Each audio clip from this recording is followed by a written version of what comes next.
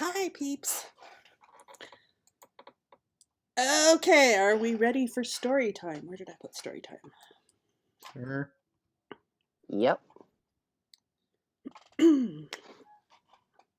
Okay. The maimed virulence, a great green dragon known as Vorgansharax, brood of, oh dear, I forgot to practice the parent's name. Claugia mater. Yeah. Anyway, Vorgansharax turned one leaf all day into a terrifying nightmare for the residents of the ever-troubled town of Phlan. Arriving without notice, except to those in the cult of the dragon who had brought him there, his noxious breath and terrible claws rained death upon the town. Crushing most opposition within hours of his destructive arrival, he laid claim to the Cinnabar throne, and, with the help of the cult, subjugated those that remained, including a portion of the Black Fists, the enforcers and town guard. You guys aren't hearing any of this, are you? I need to start over again. Nope.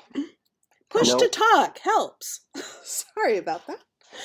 Okay, let's try this again. The maimed virulence, a great green dragon known as Vorgansharax, turned one leaf all day into a terrifying nightmare for the residents of the ever-troubled town of Phlan. Arriving without notice, except to those in the cult of the dragon who had brought him here, his noxious breath and terrible claws rained death upon the town. Crushing most opposition within hours of his destructive arrival, he laid claim to the Cinnabar throne, and, with the help of the cult, subjugated those that remained, including a portion of the Black Fists, the enforcers and town guard. The few that opposed him were either slain, went into hiding, or fled the town. A small band of adventurers helped the Lord Regent and a few dozen townfolk escape in the wake of the dragon's destructive arrival. That's you, guys. Knight Elliot Beryl of Blackfist, who sacrificed herself to allow the Lord Regent to be extricated, has been taken to be revived if possible. No word has been given of her or the Lord Regent's status as of late. Denlor's Tower in Phlan, a base of operations for the resistance movement, fell to the cult of the dragon not long after the dragon's attack. The already weakened resistance within the town crumbled, and most were forced into the outlying hamlets, villages, and wilderness. Most of you have spent the last few weeks making your living in such places, as many of the secret passages in and out of the town have now been seized or sabotaged. Oh. So from there, let's start with some character introductions. We'll start at the top as I highlight your tokens.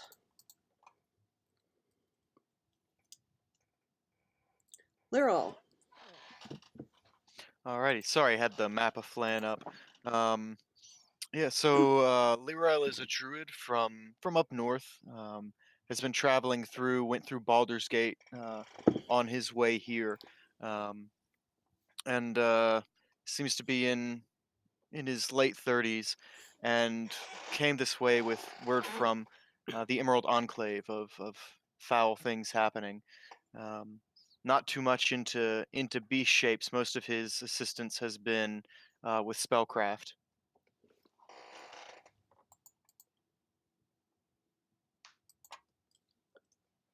Okay. Briggun. So, Brigand is a male bugbear, pretty tall. He's wearing plate armor and wielding halberd. Doesn't really speak much, but he's here to help protect you, help do anything that he can within his powers.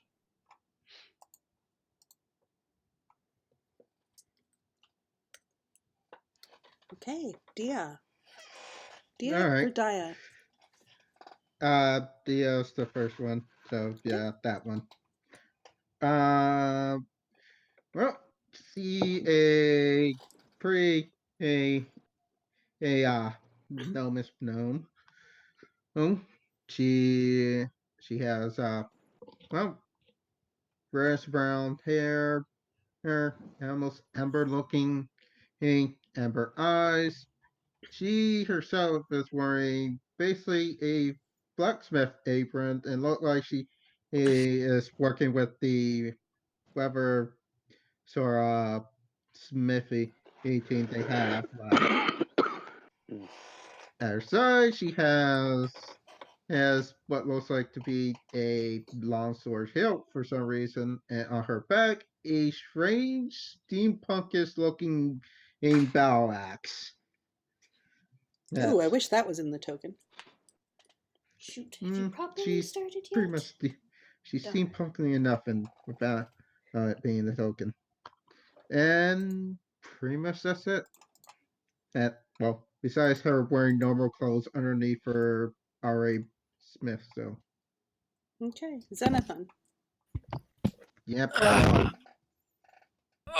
Xanathan stretches with a giant magical great axe in his left hand, and he just looks around and goes, The right of nature is to bring things back to nature. Let's kill stuff." Mm, the Short, sweet, and to the point. That's it. Lyra. Clearly one of our world's greatest thinkers. Lyra is an 18-year-old woman with red hair, green cloak straight over her shoulder, which you can see one of her shoulders looks like it's recently been tended to, as she's got lots of bandages over it. It looks like she's well on the way to mending, with a couple of short swords at her side, a bow over her shoulder. You notice something about her that she has a good number of things on her that seem like they are trophies, including some red and black dragon scales, as well as bits of other creatures. It seems like she's got a lot of creatures that she's killed under her belt.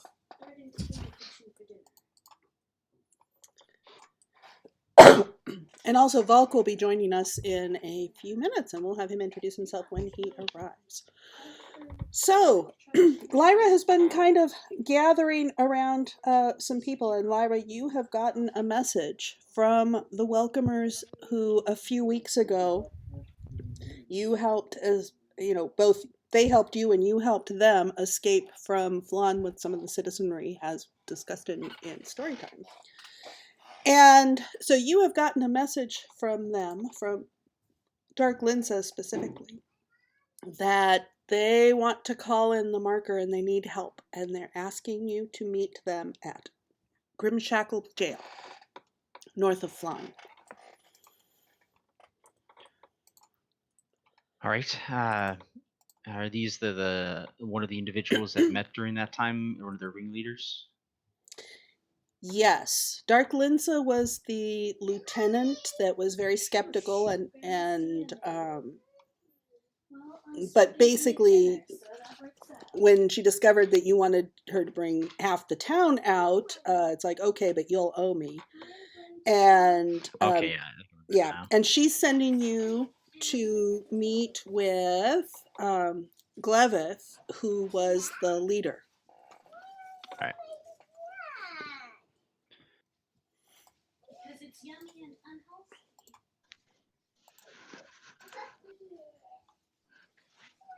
Oops, Odo isn't with us tonight. He had to drop out, so I was using Odo as the party marker tonight. I should go back and use Pumpkin.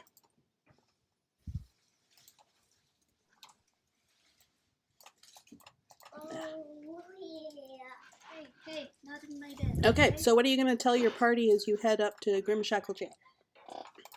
I'm assuming that these are just people that you found that seem like they could be good for a job. Yep. I know a couple of these people in here. That a lot of them are a little bit more on the underbelly sort of side of business, but with given with the dragon here, they're the only one of the few bastions that are actually still in place in the city. So be careful what you say. Keep your hand. You cut out there, Neil.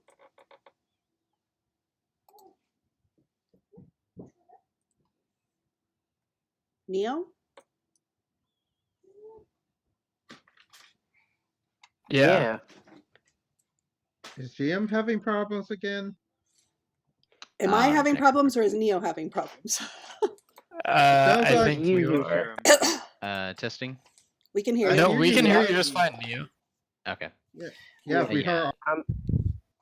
Because the Yeah. favorite person we were meeting is a bit of a ringleader of the local thieves guild, the Welcomers.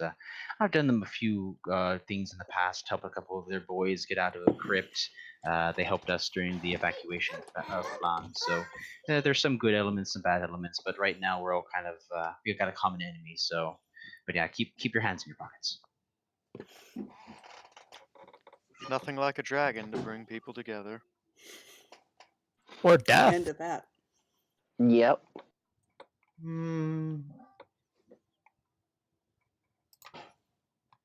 Oh, speak of the devil. What's up? Nothing much. Okay. Oh no, GM has gone silent. Have I Now, gone the silent GM again? just talked. Oh No. Nope. Wait, Okay, we're gonna is this the guy that was in the meeting? we're going back to the intro page real quick just to get now that Valk has joined us. It's quite Sorry. interesting that it says he's been playing Assassin's Creed for 38 minutes, but No, I had a- alright. Oh, I had bastard! No, I had a parent-teacher conference for my kids. Yeah, he could just have his computer running with Assassin's Creed on it. Anyways, you want to introduce Valk? All right, Volk is a about 20, mid-20s half-elf ranger. True to form, that is all you see about him. He carries his longbow, studded leather Classic armor. Ranger. The most striking feature about him is his stark red hair. He's not one for talking about his past. And yeah, that's about it. Okay. So you actually meet up with the party on the way to Grimshackle Jail.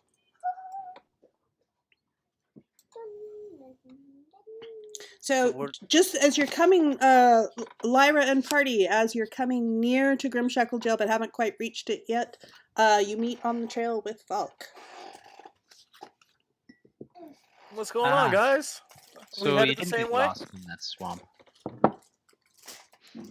It was touch and go there for a moment, but I managed to free myself. It was really weird when he wandered away and just didn't say nothing. Because we're like, was that on purpose or did he like eat something? But yeah, get the same message as we did. I'm pretty sure I did.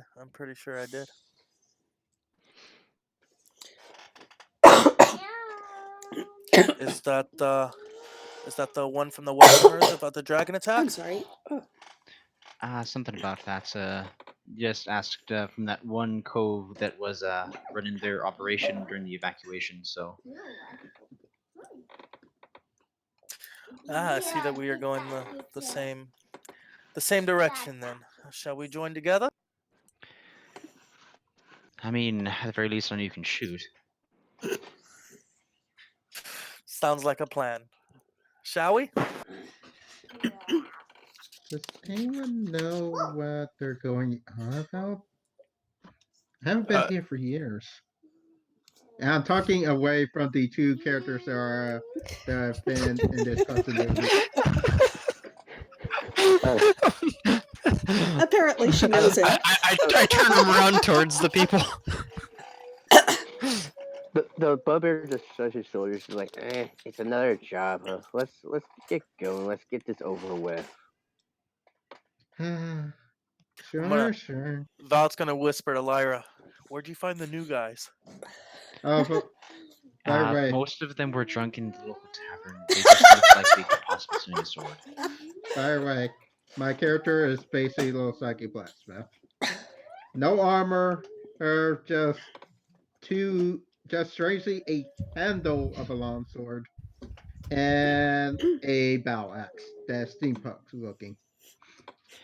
Well, let's put it this way, Valak. After the last incident where we didn't fight a dragon, yeah, I figured we needed a couple people that could like take a hit. So. And you chose that one, referring Uh, to You referring to Daya? That one just started following after a while. I didn't really know what to say after a little bit. They seem enthusiastic, so. Yeah, it's looking like Optimus incarnate. The players have played together. Very well. Quite a Shall bit. we complete your Dragon Scale collection? Well, just between you and me, I did actually earn those black ones, so. I guess green is coming up, but of course, I don't think that's what this is about. From what the note said, I think this might be outside the city, but I guess we'll find out. I guess we shall. So, as you come up to Grimshackle Jail, in the haze of the late morning rain, you come upon the dreary sight of Grimshackle Jail. The complex precariously sits at the edge of the Stoyano River, ill-maintained on the outside, the product of decades of neglect and misuse. The tower itself seems stout enough, and you're given entry through the iron door by a suspicious-looking fellow named Bevek, one of the two Grimshackle brothers that run this corrupt den of cruel despair. And some of you may remember this place. I was gonna say, I think Marifel came here once just before it had a huge breakout. Yeah. All these coves, what did nothing wrong? Once inside, you're ushered up to one of the cramped cells. Has everyone got push to talk set? Because I'm hearing an echo. I'm good. Anyone else? It's Zenny. Okay. Let's see. At first, it seems like this might have been some sort of ruse. Perhaps an enemy's trick to lure you into the prison without recourse to leave. But as your eyes adjust to the dim lantern light of the cell, you notice a figure sitting on a thin stone ledge look up from his small leather book. He's a human with a thin face, slick-backed black hair, and a large nose. I'm so glad you've come. I was beginning to worry that you weren't up for the challenge. And Lyra and Bulk, you both recognize this as Gleveth, the leader of the Welcomers. Are we assuming that you're falling on hard times? What's with the bars? It's a convenient enough place to stay. It's a convenient enough place to gather. It's somewhat defensible, somewhat, and who would expect to find us here? It's not like we can just hang out at Denler's Tower anymore. Sweetie, you need a glass of Daddy. Well, I mean, we were able to hang out at a bar the other day, so it couldn't be that bad, but I see your point.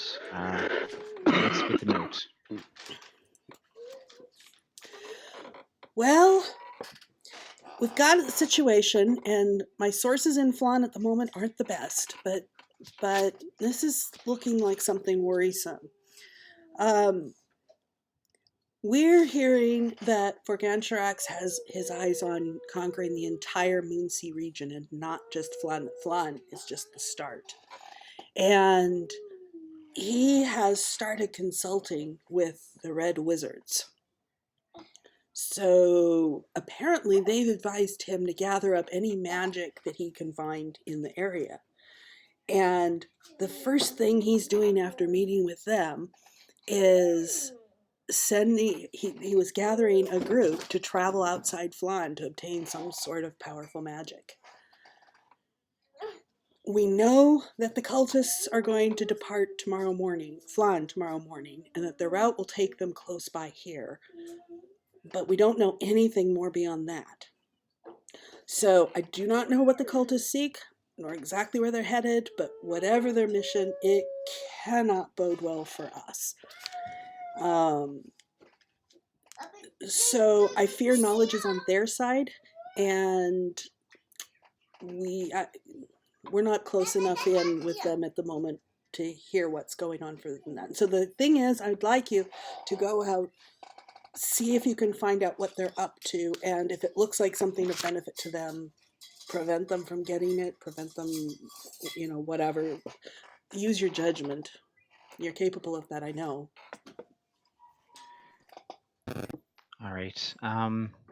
So red wizards are usually a bad sign no matter what they're doing. So, got an idea of a bit more of exact directions where they're heading outside the city. We only know that they're starting out, heading along the river that's going to bring them by here. Past that, we don't actually know. All right. Val, do you think we can follow them at a distance, or this is going to be an ambush?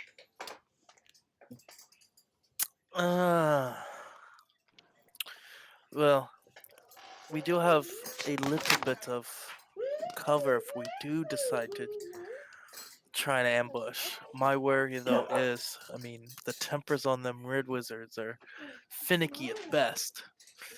So, I don't know. Well, if we take them out and then get the information we need from them, we might be able to thwart whatever they're doing before they even get there. But we might risk losing that information. Of course, they might have things on their persons that could tell us as well what they're looking for. Do we know anything about individuals that are going to be involved with this, or is it just Red Wizard? And a voice speaks up from behind you, having just entered in the cell. We just now got news of that. And you turn, and there is a... What is she? She's a half drow, I think. And it is Dark Linsa, who was the one who summoned you there. Hi guys, glad to see you're here. We have just identified that Ixasaxa is going to be leading the expedition. And I thought you guys killed her as we were escaping Phlan, but she's back. They've resurrected her. Or wait, you mean the Wyvern Rider? The Wyvern, yes, that's the one. And they're heading somewhere to the Ticklebelly Hills over at the foot of the Dragonspire Mountains. That's the late. We don't have any more than that, but that's, as you can see, information keeps coming in. All right. Well, last time we were tangling with that one, she had quite a bit of help with her. Couldn't most likely to assume that she's going to have it again. And especially if she's got another one for beasts with her. Beasts? Wyverns in particular? Yeah, big, scaly, got these big old stingers on the back end. So luckily, during that fight, I had a Lion or a blue kobold fighter with me, but he's been gone off somewhere, and I haven't seen him for a while. I think we have enough strong arms to do it, and of course, now I'm thinking even That's more a that we dig probably at the should just player ambush Chili them, who was playing that blue take the upper kobold. hand. I'm agreeing with you. I think the place to do it is right looking out across what I'm assuming on the map is a river inlet. Right above, right between the Quivering Forest and Grimshackle. Well, that's the river. I mean, yeah. Okay. That's the Stoyano River. Yeah. I think we definitely need to ambush. It's the only way that we might be able to thin their numbers enough where we can get the information we need. All right, what do the rest of you think about this? Sure, you're up for this. I know you didn't necessarily sign up for these exact circumstances, so you still up for? It's fine. I have heard these red mazes, and they're not the goodest people, so I will definitely help. Also, I'm kind of worried for my grandfather that lives near here, so I will go along with this for now. I only have one question. How many licks from a great axe to get to the center of a red mage? I heard it was 4. It had to be strong licks. Let's make it 2. Let's go. If we set up an ambush, we will have to act quickly. A single drop of honey attracts many ants, and if word does not get back to the city that they have found what they are looking for, they will send more. So we'll have to move quickly if we get any information. If not, we may lose any element of surprise we hoped to have. Well, here, this is what I'm thinking. This isn't the first time that we've actually encountered these people working with the dragon, cultists or wizards and stuff, going after stuff in the area.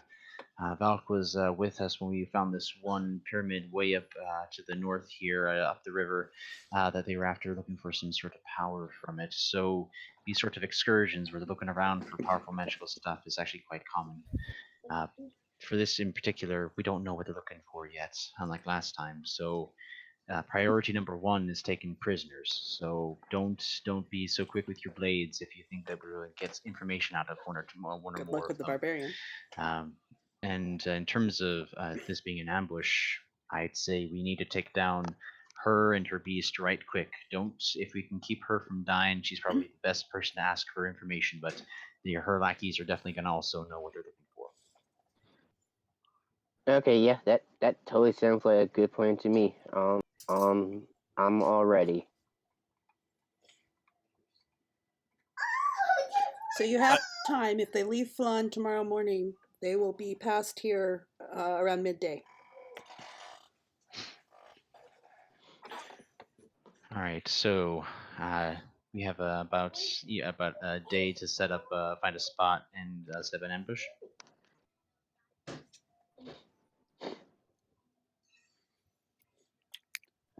That sounds like a plan. Use numbers and surprise to our advantage. All right, if they're following the river, we should probably get to it then. Is there any other information you can possibly give us? She looks back to the man in the jail cell.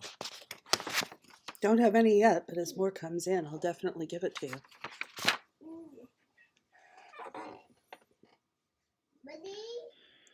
All right, well, let's get out there. And Yep. DM, just so you know, within about 55 minutes of them arriving, I'm going to cast Pass Without Trace, just for timing purposes. So as they go past, you're going to cast Pass Without Trace for the group, or are you doing that before the cultists go past? No, before. I want us to be completely stealthed out before they get to us. So they say about midday, so late morning. I want to get it's concentration up to an hour, so I want to get within that hour. I want us to be stealthed out. Okay. That's a pretty broad window.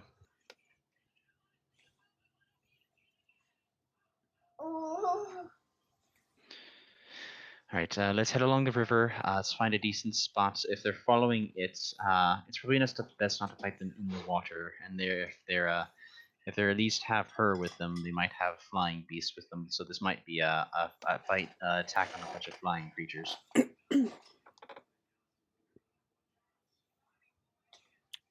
I do have a little bit I can contribute. Being on the river, I can allow us to breathe water for 24 hours duration. That might be something we could use to our advantage as well. If they are not flying, if they are taking a boat or walking near the water, we might be able to use that as cover or as a backup plan. It's interesting. Of course, we'd have to still fight the current and stuff, which might not be the most optimal position. I think if we get into that situation, we just used range. But yeah, let's find a spot. Let's get ready.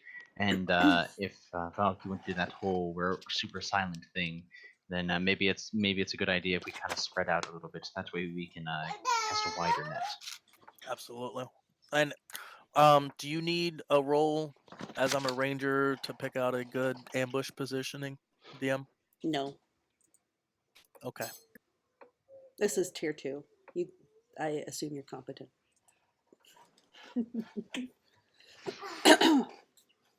Actually, I know you're competent because most of your games have been at my table. Alright, so do we want to prepare and hide as we wait to see our prey? So tell me what you're looking for. Tell me, and are you guys scouting it out here this afternoon? Because it's about midday today, so you've got about 24 hours.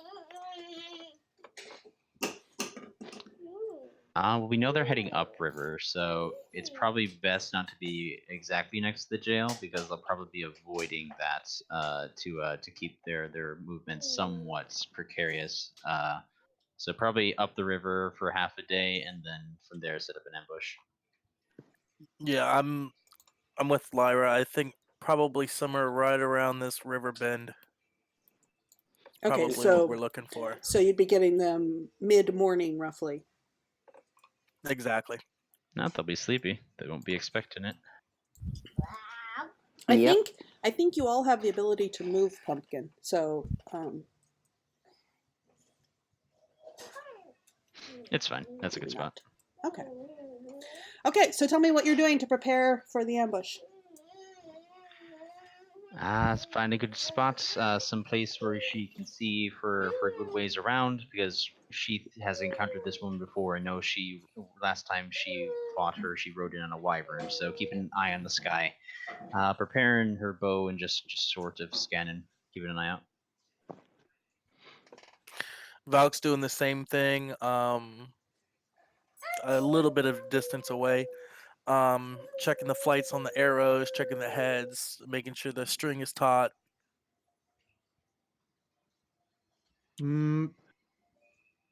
Dia is checking her supplies, making sure that she has everything you need with doing either aerial combat or if they're on the water, or general range combat, as well as make sure everything works correctly.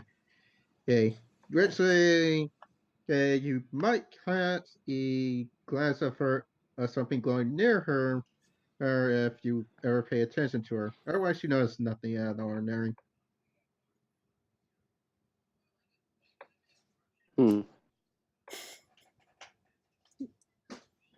Lirel is going around and gathers up bits of thorns from the local shrubbery and binds them together with some string after casting water breathing on the party before we get going the night before. It's a 24-hour buff, so it costs nothing really. And then is keeping an eye on the sky and muttering a little bit of spellcraft in preparation for combat.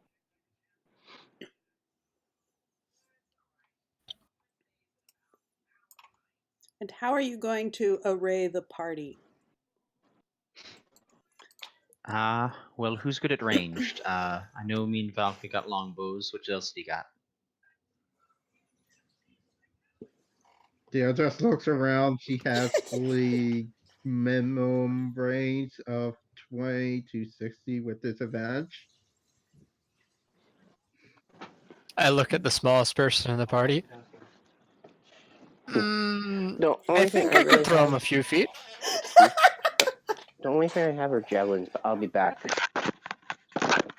All right, so me and Val can probably bring the beast down. I particularly am pretty good at shooting their wings. Had a lot of practice at that sort of thing.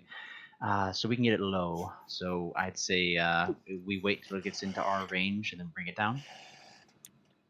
I agree. In addition to your efforts, I will also attempt to bring it down with magic, a little bit of geomancy to pull it to the.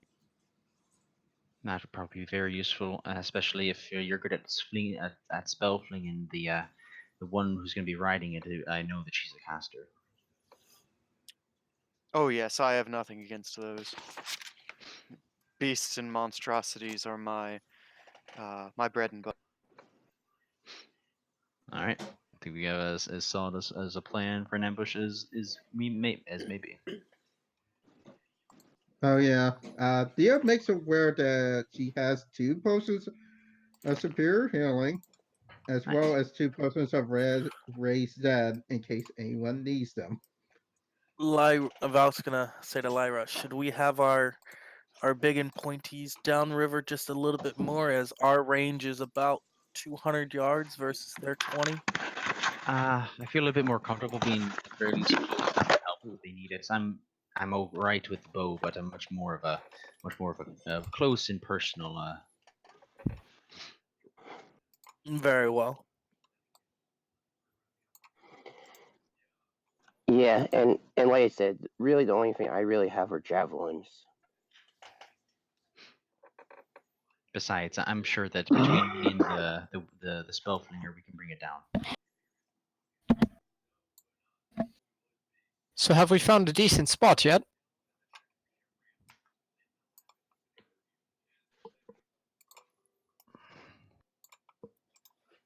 I think we have. Damn, have we?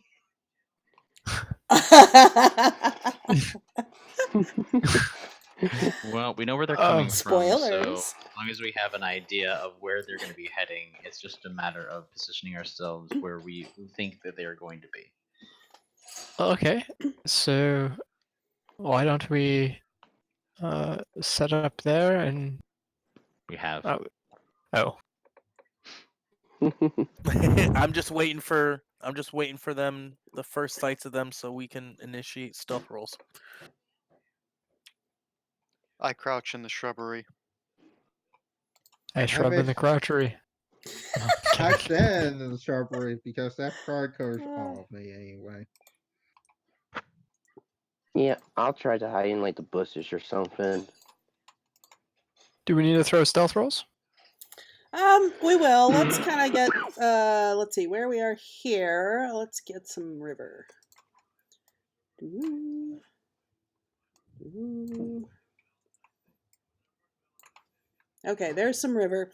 Where you are, you're kind of on a wooded bluff, so you're a little bit up. There is a trail along the river on both sides of the river.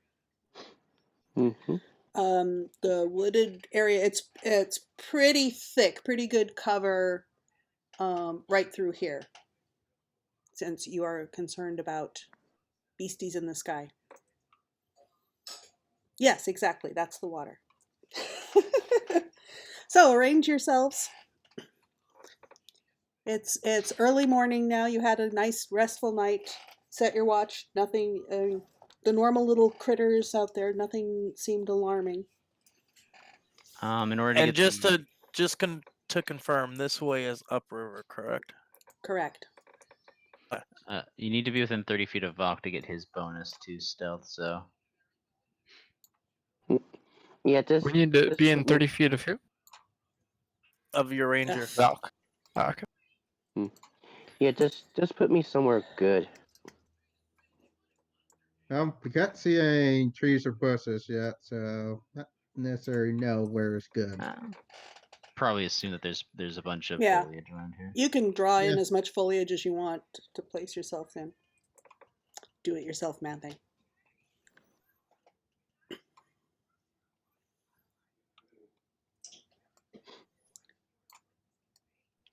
And if they're going to be over there, this party is going to be down here. I'm running into the other. Who is it that's got primarily melee capability? Brigand's one of them. Yeah, it's the other. The barbarian might be. It's a bugbear Okay. fighter. There is a Okay. difference. All right, let's set this. Not as much, but there is. fine. No, I'm a barbarian. Lyra will stand by Brigand, and when it looks like the wyvern is getting close, or we'll say to Brigand, when it looks like the wyvern is getting close, I'm going to cast a spell on you to protect you from poison. So, don't smack me or anything. I've had people do that before when I tried to cast a spell on them. It'll be all copacetic.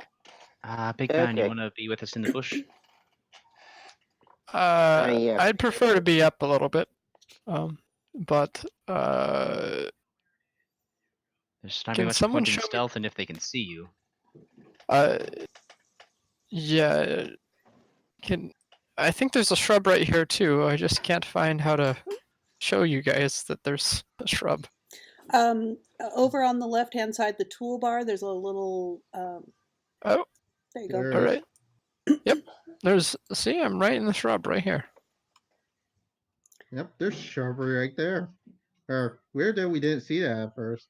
Must have rolled high on itself. There's a glare in the light. What happened was the sun came off some swamp gas. The swamp gas, the old swamp gas story. There gets All right. you want I us to do see stealth? something coming down the river right now. Yep, I'm stealth rolling. It's Yeah. automatic +10 to your stealth roll. At this point, it's about 80 feet up in the air. 41. Do we get bonus advantage on stealth No, since it's we're No, in you just get a bushes? +10, so you're been to 14. Okay. All right. 27 for me.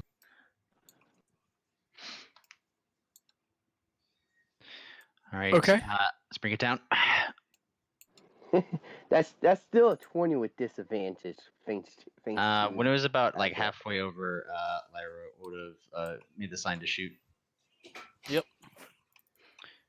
Roll your All attack. right, longbow shots, and she's going to make this a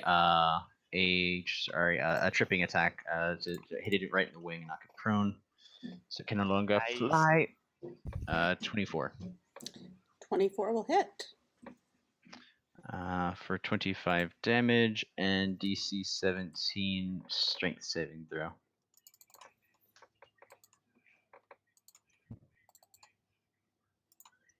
Nice. It makes the strength At saving the throw. same time, Valk's gonna aim for the other wing. Okay. 20 to hit for 14. Or 12. I don't have a hunter's mark yet.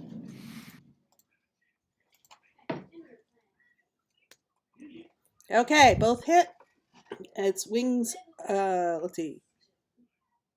Yeah, no, it's not a trip attack. So the wyvern shrieks and wheels around and starts flying the other direction. I reach out and yellow tendrils reach up from the ground and I cast Earthbind on it. Give me your range. What's your range on that? 300 feet. It also probably would have happened as soon as we started to fire. Okay, well, so it wheeled around. It's heading the other direction. 300 feet. That's okay. Yellow strips magical.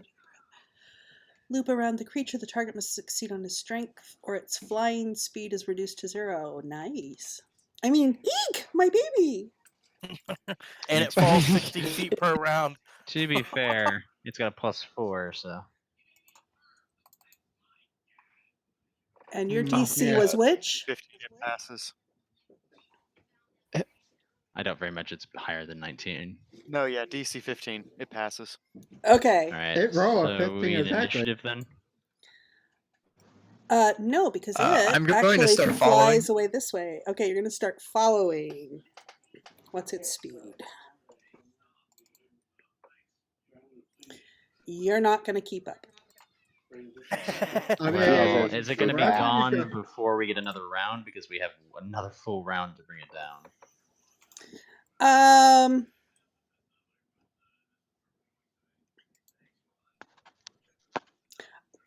Lyra, would you be casting another Earthbind, another thing with 300 feet? I mean, because Yeah, its speed is pretty high. I'll do that if it's in range. Yes. I'll put it back here and let you do another one of that. It's out of range for any of the rest of you. Actually, Valk, what's your range on your arrows? I believe it's 300. Yeah. Oh, and 600. You have 600 on Lyra yours. can move 60 feet forward and then shoot twice.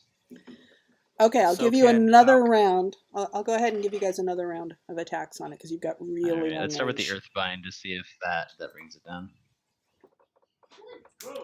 Okay, Earthbind is out. Oh, helps if I'm on the right layer. So strength saving throw from the Riven. Ooh, Which it makes. God. Go with the Is arrows. going to be alright. These two are both going to be tripping attacks. Alright, so I'm still set up. longbow. 27 and 20. Those First will one both is hit. going to Let's see. Actually, it's a 27 and a 17 because we're now past 150 feet. Does 17 still hit? 17 still hits. Alright, both of these tripping attacks. 12, 14, 23. Okay. Valk? All right, Vox. Doesn't it have to roll I'm- its DC? It's trip attack. Yep. Well, I'm doing it at the same time. That way I don't Okay. get against prone, right? Yeah, I don't. That way I don't have to target against prone. Ooh. All right. It fails. I would have loosed at the same time. That way I Yes, didn't have yes, to worry about the yes. trip. That's another 20. No, 17. I don't have Hunter's Mark. I keep forgetting to deselect it.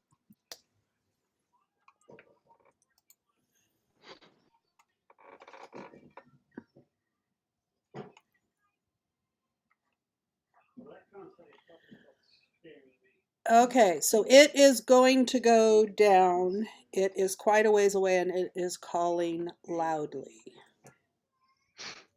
Sprinting.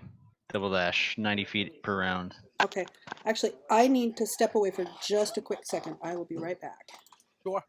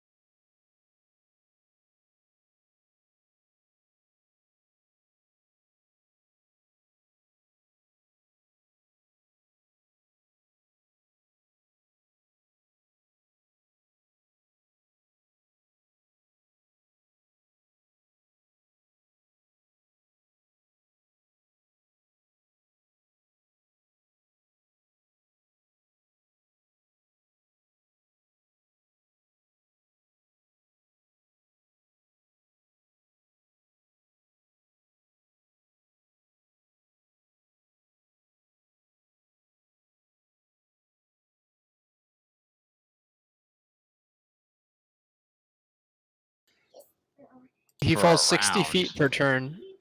No, it's. Oh, that's right. Wait. Oh, it's only one round? Oh, it's 1 Well, minute. this is kind of a nebulous time frame. We were running after it, trying to bring it down. Besides, if it's Well, a crashing turn's to the 6 ground, seconds. So it's not nebulous. It's raw. Yeah, sorry, my coughing got the better of me. So question, we can move across, just to verify, we can move across the water just at half speed, yes? Yes. Okay. do we Brigand, wanna- do you want to dash to start moving across the water to get closer to the wyvern, or do you want to stay with the pack? Yeah. Yeah, I So- want to. I want to start dashing so I can get close to it. Okay. So, how far is the wyvern actually away from us? Because I'm not sure if that map's super. It's gonna be about let's see, by the time you brought it down, it's coming down a little over 300 feet from you. So this map isn't big enough to cover it. It's gonna be a waste. Yeah, It's so gonna you just take you wanna- a few rounds to get there.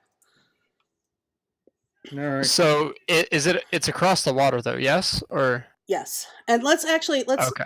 let's move everybody. Let's sort of pretend this map is further downstream and let's move everybody back up over there.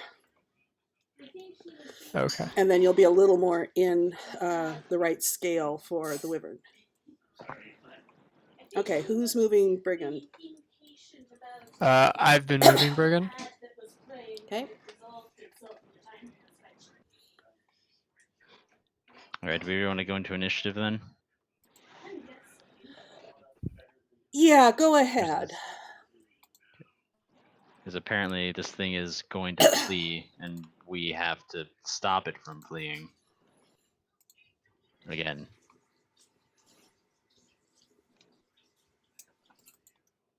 Huh. Pretty low roll on mine.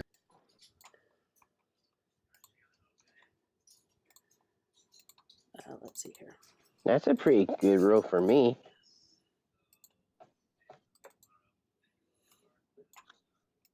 I don't Wait, like the dragon the wings get flourish. 2 different initiatives? No, they don't. Oh, okay. And then someone just needs to add me to the track. Yeah, you already rolled it? Yeah, Yeah, he it got was a 20. 20. Okay, I'm on the wrong layer at the moment, but I'll get to you here in just a sec. Yeah, no problems. Dardrake. Dragon Claw. More and more I gain concern.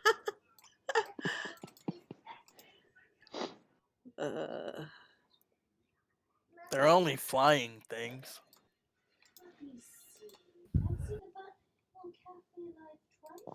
Okay, Shadow, remind me what you rolled for initiative. Oh, I see it, 20. I mean, I'm not concerned. My party last week took on six wyverns, and we were okay. What tier was that? It was still tier. It was low tier 2. Oh. I've never fought in a wyvern before. I'm excited. Okay. Pretty nasty. Falk, you're up first. Alright, so Valk is going to move 30. There. I can't tell if I actually Bonus started that or action. not. Bonus action dash. No, it's not bonus action. Never mind. And so he's, you said about what, 300 away?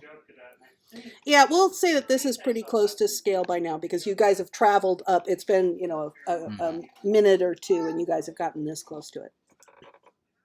All right. So double longbow. How's that? Ooh, that's... Sorry, bonus action was supposed to be Hunter's Mark, so Hunter's Mark is supposed to be on there. I knew I was forgetting something. Your game again? Bring it here. Yes.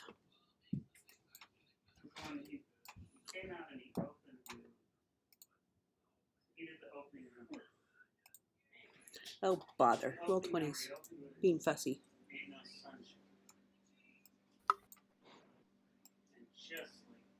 Okay, well, you're going to get the hex sign because I can't get over far enough to get to the Hunter's Mark sign. That's fine.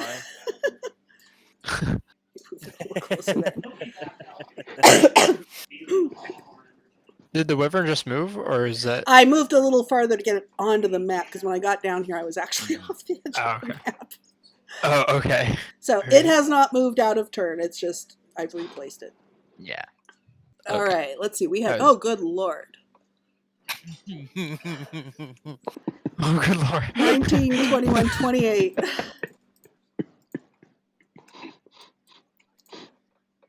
My poor baby. So now has it hit the ground? It is on... Oh, yes, it is on the ground now. Let me take flying off. Okay. And how In much the water, damage does that or- fall does? It's on the edge of the shore. I'm sorry, what Okay. did you say, Falk? How much fall damage does it take? 80 feet of fall You can't damage? tell. Oh. It was more of a, hey, did it take its fall damage? Yes, it did. After those 2 attacks, that is the end of my turn. Brigand, you are... Let's see. You are... I don't know how far you are from this thing. You are... Are you really in the river? He is in the river. Okay. So the wyvern is 95 feet from you, further downriver and somewhat across the river from you. And he is Yeah. also 45 feet away from the opposite bank. We'll move in.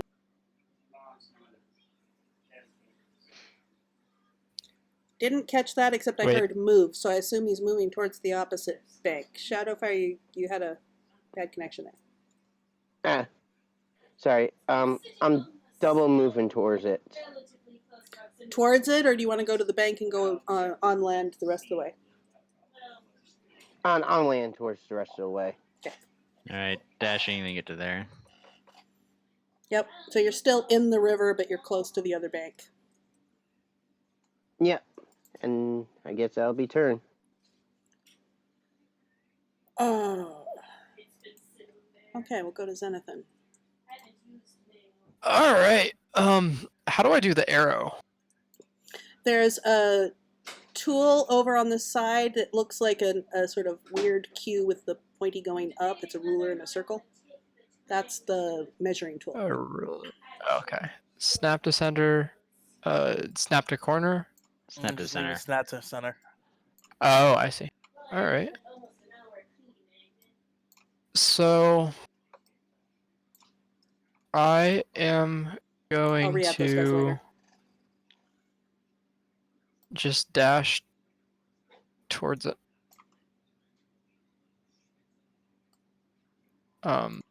Okay. And that doesn't.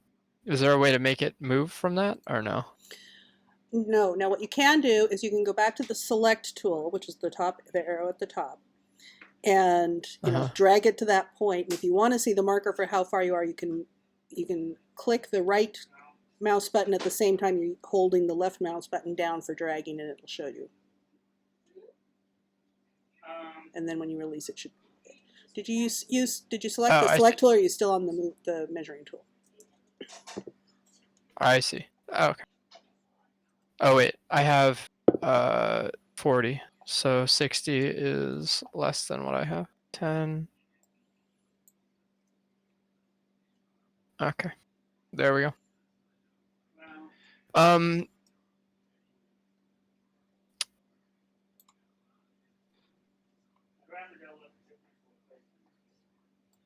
I think I'm going to shout at it and start raging.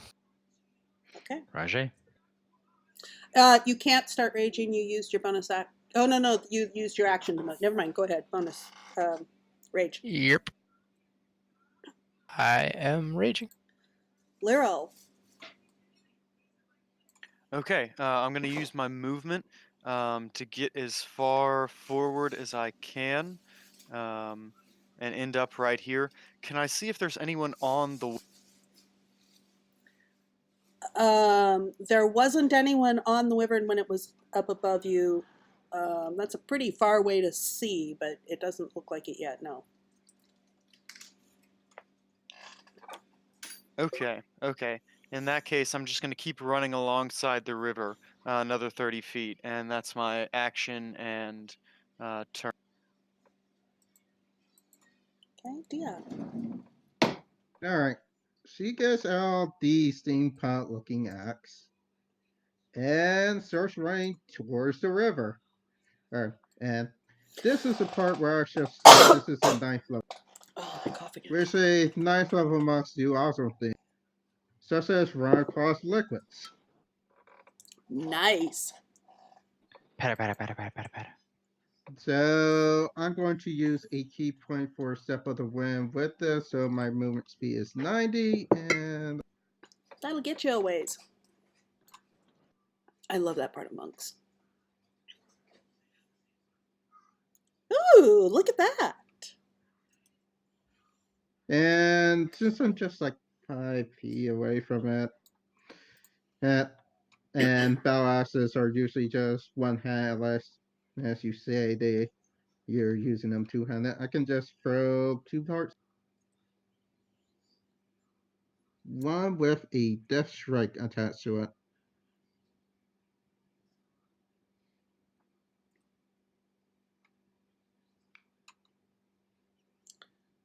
That will hit. For 7, and that was a pretty awful dash strike and I mean, you're there now.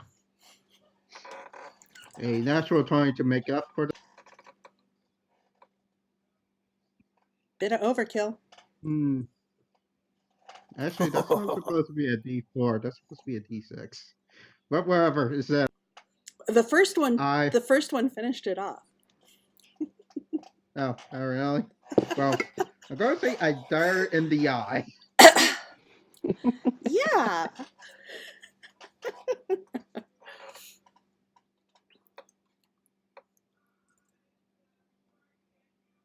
Okay. Anything else?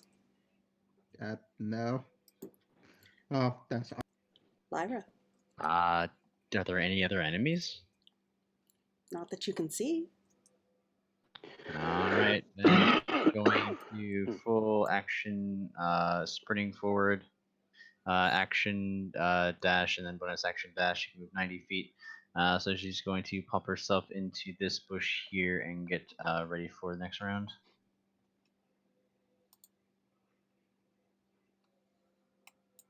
Oh, I can take the wyvern out. Volk. Okay. Volk is going to move. It's basically going to be move and hold action.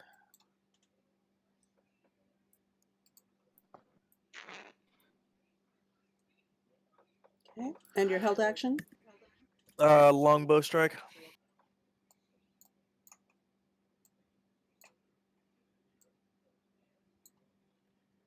And that's the end of my turn. Okay, Briggon, you are looks like 15 feet away from the bank, and still a distance from where the wyvern was and where the party's heading towards. I might as well keep moving.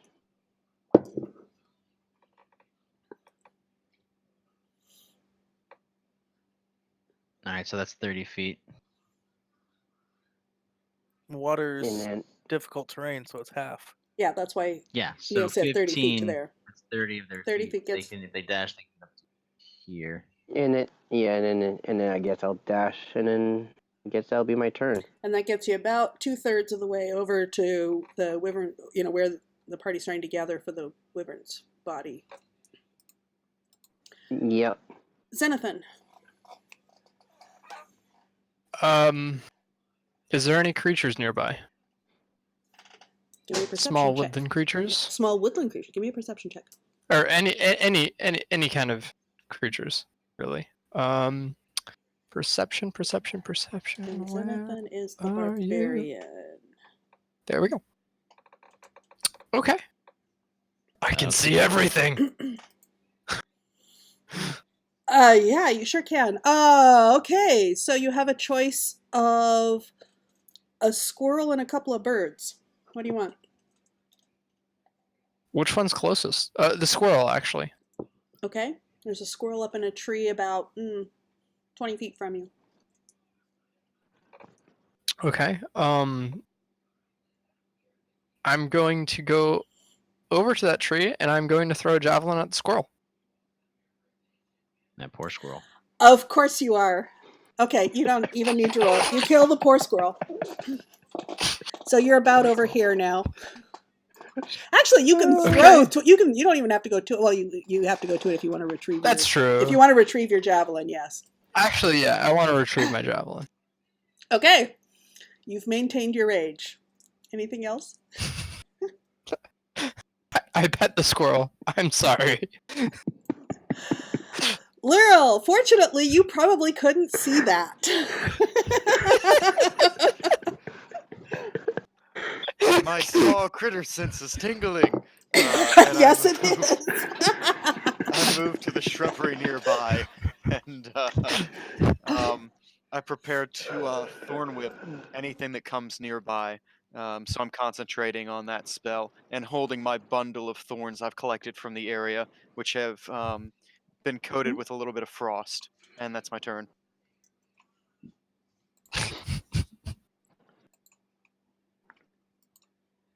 And Oh, out no. of the brush, you see a guard drake come up. What's its speed? Hello, 30 feet. beastie. And I cast Thorn Whip. yes, you do. Do you wanna Because do it comes this it in the- comes charging out of the brush and it's heading towards you. Do you want to do this in the order of roll 20, or just how do you want to do all the held actions? Do you see? Yes, you see it, and yes, you're in range. Just give me the held actions because you're both doing distance stuff. Well, I mean, they probably would be looking over here, and there's brush in the way. I will defer to the characters as to how they want. Whether they, I mean, it comes charging out. It's not subtle. It can attract your attention. You've got, those who have bows ready. The bow is strong, and it's easy to turn and shoot. So, especially like a ranger like Volk. That is a hit. That is a hit.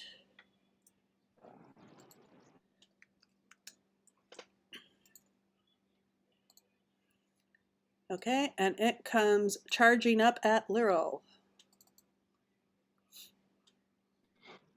Attacks with bite. So those are both against Lyril. First will hit. Okay, so you take the 7 piercing. Yeah. There's stuff starting to go on across the river where the others are. I see. New target acquired. That's not how the other looks at. He does see her friends being. So another step of the wind, dash and dash. Slayer. Hey, look. Suddenly a gnome appears with a steampunk axe. Let's see how that works. Going to give first two-handed strike.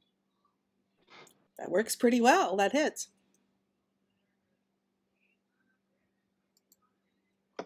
Nine damage as well as a kick. That hits.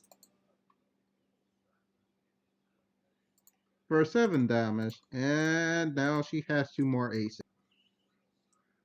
And that's going to be less. Oops. That is her entire turn. Oh, Moving the north. drat. I messed this up.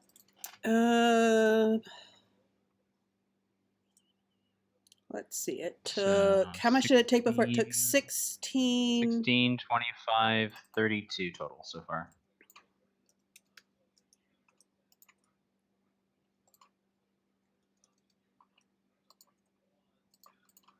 There we go. Okay, Lyra.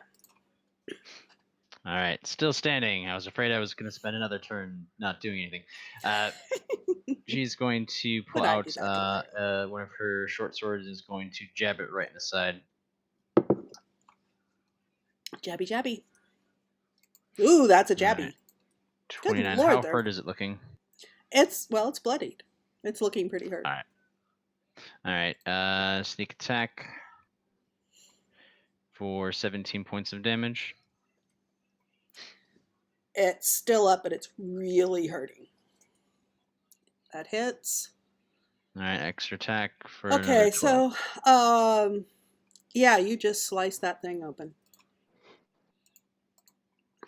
All right. Scanning the brush for any similar targets. Give me perception.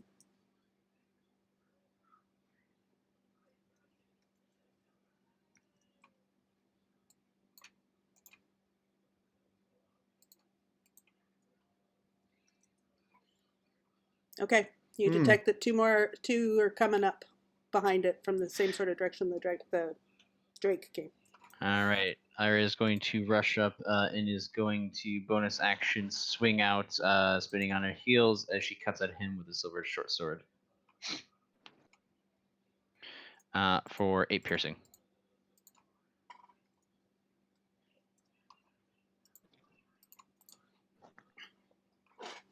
Oh, goody. Alright, one down. Lyra is going to accident surge and take another strike at him. 19. That's a hit. For 7 more. It's hanging on by a thread. Alright, 1, 2. Overkill. For another 11.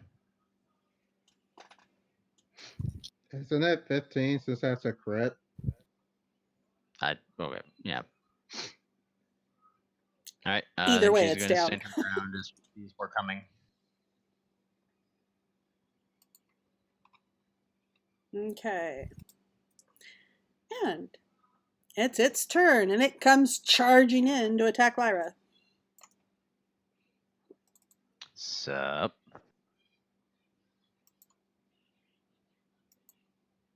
Alright, as it cuts towards her and misses, you see as she whips her blade out, and she is going to riposte and stab at him. Okay. Alright, last superiority die. And stabby. Ooh! You Alrighty, probably slice lot of- right through it, but let's take a A lot look. of damage is coming in. Let's see what we got. Yeah, you Alright, just slice 22, right 30, through 31 it. damage. So in other words, I'm not going to do anything this combat. Okay. I mean, we haven't even seen the caster yet. Yep, they're just coming in waves right now. Okay, well, that takes care of that. Volk! Okay. Yeah, about that. Valk will move into the brush. Sorry about that, Let me guys. make sure that's 30. Oh, Yep. gosh, this cough. And he doesn't see any other creatures, can't sense any other creatures, being a ranger. Give me a perception.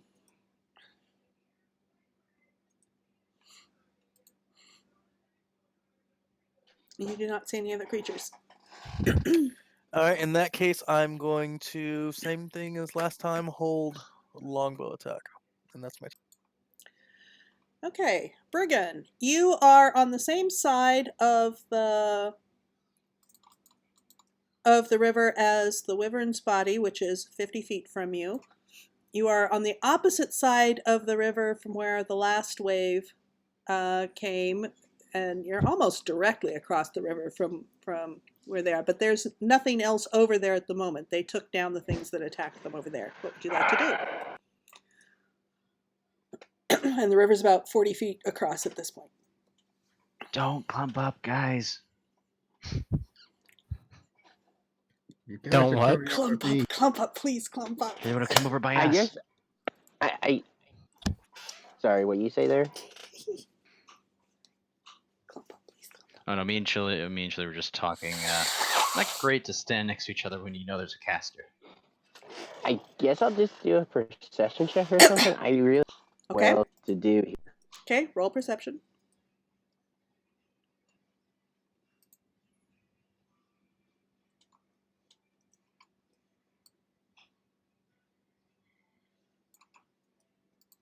$21. Yeah.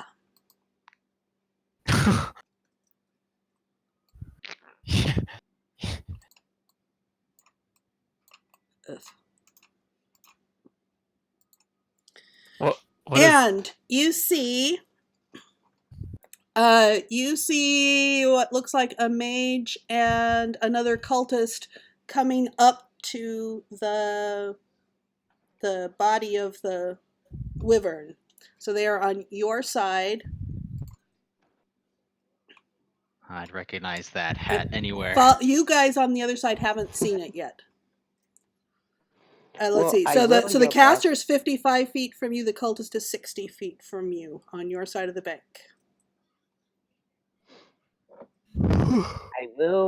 I will yell out to the party of they're on this side, and I will just move and dash to get right next to the mage and the other cultists. So you want to be right next to both of them? Yep. Okay. Yep, right there. And that'll be my turn. Does him calling out that they're on that side draw our attention? Yes, it does. So, Twang. yep, now Volk. Yep. Twang. And you 8 were points at the caster? at the caster.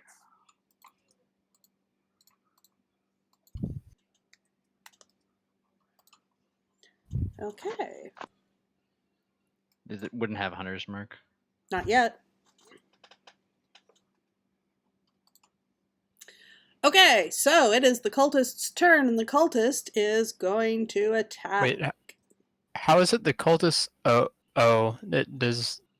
How does the calculation work for 20s? Oh, I didn't see it was at 20. It just randomly chooses which one. I see. Yeah, and if you tie with the Okay. DM, the DM gets to choose the sequence. Fun. Yeah. So the cultist is attacking Brigand, Yay. Yep. and it slices at you with its scimitar. It does not have advantage. So a 6 and a 15. Nope and no. Yeah, I kind of didn't think either of those would hit. Xenothan, Yay. and you're on the right side of the river. All right. Xenothan cracks his knuckles and says fresh blood and runs right next to the caster. And then he's going to reckless attack at the caster.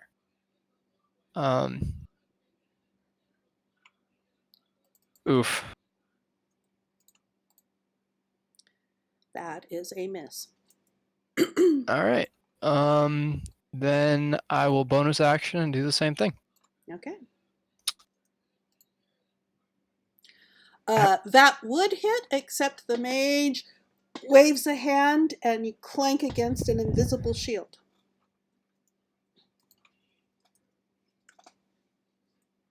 The natural 20. Wait. Crits for attack rolls always hit. Yeah, crit for attack rolls always hit. Okay, so her shield, but her shield will then. All right, let's see here. So that's 25.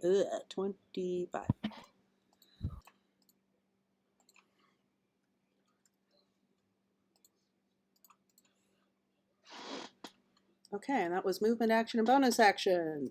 Lyral. Yep. Lyral looks that way, steps forward to the edge of the river, puts a foot in the river, and reaches out with his hands as frost starts to cover his arms, and he calls out Tid Claw and casts slow in a 40-foot cube, only targeting the enemies. Okay, that's what kind of a save is that? Wisdom save.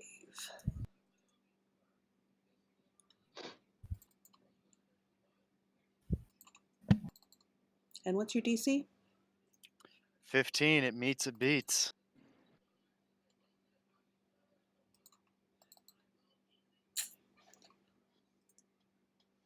Oof. So they both pass.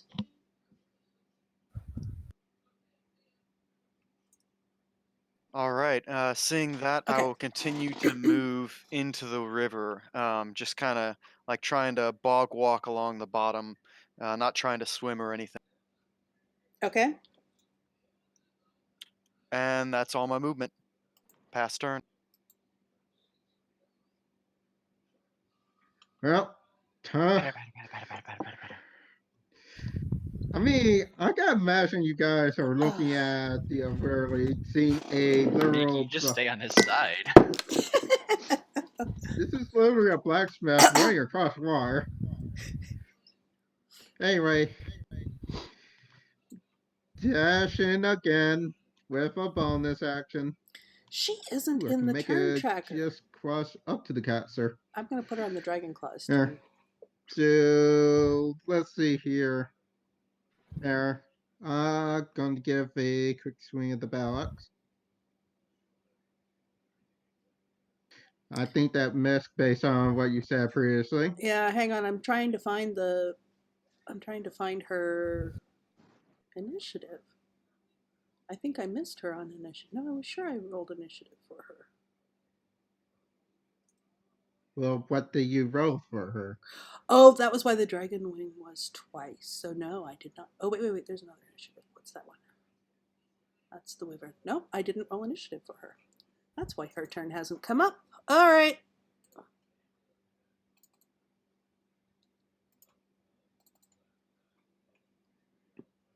All right, so I'll put her right Okay. after Dia.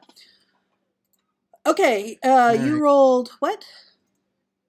A 22 hit. was, Oh no, it doesn't No. hit because now she has shield up. yes. Going for an arm strike. That probably does hit, though. Yes, that one does hit.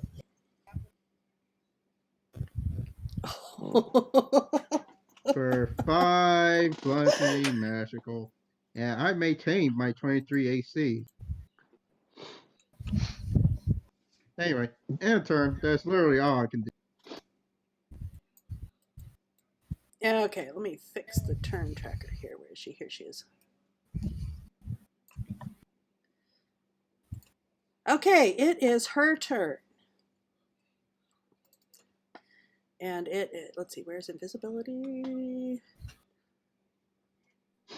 Okay, she mutters something. She makes a motion and disappears. And Misty Step. Darn Misty invisibility. Step is...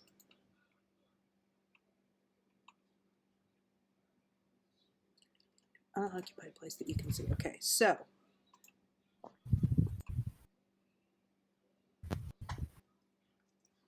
I might grab that as my next feat for this character. All right. Seeing her go invisible. Given that there's 3 people on either side, and any of them look like they have sensed any movement around them. No. All right. Then Lyra is going to find some brush and is going to hide within, making sure that her target cannot see her as she stealths. 24, and whispering to herself as she draws her bow back. She's going to say, "Stay dead this time, you cur," and is going to fire in the spot where the caster was. Okay. So if she's just invisible, then this would be advantage, disadvantage, so just a straight roll. So, pop. That's a miss. 18. All right. The arrow lands right in between, lands there near everybody, but misses. All right. Extra attack. 25. The arrow lands next to everybody. All right, she's no longer there. All right.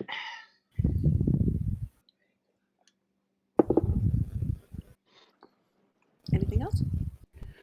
I mean, she's not there anymore, and I don't see her. So. Bulk. All right. No, she's not.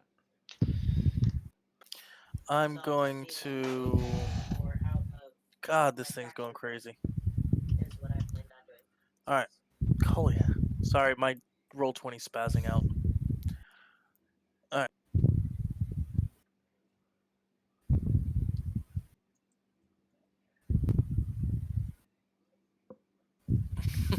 All right. Can you move me back into the brush that I was in, please, DM? Nope, I'm on the wrong layer. Hang on. I'm gonna have to reload after this turn because my roll Okay. 20 is going crazy. All right, I am. Xana, going... you've got some. I don't know if you're breathing into the mic or you've got something going on there. Oh, it's probably my phone vibrating. My bad. Yep, that would be it. That could easily be it. All right, I'm going to. Can I make an action and then hold a bonus action? No. You Okay. can hold an action, but not a bonus action. All right.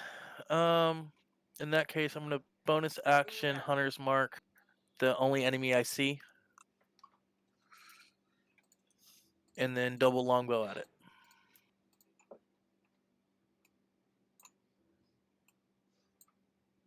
Yes. Hopefully it'll be dead because I'm having trouble getting to the icon from Hunter's Mark. Let's see. That's 1 hit minus 17. It's not dead yet. Hang on. I'm going to move it to where I can put the icon on it. And I'm going to reload roll 20. And then I'll That's move the it end one. back.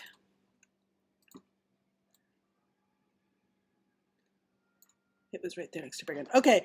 Let's see. So it's 1 hit at 17. And that sounds like that's going to be... Volk, that's your turn? That is my turn. Okay, Brigand, the caster has disappeared from right next to you. The cultist is still standing right next to you and is looking quite wounded. Yeah, I'll start swinging at him. I'll do non-lethal. Okay. That will hit.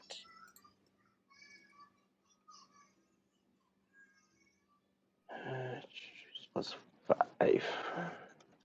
There's damage.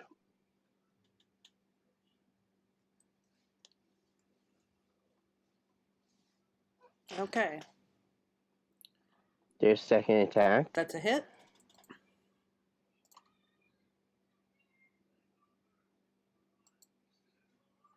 And it goes unconscious. Okay. And I have to move the token again to mark that. Oh, not invisible. Let's try unconscious. There we go. And then I guess that'll be it, because I don't know where the caster went off to. Okay, the dragon wing can't do anything because it's unconscious. Xenothan. So, the magician just vanished right in front of me. Yes, she did. Okay. I will do it would be a perception check to check for trace footprints. Or would it Okay. be, what would it be? If you're looking Survival? for... That would be survival. Yeah, if you're looking for footprints, try survival. Oh, that's terrible. You don't see You're any. underwater. No, you're not underwater, but you don't see any. Oh, shit. Okay, I thought it was the mage that was asking. Yeah, they're underwater. No. Man. Those were not the footprints you were looking for. You do see where the squirrel went running by earlier. No, I'm kidding. It was the squirrel.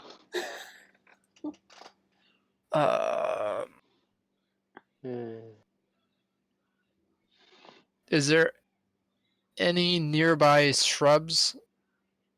And wait, is this guy taken out right now?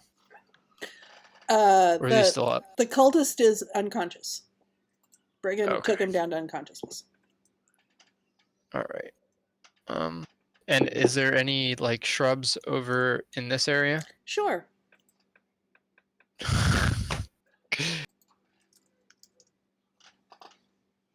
All right.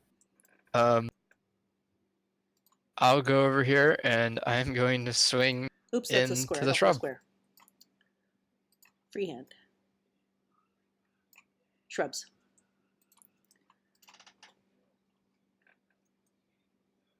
Okay, and you're doing what I in the shrub swing again? directly. Oh, okay. I'm gonna walk here, and I'm going to swing to the right of me. Okay. Or below me, actually. One of the two birds that you detected earlier is there. The I'm woodland critters still are swinging at conspiring it. with the mage. And the poor bird tracks and falls limp. You see, when you make contact, you see Val just looking around. The woods got quiet all of a sudden. Very. Actually, the birds over No on your mage side. here, guys. The birds over on your side are fine. Anything else, Jonathan? I'm just gonna yell to everyone. The mage isn't in this bush, guys. That's the end of my turn. Lyril. Not knowing anything that's happening above the water, Lyril is going to swim towards the shore, poke his head up out of the water, and say, Where did everyone go? That's my turn. Dia. Well, I'll give a perception Sorry, check guys. first of all. I need to be able to hit the mute button. 16. And what are you looking for again? For any signs of where that mage may have gone, like any hearing of footsteps or possibly a trail. You don't Oh, find anything. but more of hearing. You don't find anything. All right. Dia puts away her battle axe. And has the handle out now. I don't know if since that's 2 hour interactions, that will take my action, wouldn't it?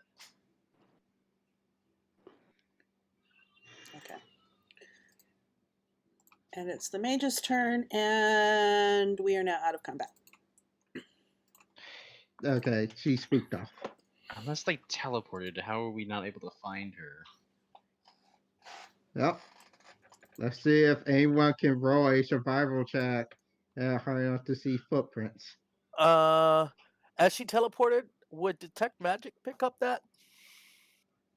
You can try. I don't think she's a 7th level caster. She is That makes sure I that should she double check. isn't a 7th level caster now. All right. So what do I see for detect magic? She is a 9th level caster. So you probably need to come over here. Would have to be within 30 feet of you, and she said an action. Lyra is, as soon as her turn would have come up, she would have sprinted across the river, looking for any signs that she might have crossed over the river or gone on into the water. Did she see any signs of disturbances in the water that was not her party? No. All right, then on this side, Hang on, just a quick second. Steps.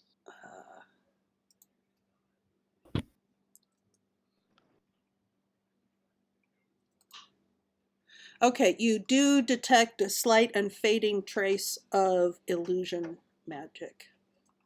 And hang on. And a very, very faint trace of conjuration. Okay, Lyra, Alright, continue on. Lyra would like to look for footprints, a trail to follow, because unless she Roll can survival. concentrate on 2 spells at once. Yeah, and I'll be helping.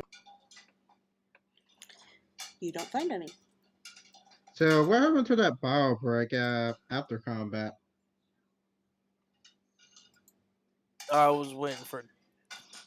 Yeah, that's That's not right. concentration. So invisibility is Yeah. concentration, but Misty Yeah, Step is because not. I need it right And now. fly Yeah. is, but she would have dropped that and would have. Alright, Bulk, if you've got a trail, let's follow it.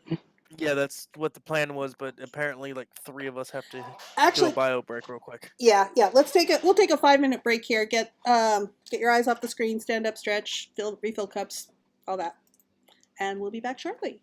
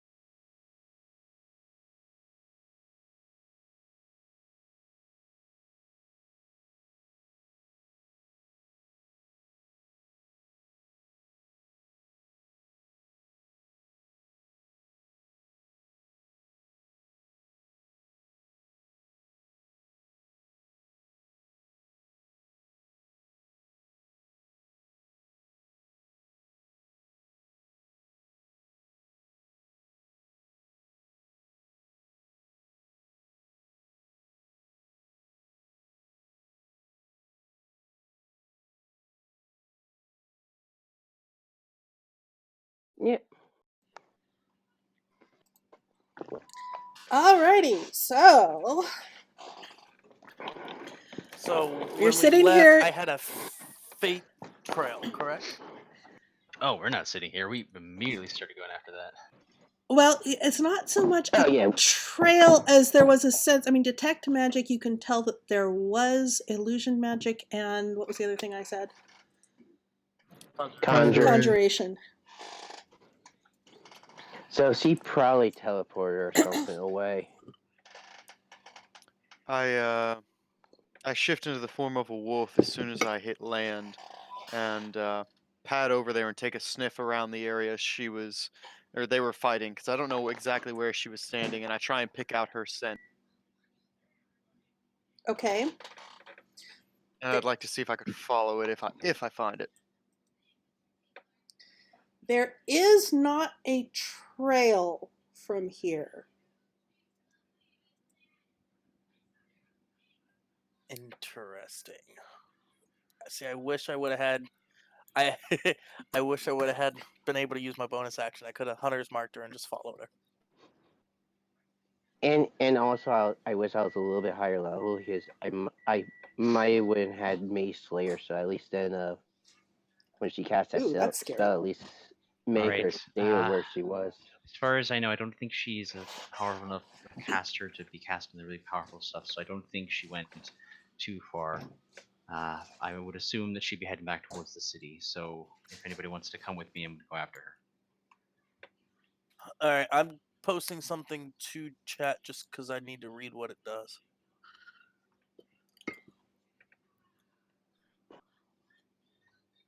Laurel, do you do any sort of checking around? Yeah, I'm gonna sniff. I'm gonna sniff upwind first, whichever direction that is, and then kind of sniff around the cultists and just expand my area towards the town downriver from us.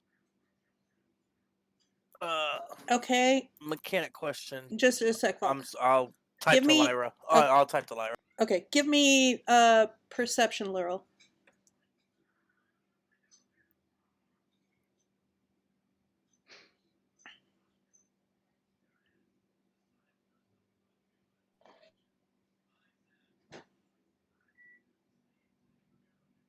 Laurel?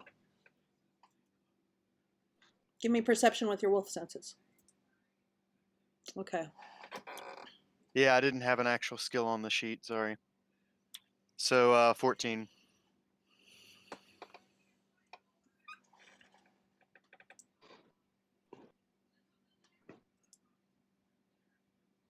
And you said you were checking then further downstream? That is correct. Okay, you don't pick her up. Okay.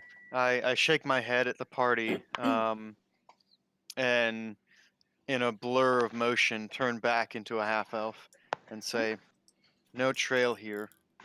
Nothing that I can pick up anyway." Alright, I don't really understand what you're asking me, Valk.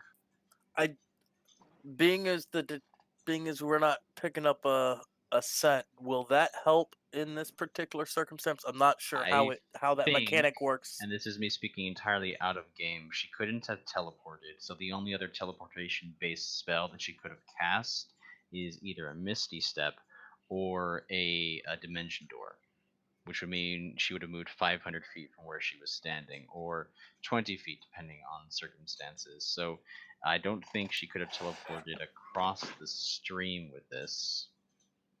Well, then both of mine will work. Because I'm natural explorer in forest, and my favorite enemy is human. Yeah, but So- the point I was getting to next was, so did they use that 500 feet of movement to move back towards the city, or back in the direction of their goal? Okay, so mechanic question. In this, Transportation. how far does this work before I lose the tracks? There's no tracks. She teleported. Yep. Okay, so there's no smell or anything. It's an instant. here Yeah. than there. Okay.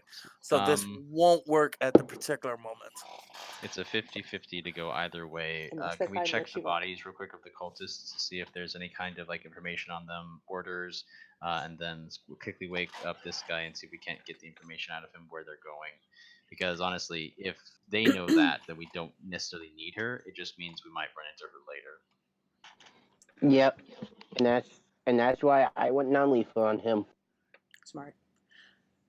Okay, you don't find anything on the dragon claws or the drake across the river. You don't find anything on the unconscious dragonwing.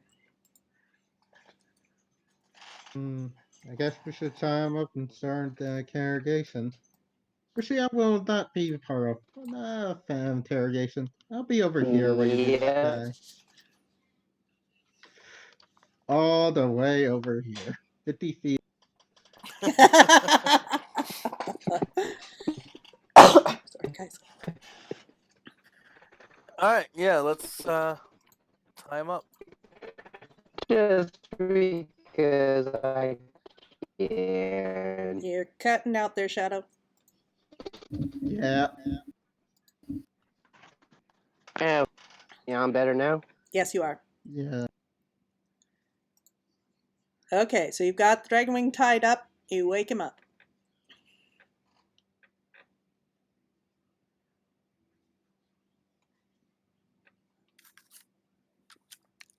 What item are you guys looking for? I'm gonna ask him what item they're looking for. I speak both Draconic and Common. So which are you using right now? I'm gonna start out in Common, and if he doesn't answer, I'll switch to Draconic. He snarls at you in common. I'm not talking to you. I'm gonna notch an arrow, pull back the string. Are you sure you don't want to talk? I'm not talking to you. I'm gonna launch the arrow right in between his legs. And he flinches away and says, "What? Wait, what? All right, let's not go for the maul. Let's use the scalpel. Lyra, it's all yours. I'm gonna notch as I hand interrogation off to Lyra. I'm gonna notch another arrow.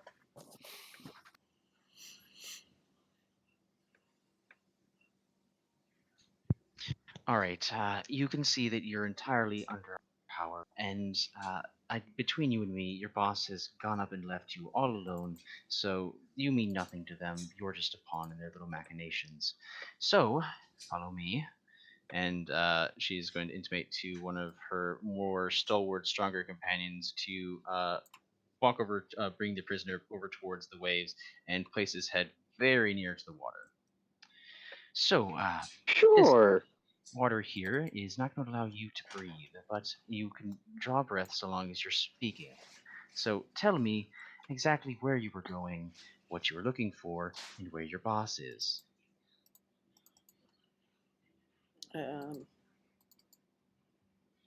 Give me intimidation." Alrighty.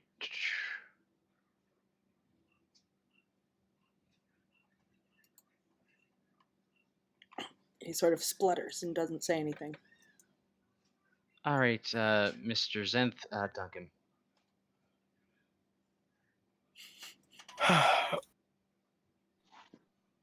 And give me So now we're intimidation moving while away? you're doing it. Me? Before we dunk him, I've got a bit of a pet that might be a little hungry, and I throw down my staff, and it starts to squirm and wiggle, and forth from the staff appears, he didn't pop out. Simon the Serpent, and I say, Simon, how long has it been since you've eaten? And Simon goes and nods 3 times. Oh, 3 days. I'm sorry, it's been a while. I've got a fresh catch. It's not a mouse, but will this one do? And Simon kind of slithers between over at him and kind of looks at him and then nods at me. And I say, this is the way of nature. Simon could go for the wyvern. I mean, that would be a better meal, but you're still kicking. He prefers fresh meat. And speaking of kicking, he's kind of sort of struggling and trying to push himself, using his legs on the ground to try and push himself away from it. He looks kind of frightened. But go ahead and give me an intimidation with the snake's stats. The charisma of the snake? Yeah. Oh boy. With advantage. I'll give it to you. Thanks for the advantage.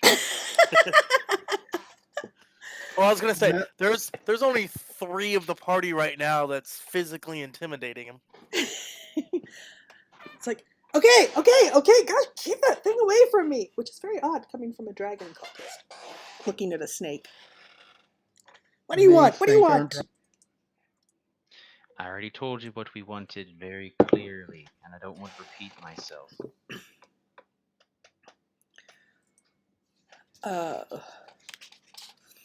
We're heading over to Crannon's crater. There's something they wanted to get for it for Vorgansharax. And what would that be? I don't know. I don't know for sure. Something about all I know is there's something wrong with our Pool of Radiance, and there's something there they think can help with our Pool of Radiance, and we're supposed to retrieve it back. What would Valk know about Pools of Radiance? Give me an Arcana. Big money, no whammies. Yeah. Well, you have heard around Phlan that, I mean, that's what the dragon cultists were after under the castle.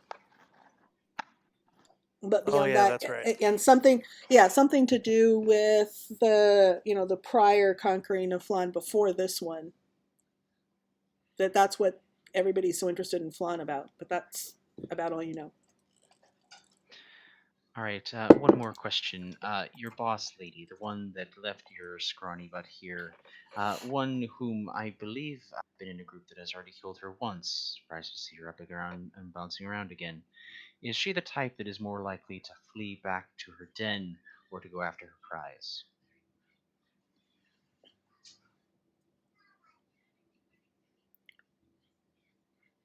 He blinks several times. I don't know. Looking nervously at the snake. I might, we're still not that far from Phlan. She might try to go get another party.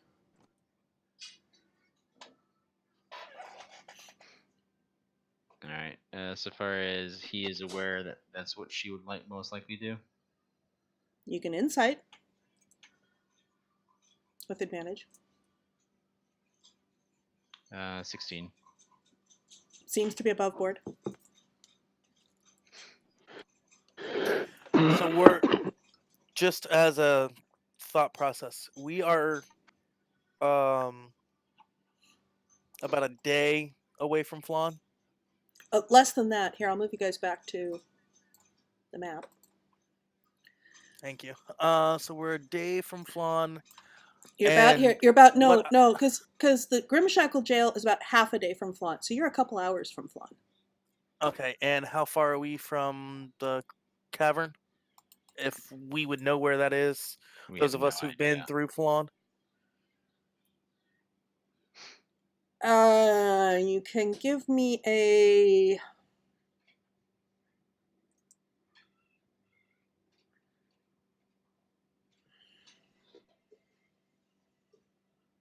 What sort of check for something that happened? I need a current events check, kind of. It's something that happened a couple of months ago. So history. Yeah, go ahead with history. You don't know. Eh. You don't know where it is. All right, we gotta grab her. Understanding that that's what he thinks his boss would do, Larry is going to straighten up and say, All right, so we can either hog time or throw him in the river. I don't care which. He's not much good, and obviously kind of a pathetic cultist. You could ask Val's him where gonna it look is. over at. I shouldn't She's do already that. moving. Hearing that, she's gonna book it, heading towards Phlan, double, triple dashing as long as she And can. and I will follow right behind as quick as I can. Val's gonna look at Xanath. I think has the snake. Lirel. Liro. Val's gonna look at Liro and go. If its heart's just stopped beating, will Simon still enjoy the meal? I walk up to him and I lean close and I say, Simon doesn't actually need to eat. He's he's in on it. Yeah. I'm still gonna launch an arrow at him. Roll your attack. Oh. He's dead. I'm gonna do a perception check just to see if I hear it. Yeah, because Okay. otherwise I'm gonna be. Okay. Because I did say that she was trying to be in meditation deeply to not hear the screams. So. Yeah, I hear it. Yes, you do. So, he's proof is gone. I And start I'm gonna following try. them. Yeah, Val's gonna try and catch up with Lyra. Okay, so Briggan would follow right behind. So essentially, the party's going to take a couple hours and rush, or probably about an hour and a half to rush to Phlan. Let me find a Phlan we map. spent about 15 minutes and in the interrogation. So if Lyra is right, or at least I'm thinking right in the theory crafting, that she is likely to have used some sort of like mid-range teleportation, then is she going to be able to cover that distance faster than the party? 'Cause especially if Lyra can dash the whole way there, she's probably going to overcome her at some point. Unless she's literally like got magic out the wahoo. Well, you don't know how she's traveling. B, if you want to dash the entire way there, give me a con save.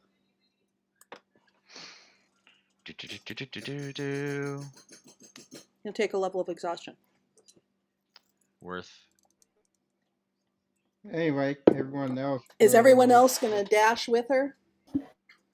No. Oh, my con saves aren't that great. Okay, Give so me a moment. I'm trying to remember what one level of exhaustion is. Disadvantage on all ability checks. Yeah, no. Maybe. Let me see. I guess Well, dash. Val's gonna say to the rest of the party, Lyra can handle herself. We've seen that. I'm gonna come up and just rest right outside of town. As Brogan and Tia just keep running. That was my con save for the dashing all the way. Okay. Oh, Brigand does just fine dashing all the way. All right. So let's see here. Let's get the party tokens out here. Let me see if I can find you guys. I'll grab you from the main page. There. I did tell you Dia changed her mind, right? She is dashing all the way. She is dashing all the way? Yeah. I rolled 16 for a con save. Okay. So 16 you do not take exhaustion. All right. So if you dashed the whole way, please move your token over to like the quivering forest. Just for a convenient marking point. God. Just because I have you guys all on the Phlan map, so. I feel like we're getting to a spooky area. Okay, and so Lyral, Xanathan, and Valk, you did not dash? Nope. Where do I put my marker? Okay, so you just stay over there on that side.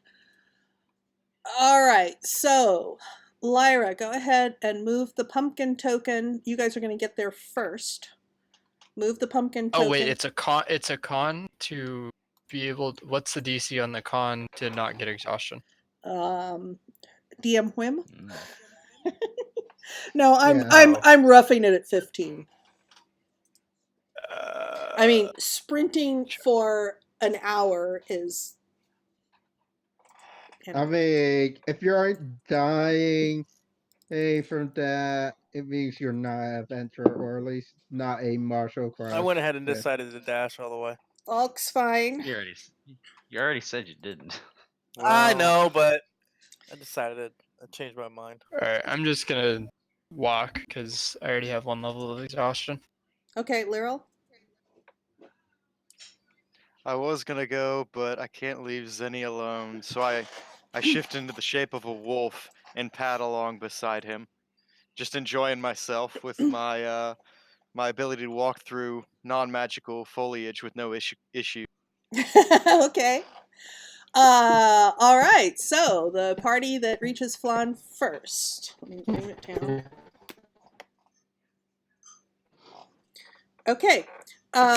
So you're approaching town, coming down the Stoyano Trail. About there. Tell me where you're going.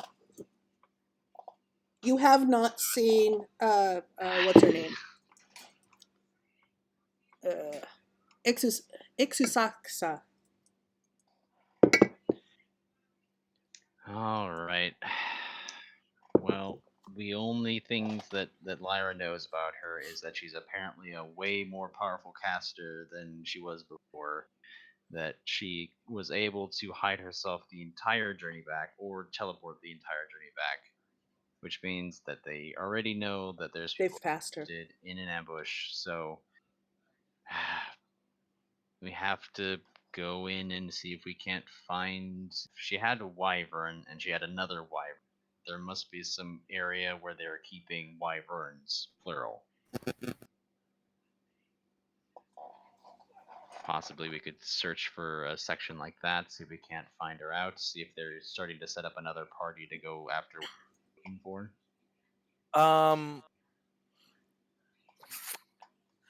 I am. Hold on. I know there's something here. Where is it? What's the one that I can search for an enemy type nearby? Primeval awareness.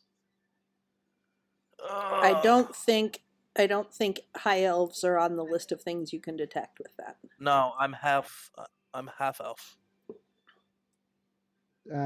But that's still Try different you things. can read it. I don't think high elves are one of the things you would find with that.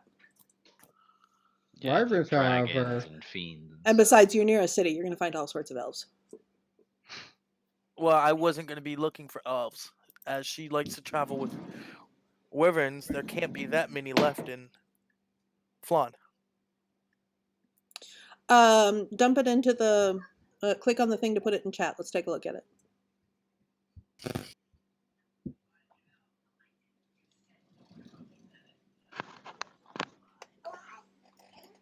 And let me take a look at the wyvern.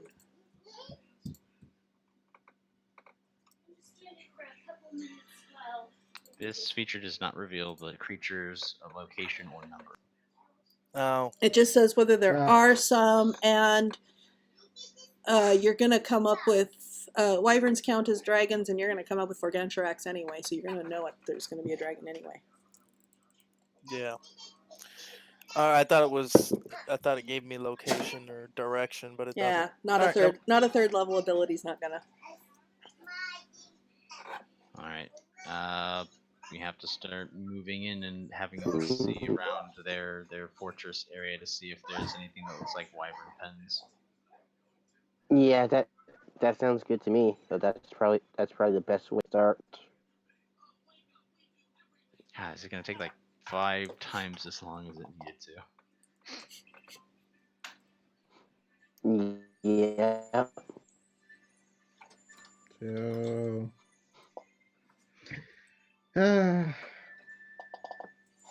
Okay, so how are you going to approach this? Stealthily, of course. Valka's, as we're back in town and outside of, and not outside, Valk's just going to defer to Lyra. Well, you guys are still on the trail up here where Pumpkin is. Oh, we're heading into town. We have to probably via the graveyard route since it's closer to their fortress. If Valk wants to give us another pass without trace, then we should be pretty covered in terms of moving through the city without being discovered. So once we get nearby, he'll cast that, and then we'll head in and see if we can't find a pen area for wyverns. Okay, so it is shortly before noon.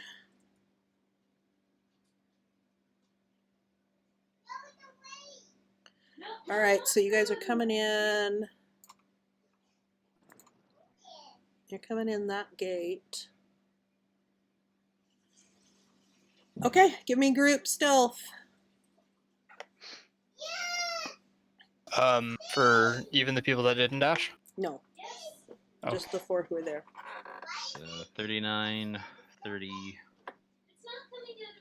30, Good and 30. Lord, nobody notices the lot of you. That's thanks to Vault. Gotta love pass without trace. I mean, to be fair, nobody rolled under a 20 even without it. Well, this is true. Well, I'm a monk. Okay, No, so coming I in that. technically did because I got disadvantage. So my total is a 20. All right. Pass. No, he already put the 10 in there. Oh. Oh. Okay. Still, as a group, nobody pays any mind to this group coming in. And you do notice, as you come in through the gate, you do notice that they are watching very closely. They are stopping travelers, that there's a lot more security here than there was where you were before over at the Velvet, whatever it was. Mm-hmm. So, you're in Podal Plaza.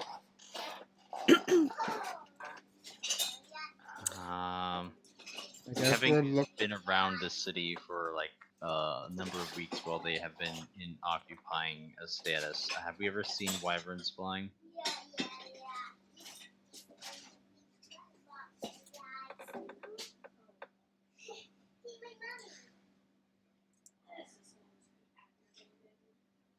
Yes, you probably have periodically seen wyverns flying.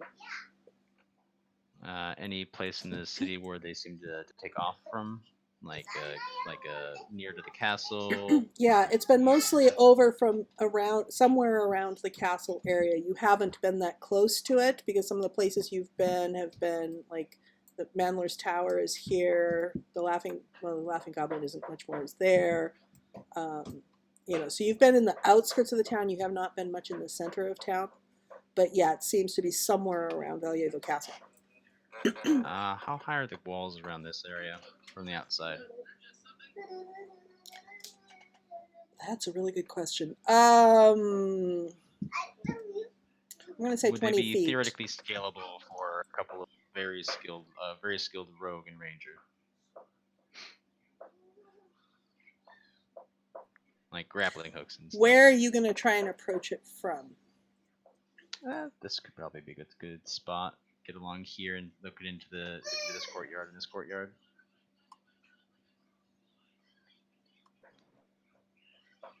So one of the things you do know, one of the things you can tell is that all of the guard posts are manned with both Black Fist and cultists. And the closer you get to the castle, the higher alert people are on. Mm-hmm. Like 40 stealth.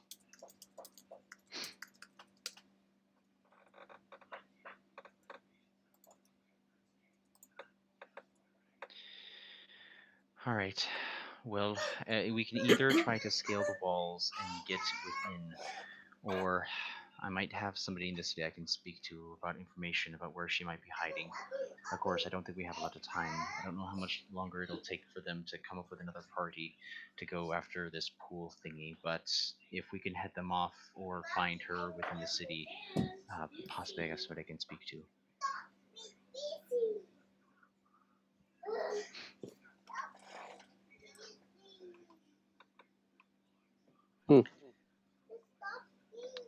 Who's my Harper contact in the city?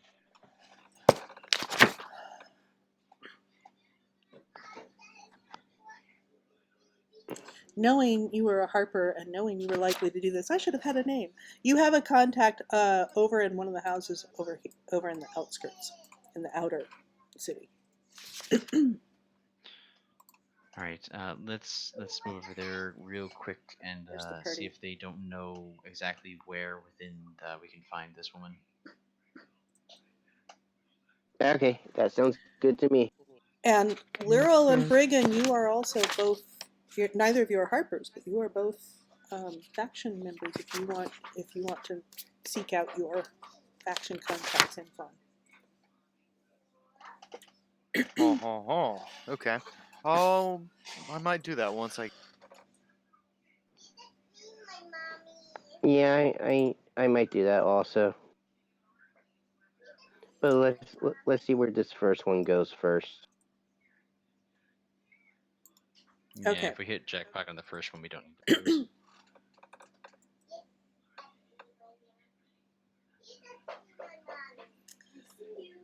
All right, so you go over and you knock on a door, and a young human Secret knock sign for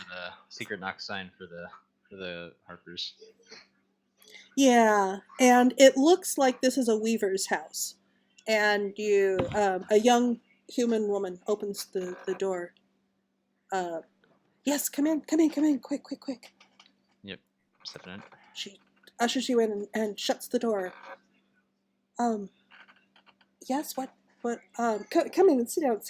Where are my manners? Would you like some tea or something? Time is of the essence, and I don't think we have a lot of it. In the city, there is a woman caster whose name is escaping me at the moment. Elizabeth. Yeah, her. Ixusaka. Ixusaksa. I thought that we'd taken care of her before, but clearly they have means to make that not so permanent. We attempted to ambush them in the wild, but she used her magic to escape us. Where in the city can be found, we'll most likely spot to find her, and what kind of defenses would they have? Oh, she sits back. Yeah, we had heard something about this. We'd heard that she was on the move with a party of some dragon claws and dragon wings, and with her wyvern scouting. Let me see. Well, the rumors that we've picked up are that a new Pool of Radiance has formed, and that the cult is trying to get some of it to reactivate the pool under the castle here. So that is probably what she was after. It would corroborate what we got out of one of their goons.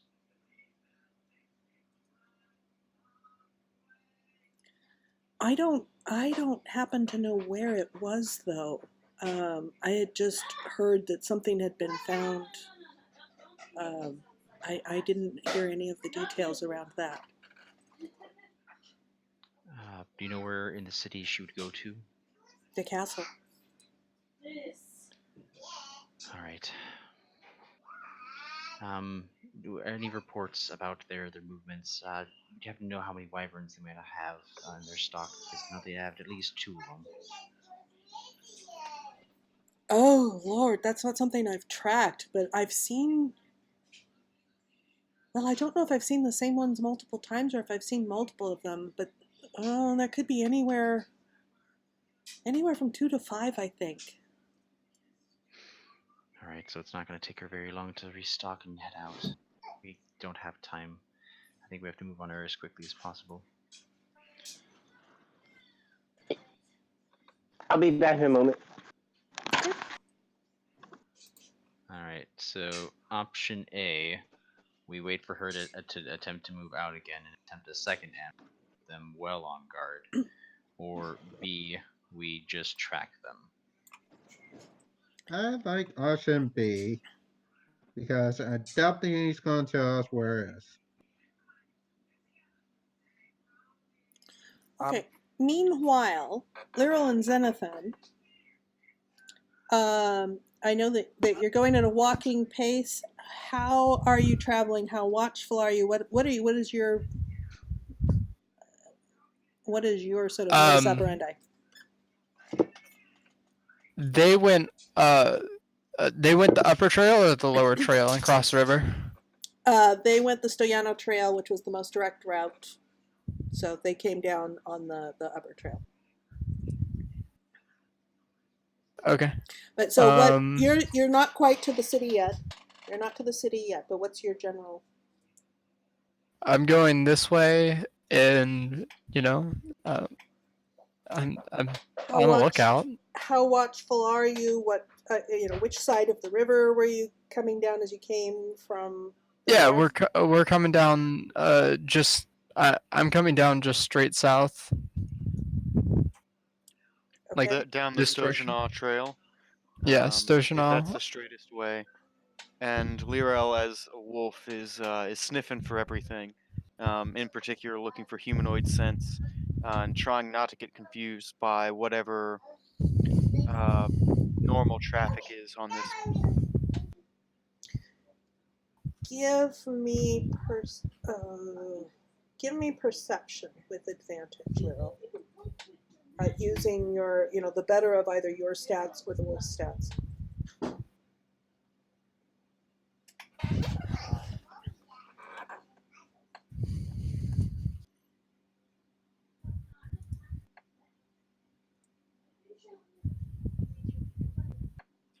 That's a 26.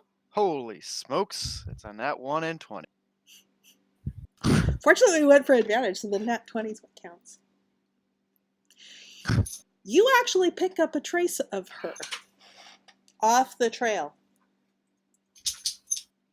Of her as in the mage? Yeah, because you know the mage's scent, because she had been there right by you, and you'd been there moments after she was there. Yeah, you actually pick up trace of her. I do the pointer dog thing to Cynic. And what's that, Fido? Like this way with my head. I'm like, haha. Timmy's trapped in a whale again? And I curse the fact that I have speak with animals, not speak with humanoids. Bjork. And I guess I go that way. I follow. Okay, after tracking for about maybe 15 to 20 minutes, you feel like you are getting close. Where did I put you guys? Here's where I put you guys. All right. At that point, I'd slow down and look at Zenithan, look at the big feet, look at Zenithan, look at the big feet, and then pad quietly forward. What does she have in healing? Big feet? I mean, you're a Goliath, right? Your feet are bigger than mine. She doesn't have anything with her. She's so badly damaged. Wait, did we move? Well, so you guys have been coming along, but you took a fairly direct route, and you were going a little slower. Yeah. And so he's taking you. Okay. He's taken you off of the trail a ways. You're about halfway back to Phlan. Yeah. It just hasn't updated for me yet. Oh yeah. Well, I didn't put you in a different map. Okay. We're theater of the minding this. Okay. What did I just miss? The other party has a track of the other half of the party has a track of her. We have no idea. Okay. You have no idea, right? Okay, so because the wolf hasn't howled yet. And they're halfway between where you guys were and Phlan. They're like an hour out of Phlan. You guys aren't going to hear it. Even if the wolf howls, you're not going to hear it. Yeah.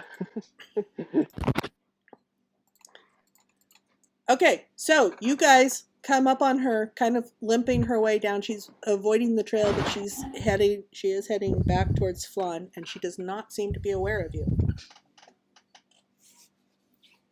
Can we sneak? Absolutely. First is, how fast is she moving? She's moving at a fairly normal pace. She's not moving at a real fast pace. She's looking pretty darn injured. And how far are we? You caught location of her about 60 feet away from you.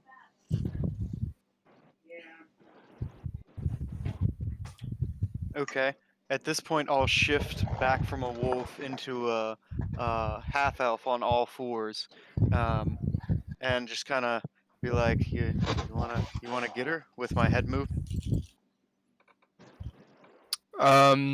Y- Her perception's I only nod. passive's only In she doesn't stealth, sense them. we walk at half speed, yeah, or no? Yeah. Okay. That Yeah, would but be we're problematic. not in initiative. So, give me your stealth. Okay. Give me your stealth rolls.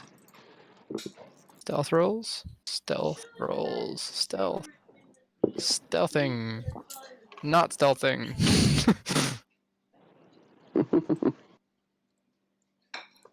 Okay, so knowing that you're not very stealthy, how fast are you moving? uh, Are you gonna just follow her? For- Are you gonna try and catch up to her? What do you want to do here? I want to catch up to her. My move speed's 40 foot. Yep. Okay. So right before you get to her, she turns and notices, and let's go for initiative. Oh boy. Slay the party, the number one rule we should never do. And it I mean, I don't know how the ranger rogue constantly on look for her missed, but You were rushing. You don't get to Yep. stealth and investigate and all of that. running after her, looking along the most beeline path we could find, looking for any sign She of a probably hid off to the side for a little Oh. while, assuming we'd try and get to her, and then limped. Yeah, she faked us out. Did she roll a 0? Oh, okay. No, I didn't have the 0. token selected when I did it, so she didn't get into. I had to manually put her in the track. Okay. Xenothed. And she's looking bloodied, right? Oh yeah, she's looking very badly injured. Like she's. Did I catch up to her? Like I'm there. Yes, you've caught up to her, but she's not surprised because she heard you right before you got to her. Okay. Do I see anything else? Any other entities around? You do not. Okay.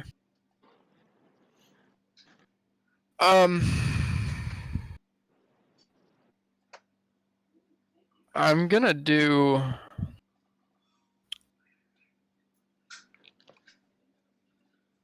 a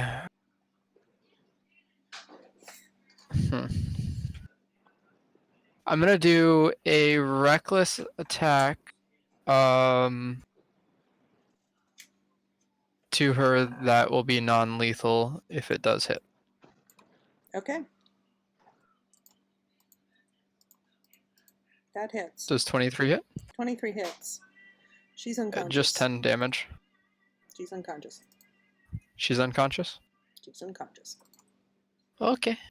Yep. The The barbarian just rushes up, slugs her with his great axe, and she goes down. Lero puts his hand over his mouth and goes, "Stars and stones at work." They run off the other group who are just waiting for an ambush or making an ambush or something. Okay, well, hang on here. Okay, so Lyral and Xenothed, you have an unconscious mage. What are you gonna do?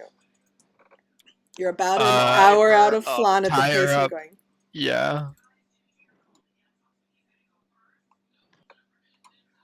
Do I have to make a strength check or? No. She's unconscious. You can tie her up.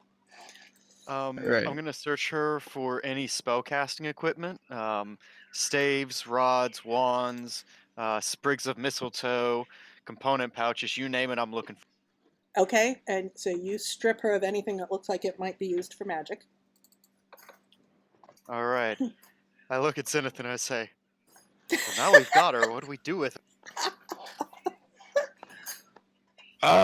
Let's try and follow the path that we last saw our allies and see if we can catch up with them and then converge with them.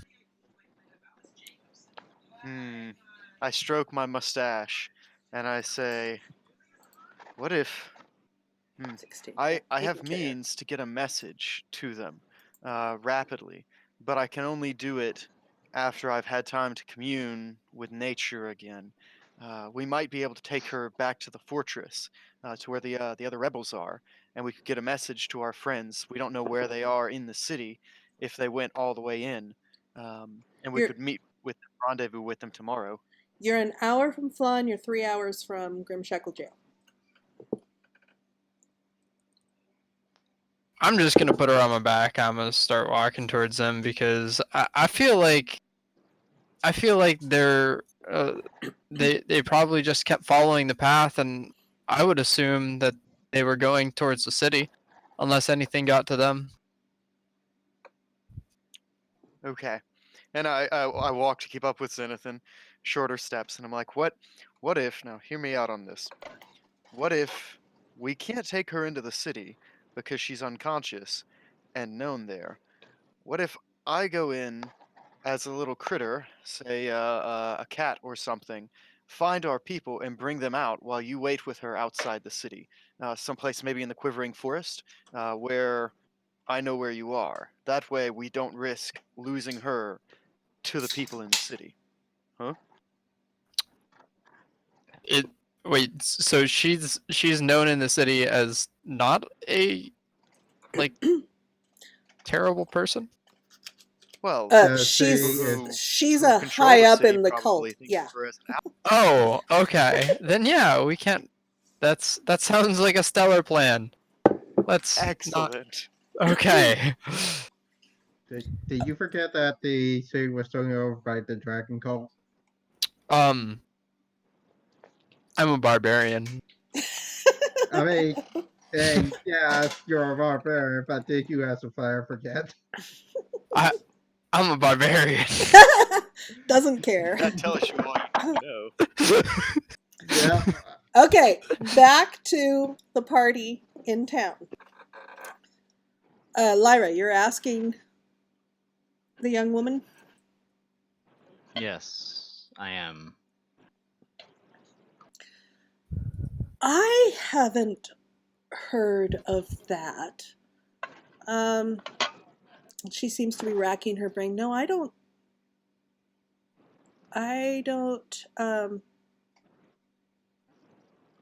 Do you have a map of the area? Maybe we can look around to see if there's anything relatively near here in the direction that they were going that is like a crater.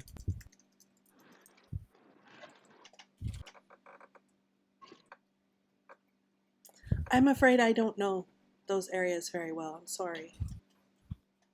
Is there anybody in the city that we can speak to that?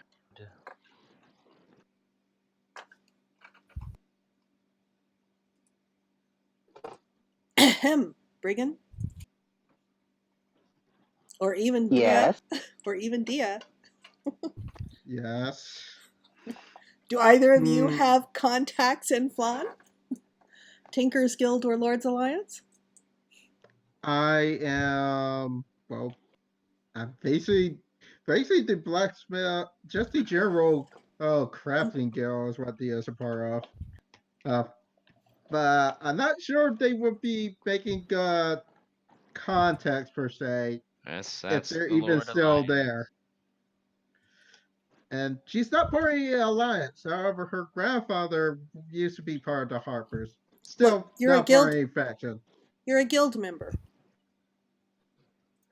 According That's to your okay, just background, wanted to you're a give- guild member. You're a guild member. I just told you I'm part of a general crafting guild. Yeah, that's That will remain fine. unnamed until I make a name. Phlan The used to question be. is Phlan whether used to have 5 powerful guilds in it. What I'm saying is, would they actually still be in Phlan, despite the cultist stuff? Yeah, and I think the Lord's Alliance would probably have more knowledge of the general area. Yeah, they probably. Okay. So let's ask them so we can get past this because it's 2.5 hours.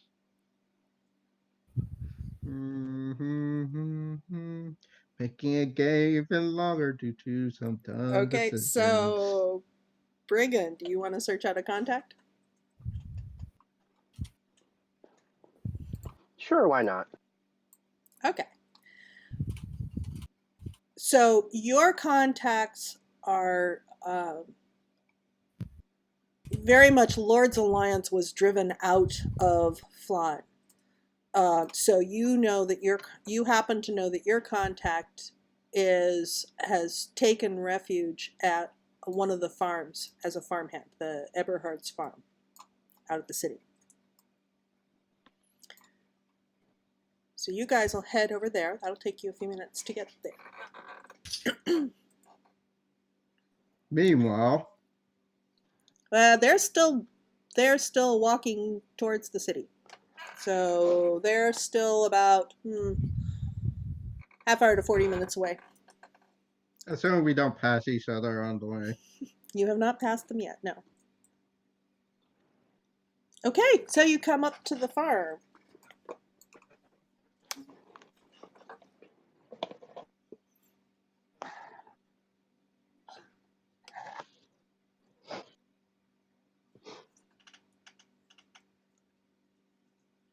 Farmer sees you. Oh there, visitors! How are you today? What can I do for you? Doing good. And sorry, I had to step away. So we're trying to get info of the surrounding areas type of thing? We're looking for information on a crater location, like what was mentioned by the cultist. Okay. Probably to the northwest of here along the Stojan River. So I'll pretty much ask them about that. You probably want to talk to Harold. You'll find him over in the barn working on some equipment. And he starts looking really obviously furtive as he shit all this. And it's almost a caricature of stealth. This guy's really clear on what being underground means. Can I use my primeval awareness? I'm going to try and search for the rest of our party, mainly the Goliath. I don't think that works. I don't think it's going to work. No. And 6... And it wouldn't tell you their location either. And it won't tell you the location. I mean, it will say that there would be one near me within a 6-mile radius. There's a ton of things that could be within a 6-mile radius. There's no filter or anything. Well, this is true, but I don't think there's going to be that many Goliaths in a 6-mile I don't think it's going to give you what you're looking for. Okay. It doesn't say that you can search for one specific thing, I think. I like that you're trying to use your skills creatively, though. That's good. Okay, so you head around over to the barn and see someone looking, kind of working on what looks like it's, well, you can't exactly tell what it is. It's got some whirly things that have some spiky parts on it, and it's got a couple wheels, and it looks like it's pulled by, anyways, it's farm equipment.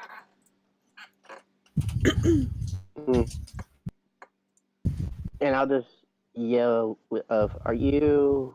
Sorry, not you. Harold. Names.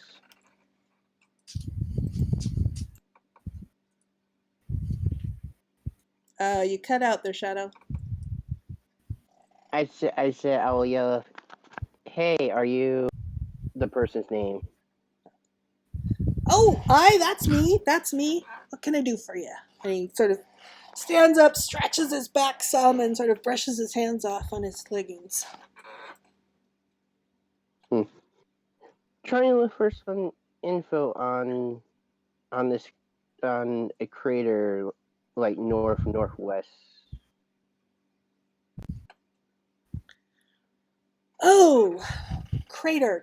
Well, there was a shooting star that fell a couple months back. It was big enough it probably created a crater. Oh, let's see. That headed over that way. I think it probably came down around the Ticklebelly Hills. Can you point to it on a map? Yeah, let's see here.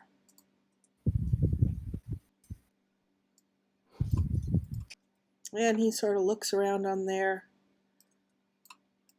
mean, it's hard to be exact and all when you see something coming down from the sky, but it looks like it came down somewhere in this area, I think.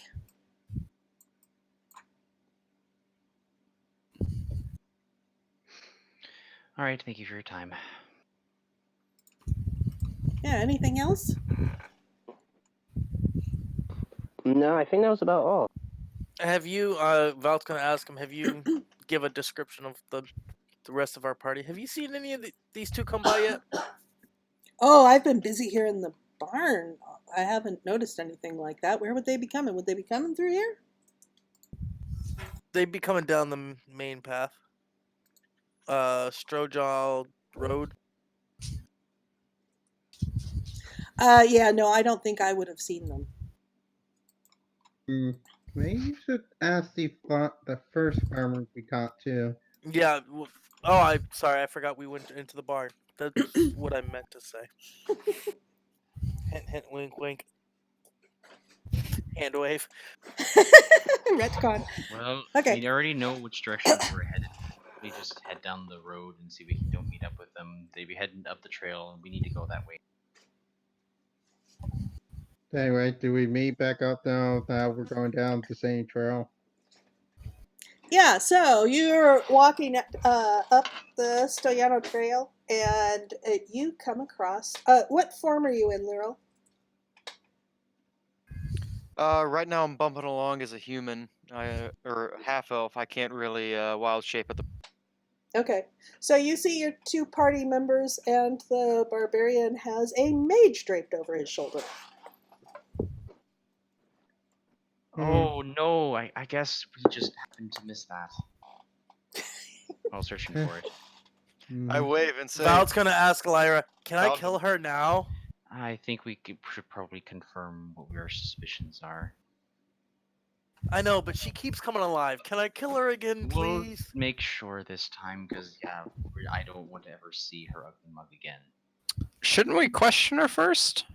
Yeah, That's what they're doing. I was just saying. I just want to kill her. How Torture did you scene find number her? 2. Because we were searching the entire way. The dog smelled her butt. I sniff. I tap the side of my nose, Sounds and about then look right. at Zenithan and just shake my head. All right, tie. Make sure she is gagged and tied so that she can see. I think all we need to do is be able to read reactions.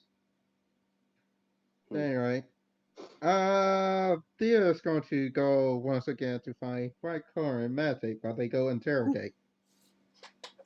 It's not going to be an interrogation. Myra's just going to suggest that we wake her up. We pretend like we don't know what we're doing, and then we point to the point on the spot on the map and say, "Oh, I guess we're going to go find a pool of radiance here and see if she reacts in any way. And if she does, then that's practically confirmation." Okay, I will be focused on the reaction. So what do I need to roll for that? Insight. Mm-hmm. Ditto. Well, I guess Zia will roll insight since it's not technically an interrogation. Okay, give me some general insights. You guys are going to see anything there is to see. Yeah, I'll be back in a moment. Right. Actually, why don't we go ahead and take a quick vial? So we'll be, 3 to 5 minutes.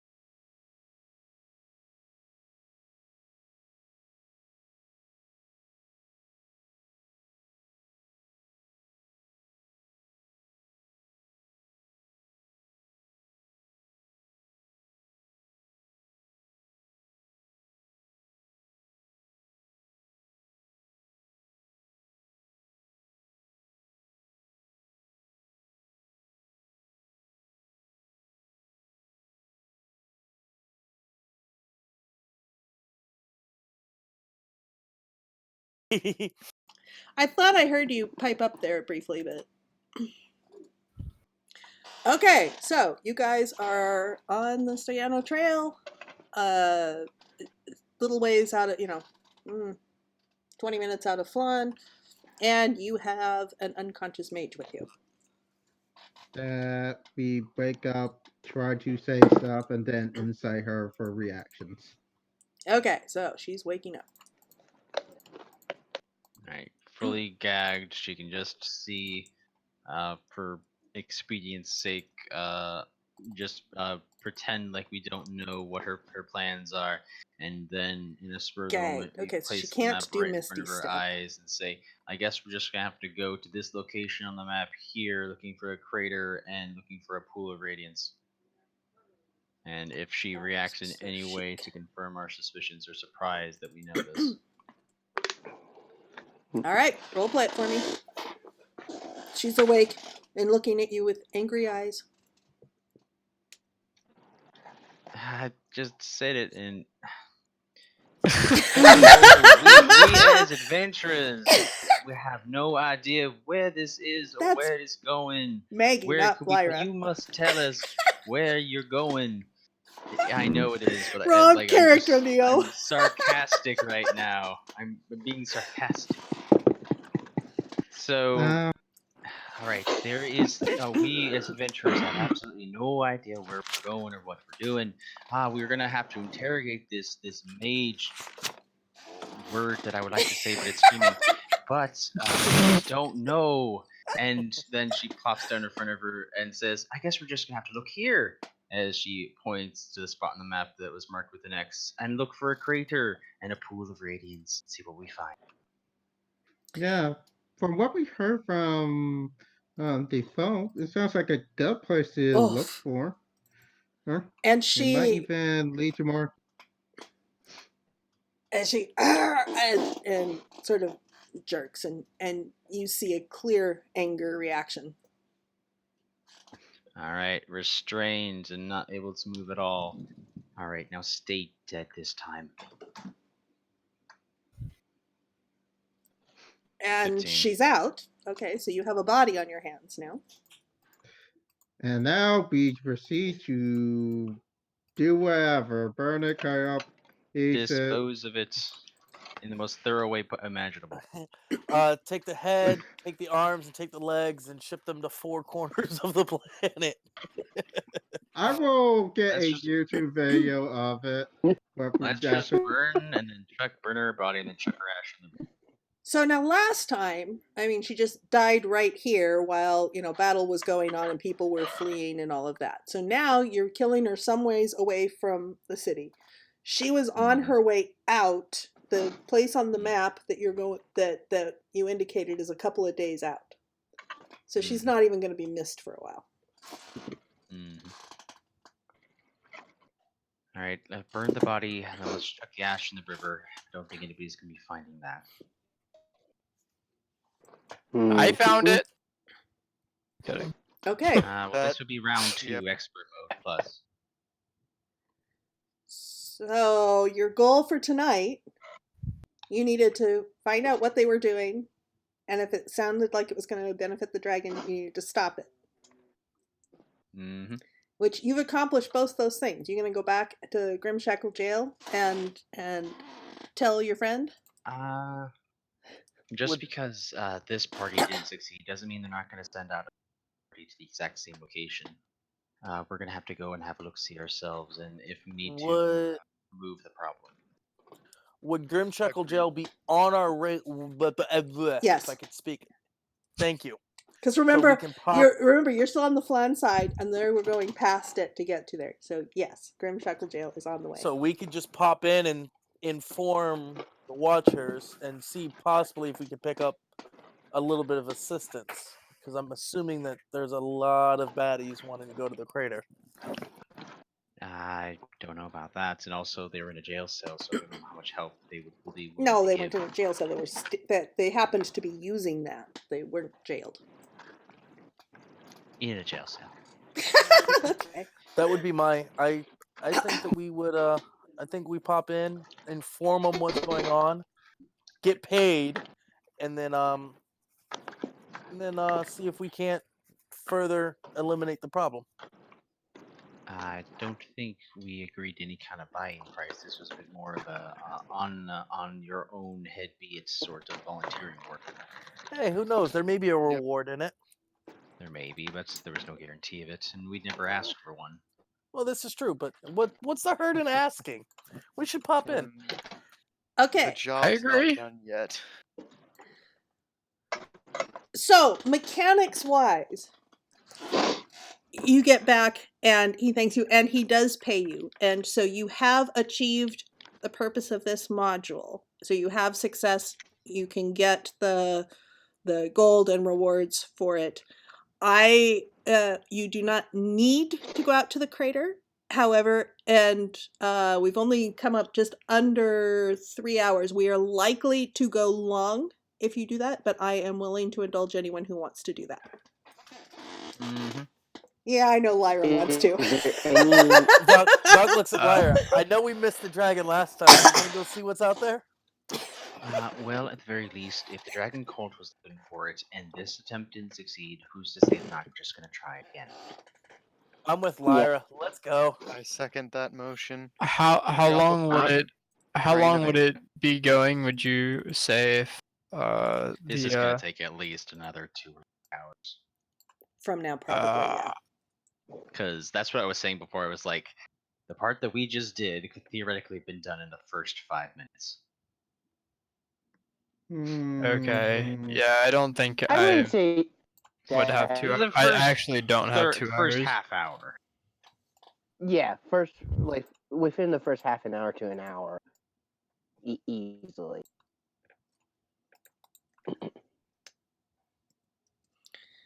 Okay, so I mean, there in chat is I the mean- log info for your log. I mean, it's just the standard stuff. You haven't been to where any of the magic items are, so you don't have any unlocks beyond that. So you have the information you need, or I can put it out. I actually, what I'll do is I'll put it in my Discord chat. On the If way, I can we find go my ahead and Discord take our chat. level up? You're not done if you're continuing. No, with if the you're game. continuing, you're not done yet. No. Okay. Nice Well, no, try. Nice try. Just wondering. You know, I mean, level 10. I'm Level 10 is level 10. Or level 9 is level 9. I mean, I'm I'm willing to keep going until I can go until 8 for sure. Okay. You're welcome to stay as long as you want to. You have completed the module. I mean, for Adventures League logistics wise, that's fine. For just the D&D fun of it, we can continue on. Anyone who wants to continue on. Let's do it. Yeah, I'm perfectly fine. Sure. I I am get a also chance in to for this. throw my other magical ions that haven't shown off yet. Okay, so you're at Grimshackle Jail and heading out. You can either head up along the river and across, or and then west out, or you can sort of head out straight across the grass sea. Do we take a long or short rest after that? You can take okay, so you know that the route that they were going, let me see if I can show this. Well, I mean, basically from here, where they were kind of going along the paths before, they were probably going to take the paths and head over. So it's about a 2-day journey to get there. All right, so yes, we take a long rest on the way there. And it is currently shortly after noon on the day that you were at. So I kind of say let's start heading there because we're done. Have to rest eventually. Yeah, sure. Yeah, let's Okay. go until we rest and then. So are you going to head via the paths routes, which is going to be possibly a little easier, or are you going to go the direct route, which is shorter but a little more difficult? Yeah, what's the fun with not a little risk? Lyra votes for the direct, but to some people more difficult route. Direct is fine with me. Yeah. Let's do it. Kia doesn't feel either way, so It's not that. It sounds like we're in agreement. Direct way.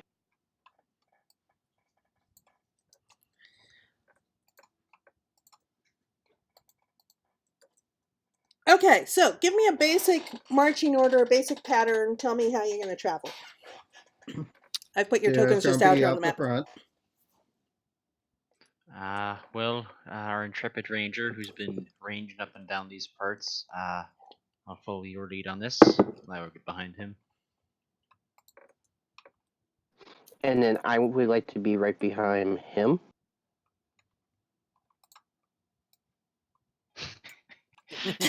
I was being so sarcastic before I couldn't even stay in Lyra. I just had to default switch to Maggie.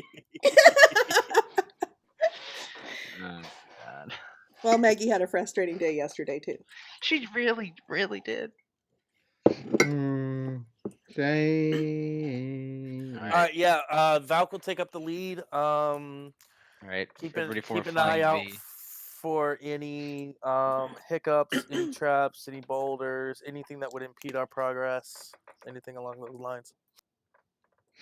Okay. Xenothan, where are you in this order? I should be up in front. We should probably have the tracker up front. Oh, well, the You're not. tracker. What are you tracking? Okay. Oh, well, okay. Well, the ranger. Yeah. Because the ranger's gonna. So, like right here. Yeah, okay. So it's noon. You're going to start out today and head out as far as you can get until dusk, or are you going to take a normal pace, fast pace? How do you want to do this? I think time's not necessarily of the essence, but it's probably best not to sit. And the only person who's got a point of exhaustion is Lyra, so we're probably good to travel and then rest when the time comes to sleep. Okay. Sounds good. Lyra concurs with it. Okay. Well, let's see what I've got here for out into the grass sea.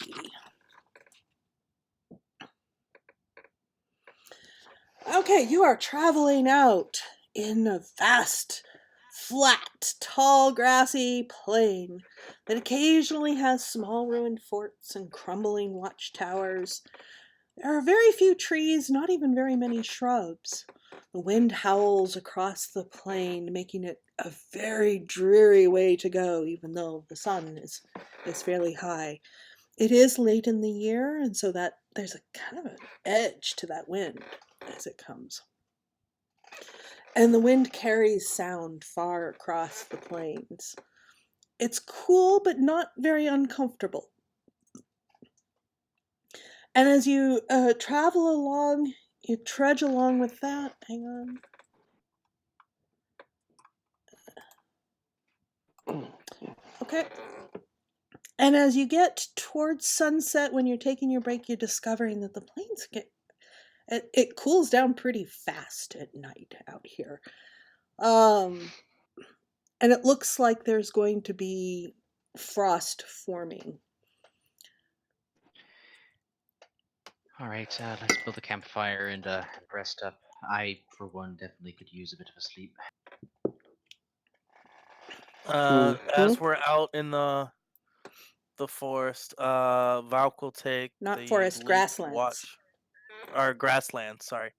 Out in the grasslands, Valk will take first watch as his habit. Or the midnight watch, the darkest watch, as is his habit. Lyra will do her best to help with the setting up a campfire and then set her bedroll right near to it. And anybody who does not have dark vision, I can grant dark vision. I don't have dark vision. If you don't have dark vision and you're planning on taking a watch, I can cast dark vision on you.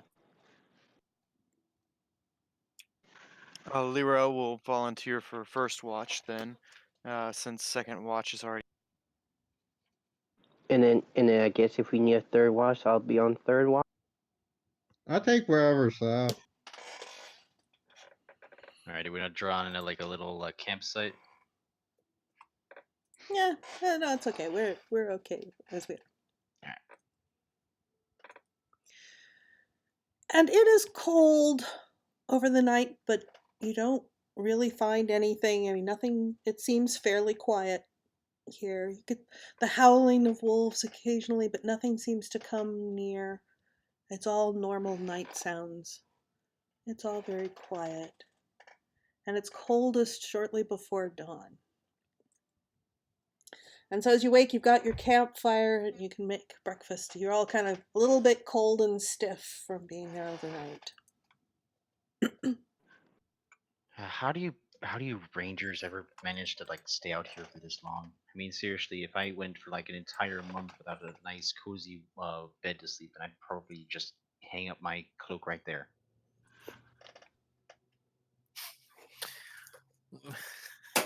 Well, you know, to understand nature, you must become one with nature. Nah, it just sucks. You just Yeah, get I used was to gonna it. say is like you have so many rations. I don't know how you can stop it, Jim. I also brought my druid here.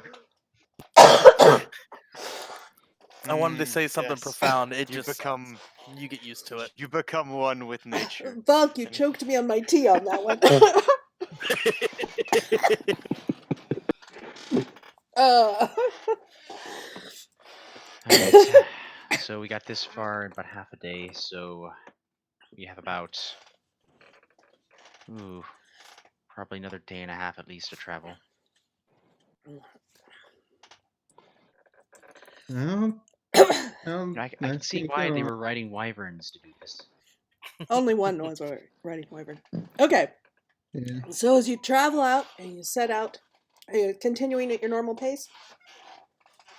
Yeah.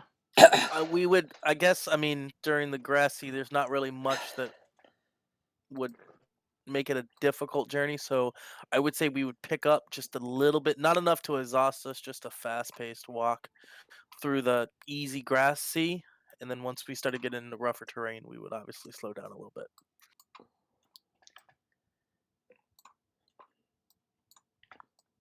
Goliath also has advantage in mountainous terrain. Okay, well, you haven't gotten Like- there quite yet. And about mid-morning, let me grab the party here. I don't like to be manhandled.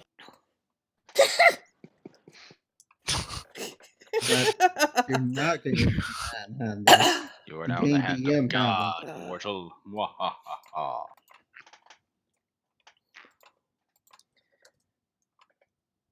Alrighty. So, about Flying midday. bee. Oh, and Drat, I cleared this area out. About mid-morning, you come across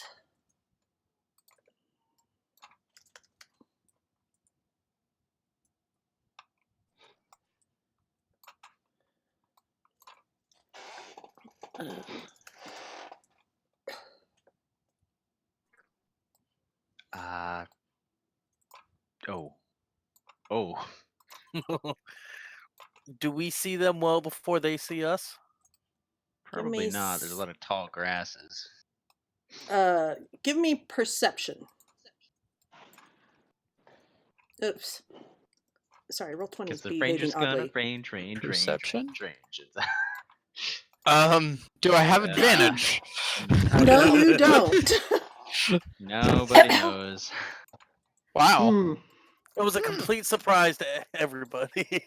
Are you Just a sec. sure about that? I'm having to reload would roll I 20 have here. it? Give me a moment. Oh, it wouldn't matter.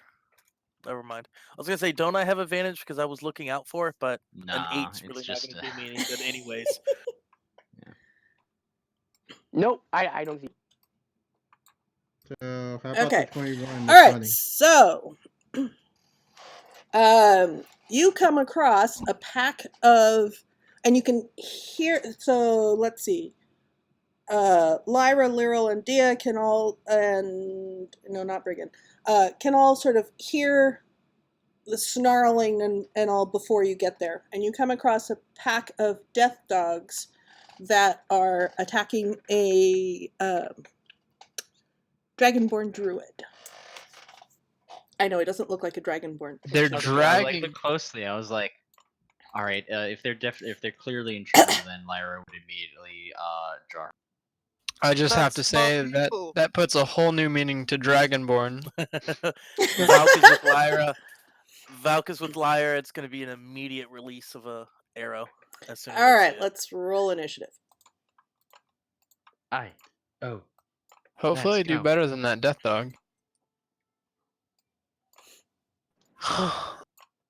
I'm initiating. I guess we can only have good rolls during AL. I forgot to click on my piece, so Okay, hang on. Let me it was a 13, and I'm gonna be really sad when I roll a 20 here. Oh no, I didn't. Okay. get Brigand in here. Brigand rolled a 7. Yep. Ugh. We're doing all right. We're doing fine. Roll This 20 is doesn't fine. want to update. There we go. Okay, who else needed me to add them in? Nah, I got it. Oh, you got it. Okay. I rolled. I was just letting you know that the second roll is null. Okay, yeah. Well, as long as you got whatever in the tracker is correct. I did. All right, Dia, we start with you. All right. Well, I guess I'm running this show right now. See, yeah, it's weird. I think this is a. Sorry, I'm not in tracker for some reason. What did you roll? Anyway, A 6. I got it. Okay. anyway, I go up to this distance and throw darts at this particular dog. Wait a minute. Why is Lyra? Hang on. Let me resort. Well, you kind of changed the order now. Yeah, no, it's still Dia first because I had said Dia first. Anyway, 2 darts at the dogs. Okay, which dogs are you targeting? The nearest? This dog. Okay. That is a hit. All right. Death strike with this.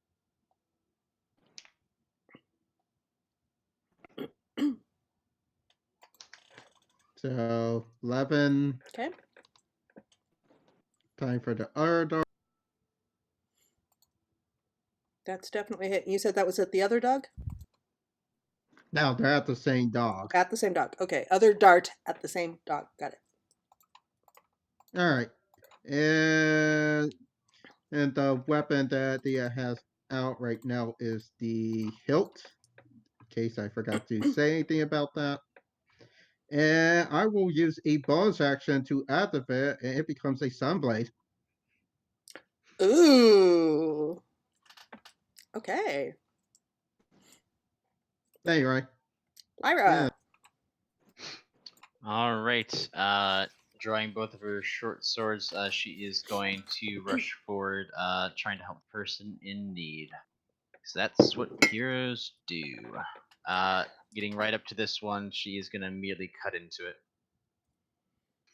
Actually, probably starting here on the first hit. So, short sword. How did she get so far? Oh, rogue. Bonus action. Yeah. Yeah.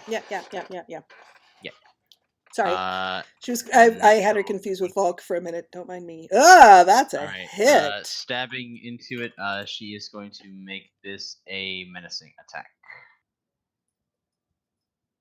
Alright, so Superiority die, Sneak die, 4. A lot. Ooh. It's that, Jim. You just slice right through the heart, and the sword point comes out the other side. You pull it back, and it drops. Alright, that's one hit. So she is going to step over its body, getting next to this person here, so that she's less likely to be a target, and is going to stab at this one here. Okay. That's a hit. Almost. Almost too. This one will also be a menacing attack for 11, and it needs to make a DC 17 Wisdom save or be frightened. As he should. Let's see. Frightened. There's frightened. Alright. Cannot move closer to her can attack with advantage. Right, that's her turn. Okay, Xanathan. Okay, it is my turn to panic. Okay.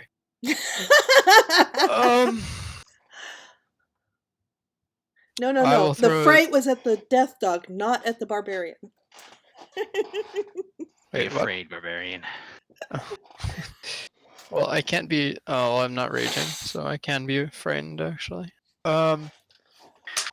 So I will throw a javelin at this guy. Right? He's bloody, or is it this guy that's bloody? Neither's bloody. Both are injured. Go for the bloody one that's not frightened. Yeah, the bloody one was dead, and it's underneath Lyra. She's standing on the body. One shot. Okay. Then I will throw my javelin right there.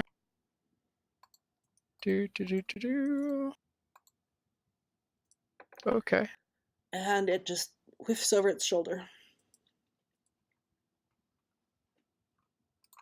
Anything else? I don't think I can do anything else. Yeah, that's it.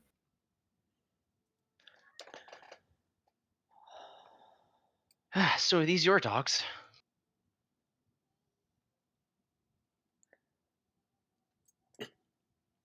Okay, so this thing is going to I should have used bonus action to throw Dia at him. So the druid wails with its quarterstaff on that dog.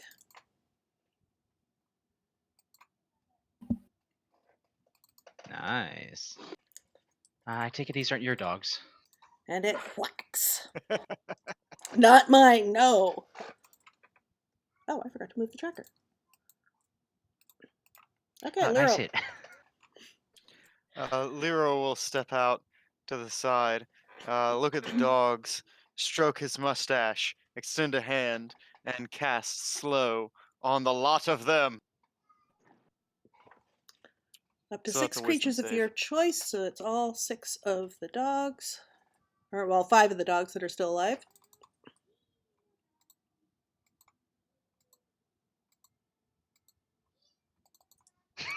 And your DC Well, is okay. what? I got one. I think only the first one.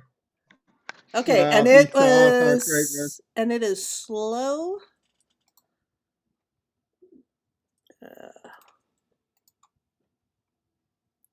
Slow. There isn't a slowed. There's a snail.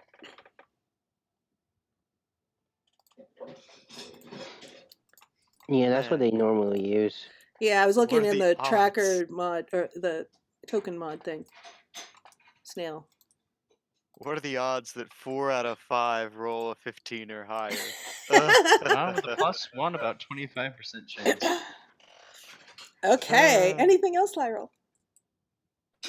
Nah. I'll just cast it and stroke my mustache and be like, this worked better in the Arctic. Okay, Way Brigand. better in my head. The combat So is how about far 60 am I? feet. It's so you are 60 feet away from the druid at the center of the combat. There are 5 death dogs clustered around it, attacking it. 1 has been slowed. 1 is frightened. A 6th one is dead, and Lyra is standing on top of it. And they're all. So how far am I from the death dogs? 55 feet from the nearest one. Because they're all clustered pretty closely around the druid.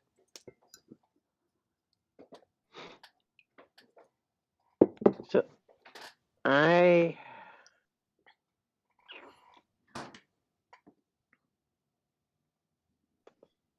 guess I'll just move 30 feet up and throw a javelin at...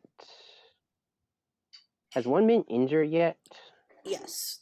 3 of them have been injured. And the nearest one is one of the ones that is injured. None of them are bloodied yet, though. Okay. Yeah. So I'll move up 30 feet and throw a javelin. Okay. That hurt.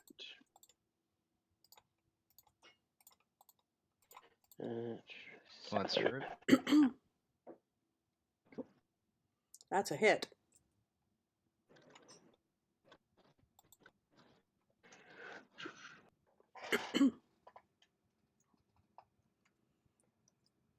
And it is now bloodied. And since I can't pull out more than one javelin, it'll be my turn. Folk. Okay. You're about 60 feet away from this, but that's not. Uh, That's easy for a ranger. Yeah, that doesn't really mean much. All right, so bonus action Hunter's Mark on this one, trying to draw its attention away. And what I'm gonna do is we'll see how the first attack works. Where did my sheet go? I think you reloaded, so you're gonna have to reopen it. 14 hit. A 14 does hit. And just to finish drawing everything off, I'm gonna shoot this one as well. Ooh, 11. that would have been nice. Look at you clicking off Hunter's Mark. So proud. I know, I finally remembered. Okay, that one And I- is bloodied. And I think that successfully means that all of the Oh, attention actually- is no longer on the Dragonborn. No, under And that will 20. be my turn. Okay. Death dogs. All right, so the two, no, the frightened one, well, he can't move, but he can still attack Lyra. Yeah, he can attack her. I'm going to just move at the dead one out of the disadvantage. way just so I can see Lyra. Okay, so he can attack her at disadvantage, and he's going to, and the one on the other side of you is also going to attack you. So the first dog that's at disadvantage bites at you twice. All right. 17? Both of those will miss. Okay, and then the other one's going to chomp at you. All right. As it bites and misses at her, she is going to riposte. All right, roll your attack. Alrighty. Stab. That's a hit. All right. Because there's enemies on by the sides of her, she does not sneak for swashbuck, since she needs to be a little bit farther. But luckily, the thing's already hurt. So, let's see what this does. That's her superiority die for 15. And All again, right. her sword goes through another one and it drops. All right, that's her reaction. Okay, now slowed, they have a reduction on, let's see, got lower AC, lower dexterity. What's it do to the attack? One action or bonus action, but not. Okay, And it cannot make more than one melee Right. or ranged attack during its turn. right. Okay, so the slowed one is going to attack the druid.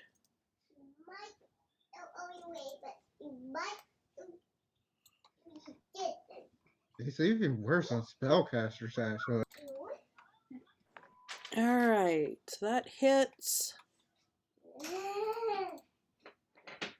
And she needs to make a con save.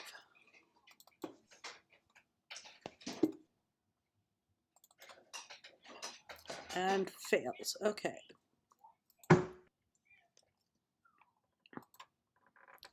Let's see, poisoned.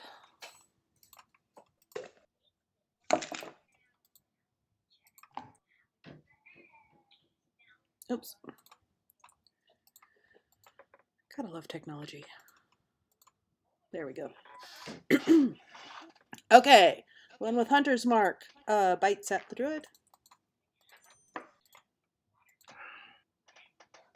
Both hit, and the other one down there, that's bloodied one.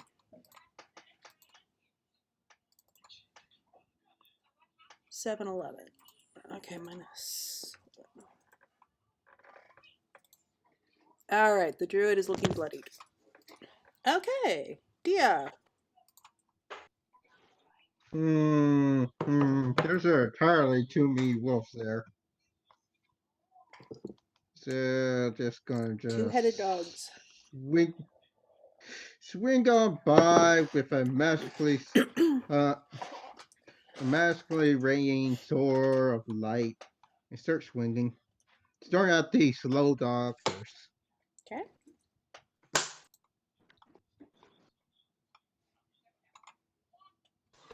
21. Oh, that's definitely a hit.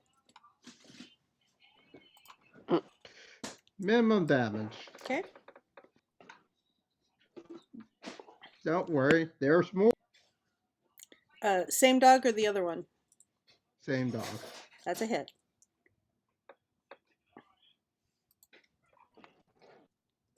You're singeing them up here. Now for a Okay. kick. That is a hit. Whack, whack, whack, whack. You kick it under the chin. 8. Still alive. Still alive but bloodied. And key point for that extra 3 blow. Okay. Roll your damage. 25. Yep, you get it with your elbow for another 8. Yep. Dying all the hits. One head's neck is broken and the other one's looking pretty darn sad. Bad dog. Lyra. Don't go buying other people. All right. Stepping forward, jabbing at that one. All right, that'll miss. Secondary swing, 29. That connects. All right, this will just be a straight damage for 12. It's bloodied. This one here? Oh, I'm sorry, I was looking at the wrong one. Yeah, I was attacking this one. Hang on here, let me add 12 back to that one.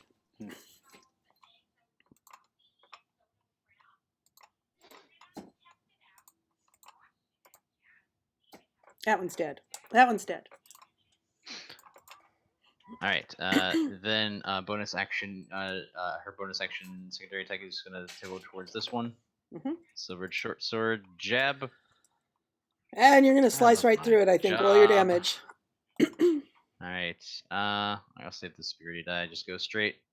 For 21, 27, 30. Yep. You slice right through its heart again. Lyra's good at that. All right. I have confidence that the rest of the party is going to be able to get to them before they can attack the druid again. So she's just going to step over the. Actually, it's Dragonborn. I can't leave over. Yeah, just half movement. She is going to, since it is all old Dragonborn, she is going to rush forward and die in between their legs and come up on this side of these guys. So they definitely have only one target to think about. Okay. All right, that's her turn. Xenothan. Ah, it's moving around to the other side in range of both. Okay. Going for the top dog first. Top dog.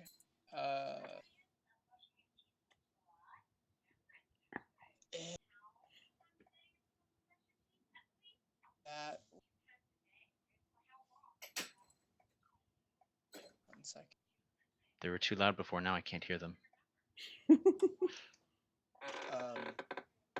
Yeah, I switched over to my phone.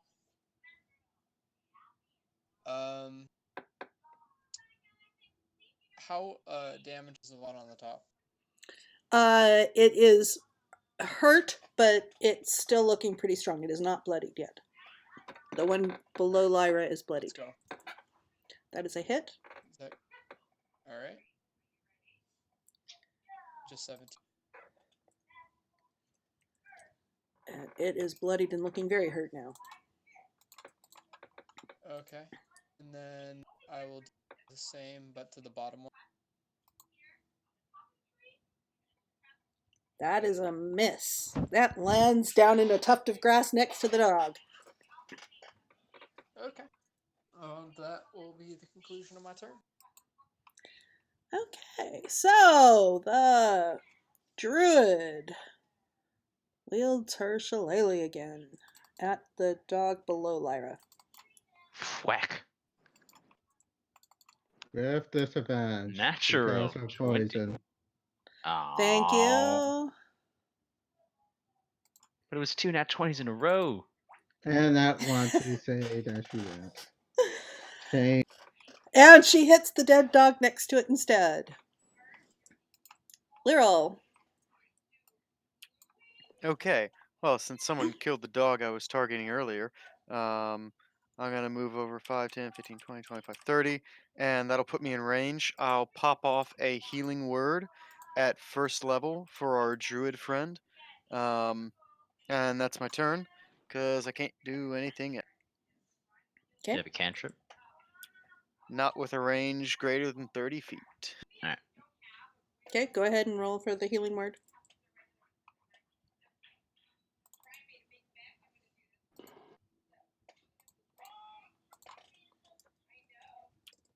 Nice. 7. Okay, she's looking much better. Okay, she's looking much better there. Still looking kind of green. She's still poisoned, but... Okay. Anything else? Nope. Pass turn. Okay, Bergen, you are about 10, 20, you're about 30 feet away. Lyra's in the center with a dog above and below her, Xenothan and the druid on either side of her. Both dogs are looking bloodied and very hurt. So I'll just move up and start swinging on the one that's pretty bloody, and let's see how this goes. What's your movement speed? It's 30. You can't quite. Yeah, no, because I think it was a little short before. I'm giving it. Because I had said 60 feet before. He's moved 30 feet twice now. So you're standing on top of a dead dog right next to one of the bloody dogs. Okay. That's a hit.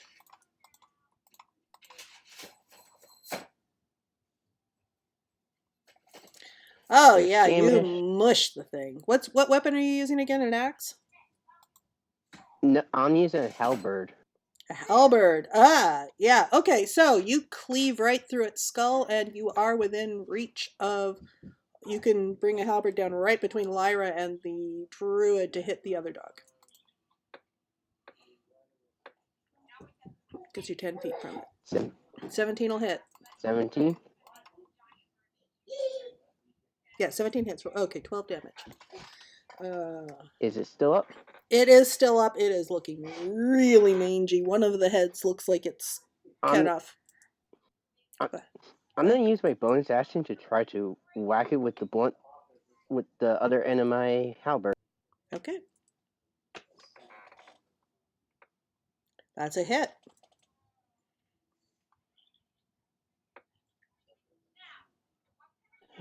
Six. Come on, more than 6. And just for good measure, to make sure I kill it, and then throw in one of my sorry dice to trip it. It's dead. And you come along and whack the remaining head alongside it, and it drops. And we are out of initiative. As calm falls over the grasslands here. And the Dragonborn druid. Oh, thank you for your help. You're welcome. I'm Coldborn. I'm so glad you came up. That was looking a little dicey for me there. Well, you're looking at so green. What color scale blue Dragonborn are they? Let's see. Well, with a name of Coldborn, that would make her blue. Yeah, blue. White. Like that. White. Blue is lightning. Yeah, white. White is cold. White. You're looking a little green on your. Are you gonna be all right? Are you able to heal yourself? Oh yeah, I can take care of it. Oh, here. I had some good berries that I made earlier today. Here, let me thank you by giving them to you. And she hands you guys 6 good berries. Okay. All right. Now, Thank you. Restores a little bit. Are you going to need any help getting out of here, or is this just a freak thing. Where do those dogs come from? Well, I mean, some of the wildlife has been kind of agitated, and I was kind of out checking into that sort of thing, and like, yeah, everything's agitated. But no, I think I will be fine. It just caught me off guard. All right. We're That, looking for a place to the north of here. Mm-hmm. And she'll describe the crater and the area about, and ask her if she knows anything about it, and if she thinks that might be the source of why everything's agitated. Oh yes, that's definitely yeah. Things have been agitated since the meteor came down, especially the bullets. Though I haven't come across any yet. If you see any roughened terrain, you might want to give it a wide berth because there have been some problems with that on some of the outlying homesteads. Bullets? Bullets, they're sort of a big how to describe it.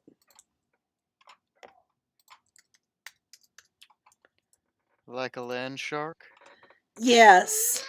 Yes, a land shark is a good way to do it, except they've got burrowing claws. It's a burrowing creature, large burrowing creature, that leaves kind of these Okay. All right. Well, if they're attacking similar people, to if you've seen Tremors, that sort of thing, except not as I guess we do have a prior engagement. All right. If you're looking to stop this disturbance, do you want to come help us? That is very tempting. But I think I should continue sort of scouting around here.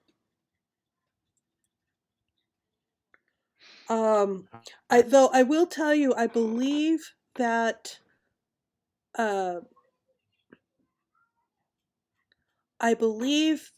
the Burning Banner Orc tribe has taken up residence in the crater. I've seen more orcs. I mean, they seem to have moved that way. They were a little further south than that, but they seem to have moved in.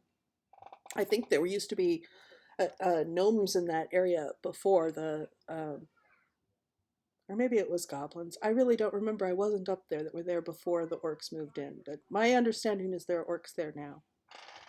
So do be careful if you go up there.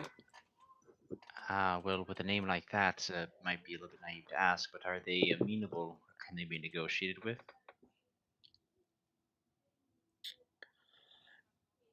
They can. The leader, their Orog, is, I mean, he's kind of simple in his needs and wants, but he really kind of wants to be a king, and so any sort of flattery you might be able to negotiate with them. So just power grabbers. We already suspect they're probably working with the cult of the dragon or something. I don't know about that. I haven't seen any cult around. All right. Well, good luck, Cold, and if don't run into more packs of those dogs, because honestly, if we weren't having to come across you, you'd be dog chow right now.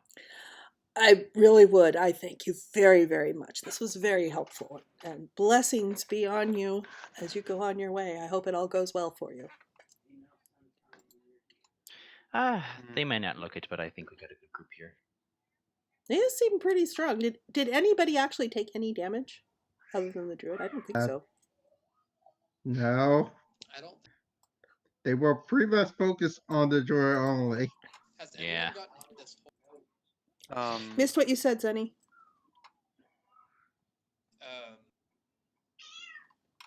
I don't think so. I'm just gonna kick your volume up a bit for me. Okay.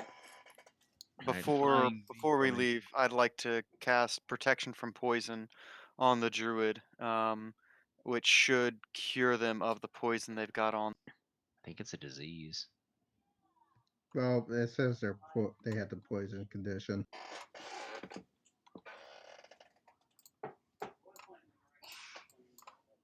Let's see. What did the attack from the death dog say? Saving throw against disease or become poisoned until the disease is cured. So it's disease. All right. change that to a lesser restoration in exchange for the information given. Oh, thank you. Thank you. That is very kind. Very kind.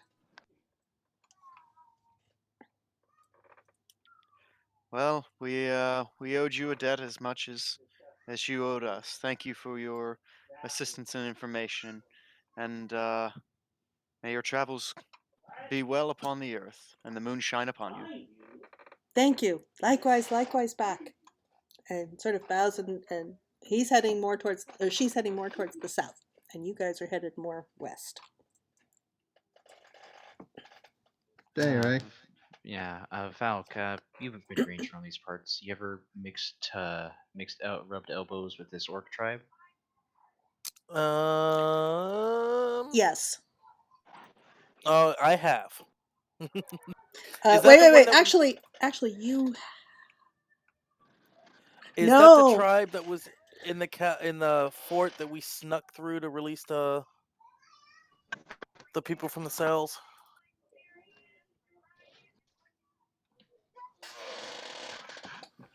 No. No. And Valk didn't. You had Raistlin. Oh. These were the ones Okay. that were treating with the Burning Hands folks over at the cliffs. But Valk has been around enough here. You've heard of him,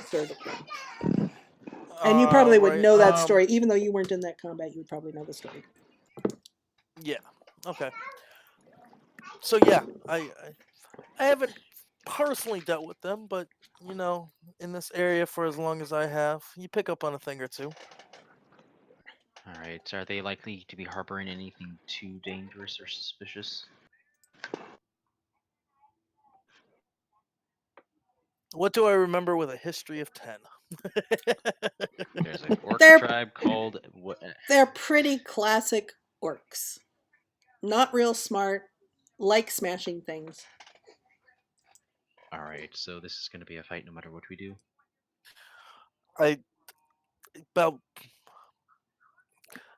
Does a tree lose its leaves? Alright, so... yeah, we'll have to be careful. I think if we can get the drop on them, it'd be nice to move in without them realizing we're there. But knowing orcs, they probably have just stuck up a whole bunch of things in the front, and getting through is going to be a matter of removing what's in our way. Alright, onward. Alright. Whereabouts are we on? Are we in the mountains yet, or are we still in the grass sea? You're coming out towards the edge of the grass sea as evening comes along, and you're looking for a place to camp. You find one of the ruins of watchtowers here. The terrain is starting to become dotted with scrub. The tall grass is shortening down and into more wiry plants and more of a rocky ground. You can see up ahead that that you're heading in towards the foothills, and you can see, more craggy areas ahead of you that you're going to be facing tomorrow.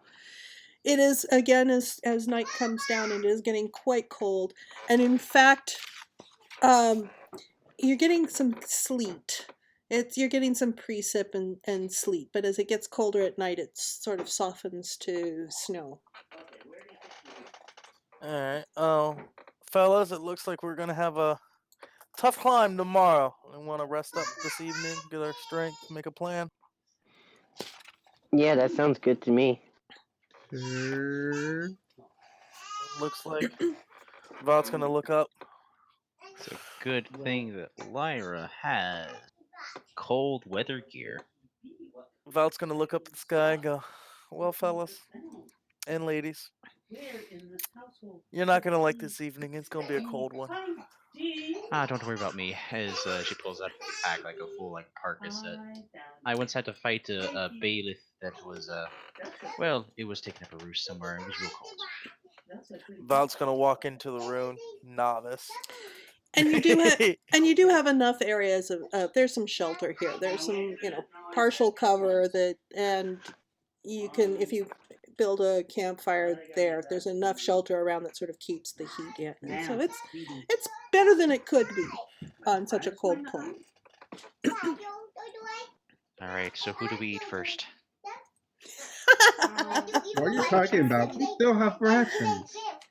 I'm just speculating. We And don't know what we're good gonna find. Okay, and I we're gonna. would say the Goliath. We could get some meat out of him, but we kind of need the There's strength. lots of meat on him. And let's They take have shows on the lawn. let's take a real quick bio break here. So 2 minutes, guys. All right. All right. All the isolation.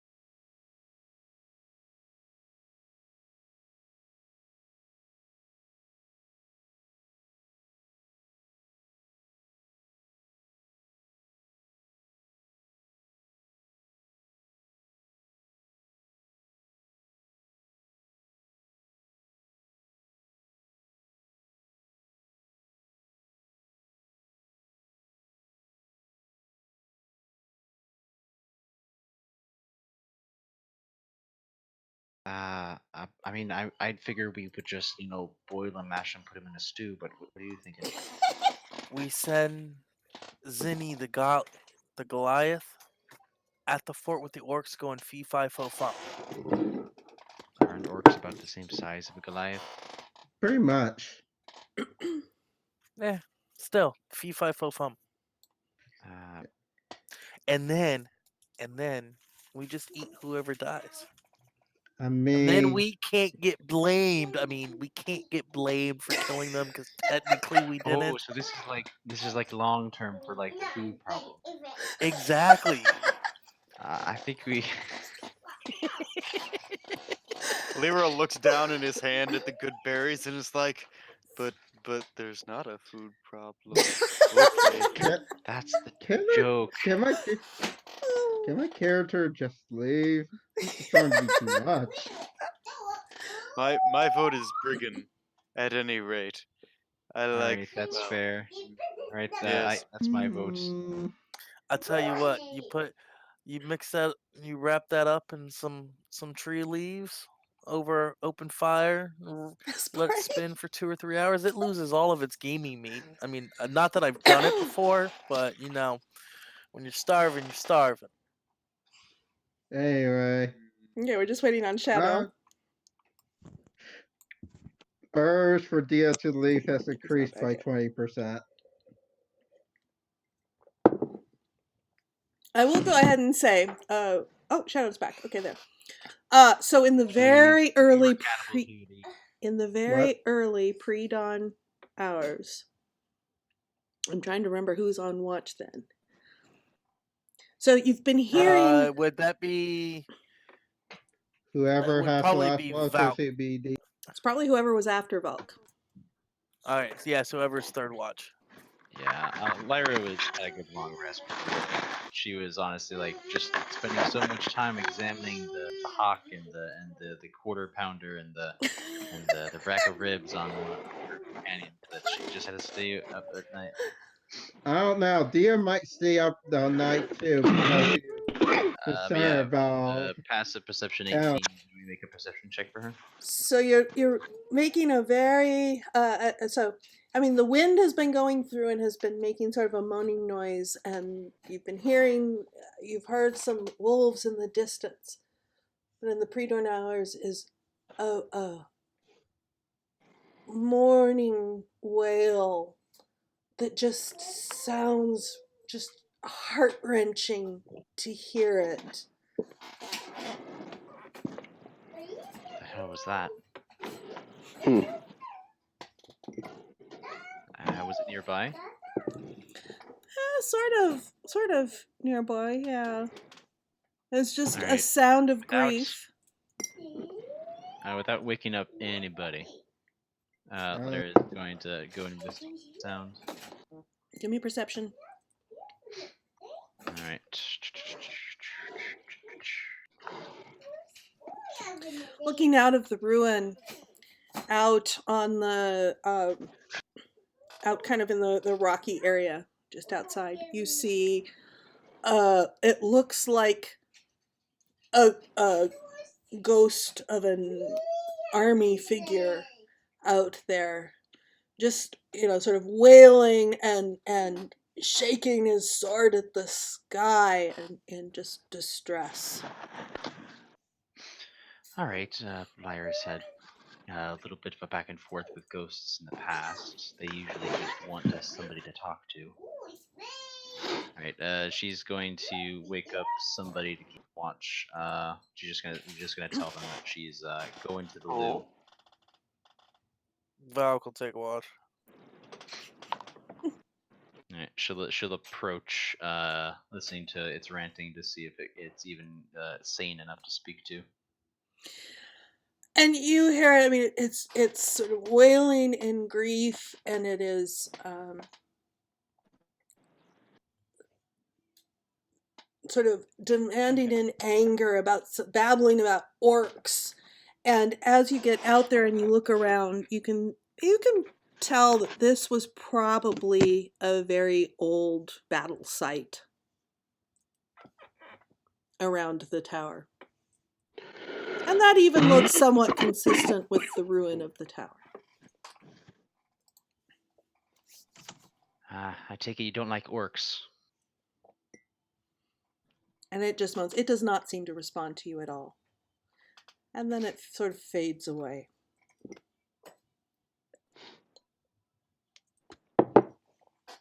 Alright. Are there any like old weapons like lost in the grass, old and rusty? Yeah, now that you know what you're looking for, you do look, and yeah, you can see some old, very, very old that look about the same age as the tower.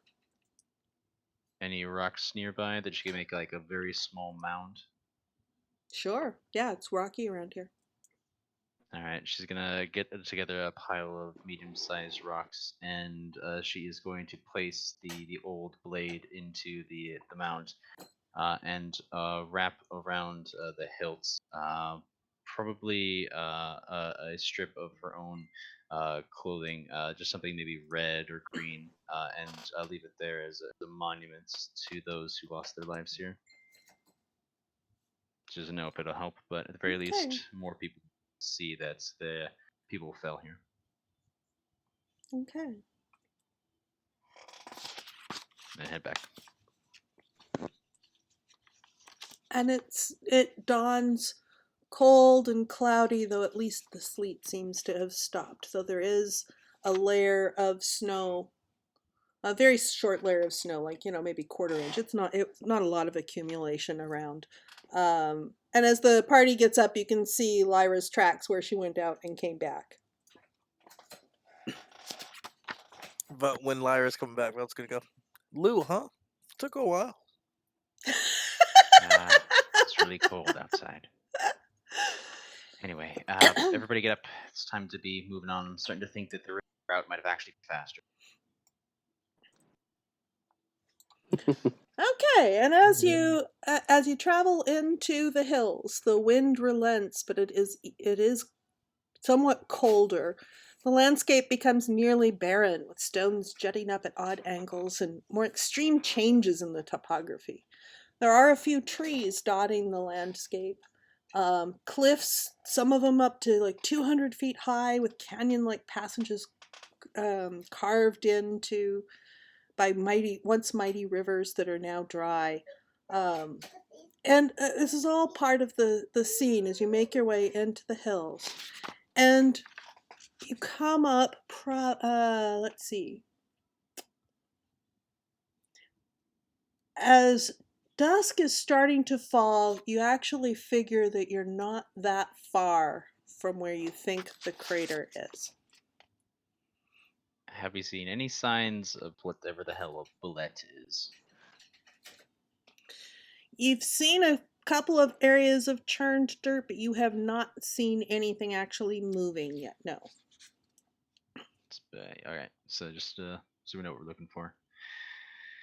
Alright, so aside from the plans about eating each other, which, as I already told you, we were just joshing with you because y'all seem so scared and like, oh, we're out in the wilderness. But no, seriously, orcs. We know that these ones can't really be negotiated, so this is mainly just going to be basically a surprise attack if we can do it. If this crater has something fallen into it, if I were to guess, I'd say it has something to do with this pool that we're looking for. So, it means that if we control the location, probably control the... And between you and me, I don't think orcs are probably smart enough to actually know how it works. So, either we destroy a lot of them and figure out it ourselves, or there's somebody else that's controlling them that actually would know what it is. I don't know. So, do we want to just go in swords drawn and just yelling, or do we want to try to sneak up and see if we can't take out any sort of guards? And do you want to rest the night DM, first, or do you what's want to go in Well- tonight? Yes? what's the weather like? It is, as night is falling here, it is cold and cloudy, so it feels chill, and it's kind of that damp chill that kind of bites in, but it is not currently precip. I'm Okay, a fan of a okay. sneak attack at night.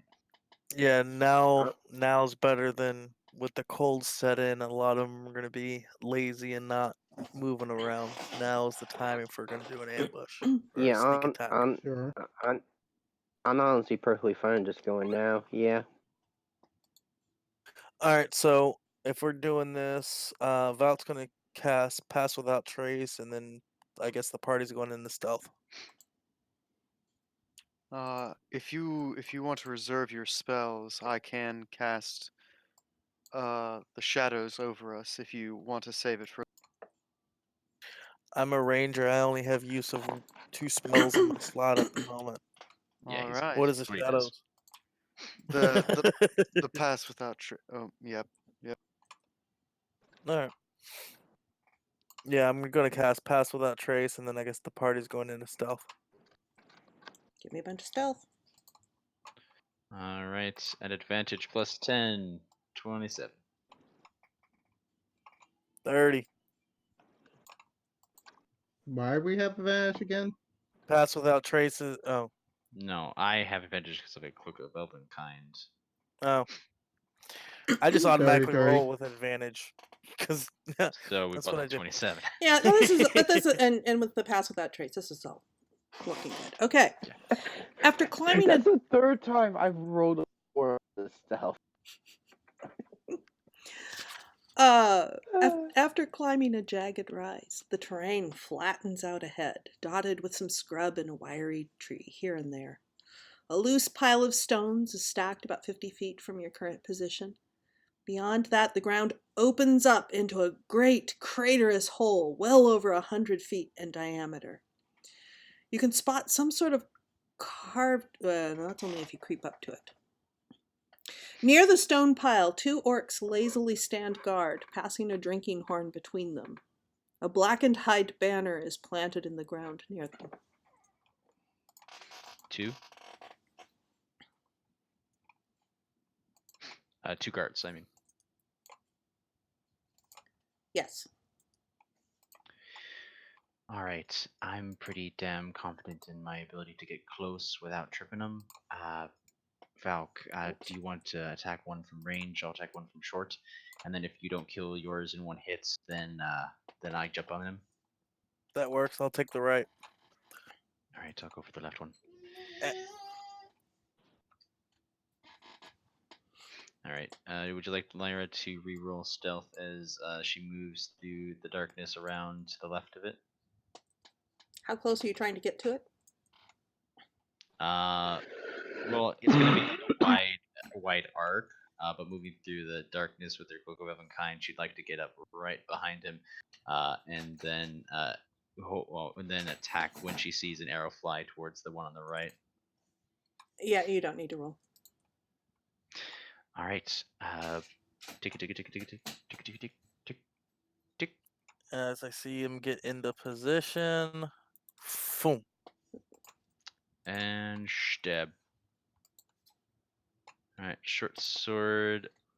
Immediately jabbing again. Okay, that arrow hits Valk, and it's bloodied. And Is this like both of those hit Lyra, and you don't even need to roll. You've killed it. You've sliced it right through, and it dies silently. quick question? Would I be, since I have extra attack, I always get this confused. On this, would I be able to loose 2 arrows? I think it was a held action. Loose But 2 arrows. regardless, Loose 2 arrows. Loose the yeah, second arrow. Yeah, time. It's dead. All right. Immediately moving to pull the body of this one back away from the entrance. Then yeah. Yeah, Valk's gonna do the same. And then I guess Brittany will start Yep. Waving people heading forward. up. Yep. Okay.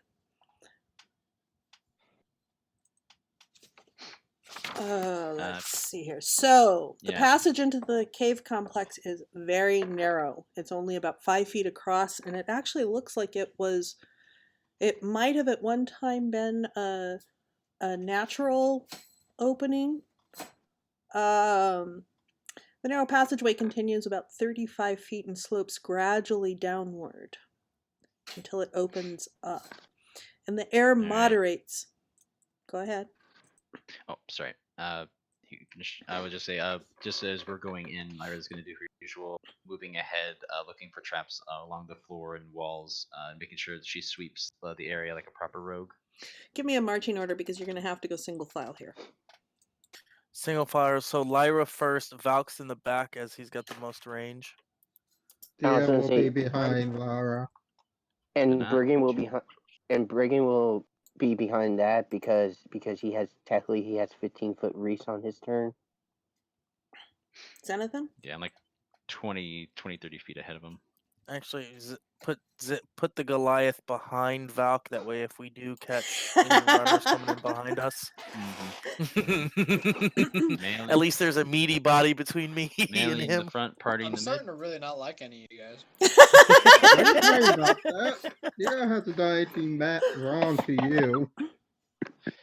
Oh no, that's just to illustrate the distance between, because Lyra's still in ahead. Okay, well. And actually, I'm gonna move y'all back. Okay. And actually, I'm gonna move y'all back here. How do I move y'all back here? Back it up. Back to the future. All right. Actually, after this week, Back to the Future is considered in the past. Yeah. Back to the past.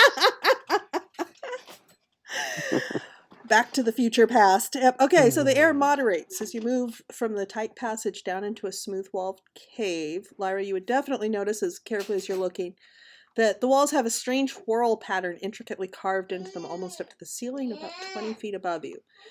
In the room that you see that is opened up, there are several barrels that are serving as sort of makeshift furniture seat. There's plank that's being used as a table, and you see about a dozen orcs sort of gathered around, and it looks like they're just evening gathering. Some are eating, some are holding a strength contest off on the side, they're just gathered around. About a dozen. A dozen. All right. 5. How observant are they being? Not at all. All right, like to I mean, the they're point just where they're just hanging out. to the point where if she were to move like very, very quietly and quickly, she could possibly have a look around without any of them noticing she's around.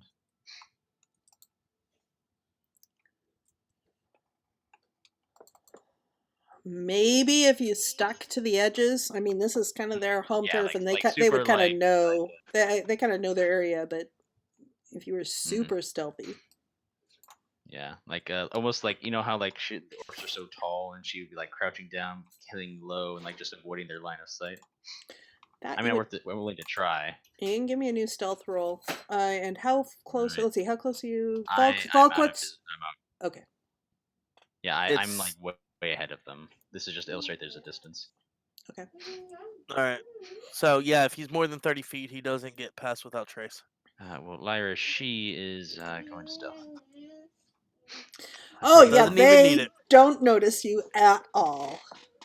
There's a let's see. Around the edge of the room, there's piles of worn out weapons, half full sacks, some more barrels and other junk. There's a passage heading away from the room, sort of on the other side, and it looks like it continues downward.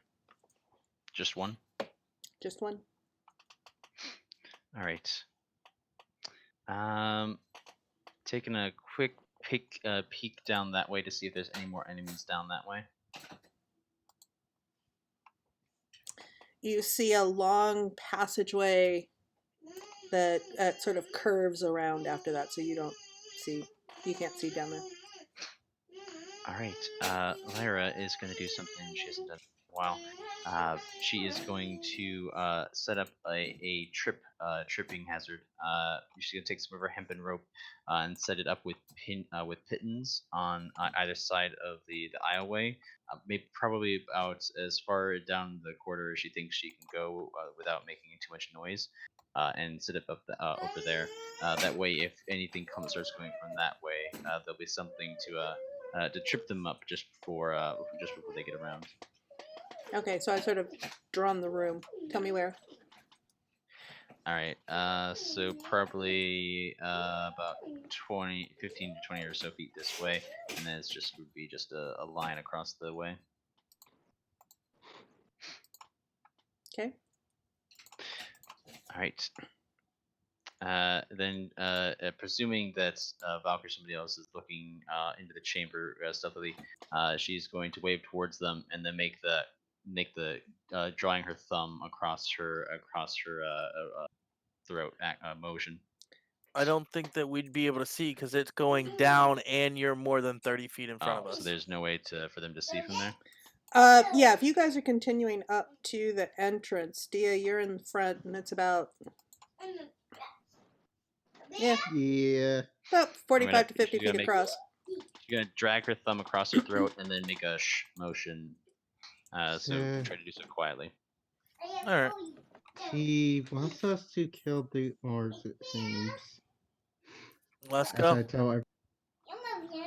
Let's do it. All right. So. All right. Does our mage have a fireball? Do not rush in there. It'll be easy to clear them out without it. Yeah, that's what I was about to ask.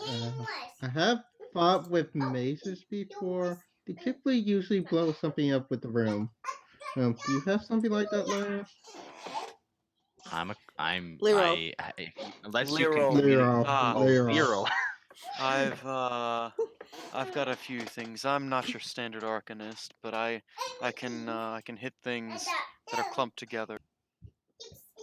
Well, I say, and Valk's gonna be there. I'm gonna say, Lero, you start, and as soon as you cast, I'm gonna loose 2 arrows at whatever's still standing afterwards. Assuming if anything is still standing. Assuming, but I say, Lyro, go ahead and cast.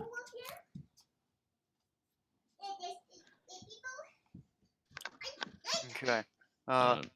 You're not gonna want to hit the. the same ones that I hit. I'm gonna try and knock them prone.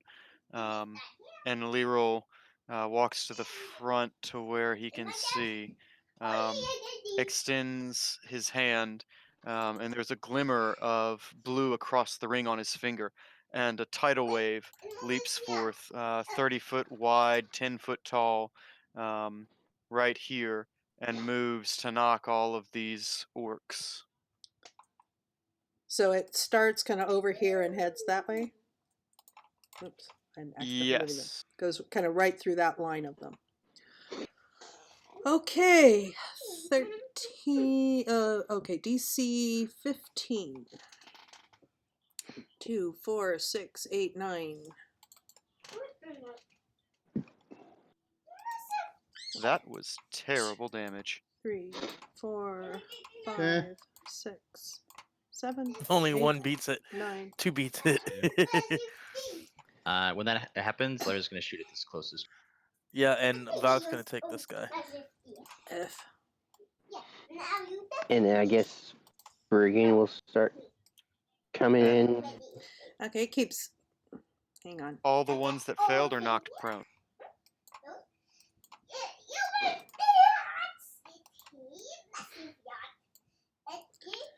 26 if they are not aware that she was there. All right, I'm going to make this easy. I'm going to mark the 2 that are not knocked prone. And how much damage? What was the damage again? It was 13 or 6? Or 6, yep.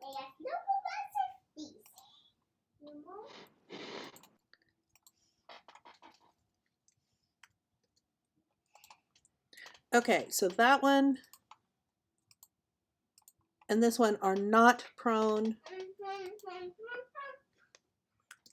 And all the others are bloodied. I'm sorry, because the room, when I'm doing this, it keeps trying to take the entire, to select the entire thing. So I'm having difficulty selecting just the orcs.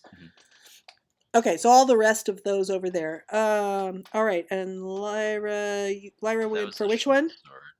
Oh, so Yeah, you ran up. Longbow shot to the nearest one.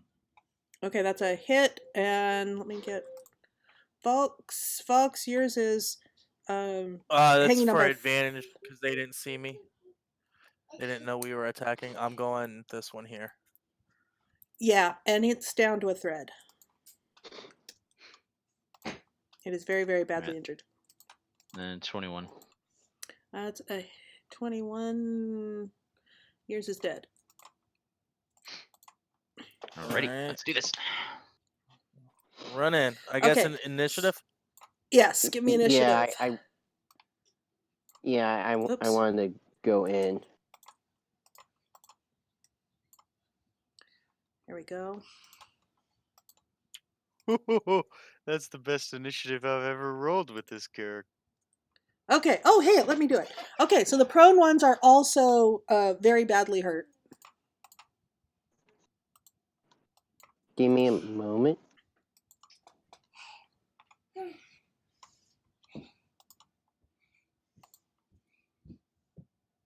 If Lyra goes first, they're all dead. What are you talking about? Theoretically, but I'm not gonna waste an action. Okay, Brigands is 11.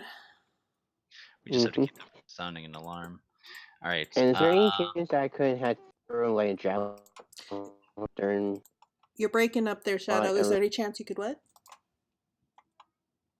Had thrown a javelin or two while they were doing all the other spells and stuff.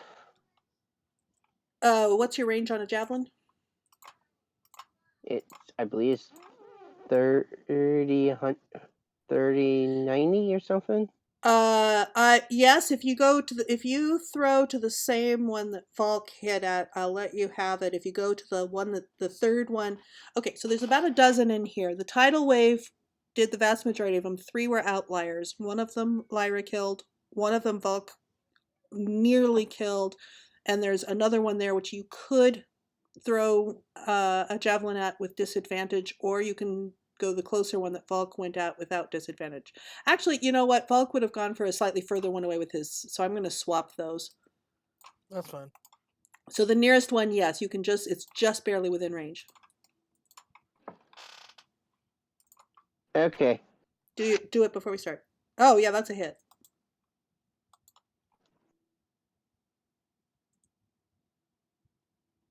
That's bloodied 9. and badly damaged.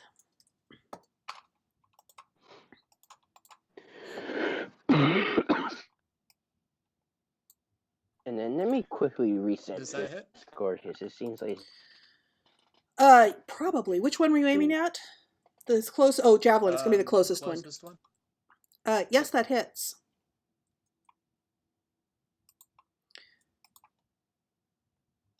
Alrighty. So between the two javelins, took down one. I would also start raging.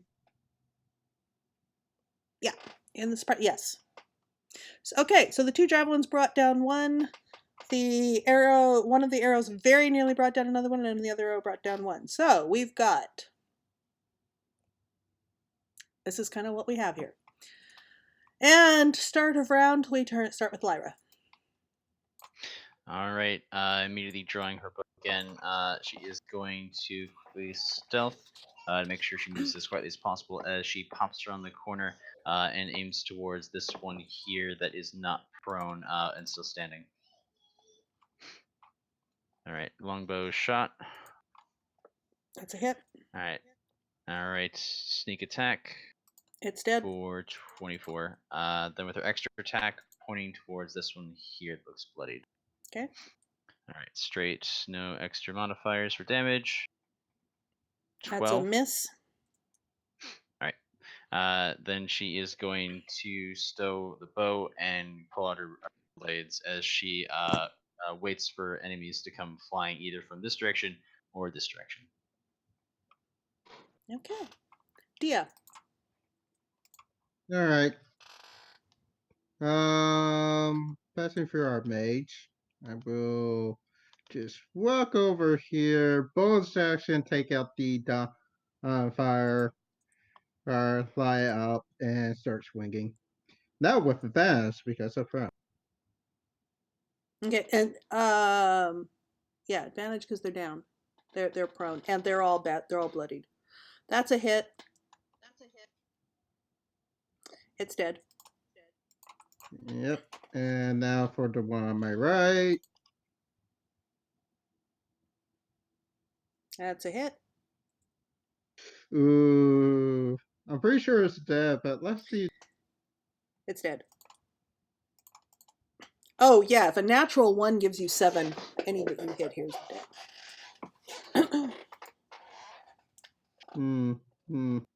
Also, if you allow, I'm going to move up and unarmed strike this one. Yeah. That's dead. 1 HP because this is actually D6. Plus up. Is it a D6 Dead. plus anything? Yes, it's dead. Alright. I will move up to this one because I am monk and have plain SP and furrier blows and so to the most right one. The direct.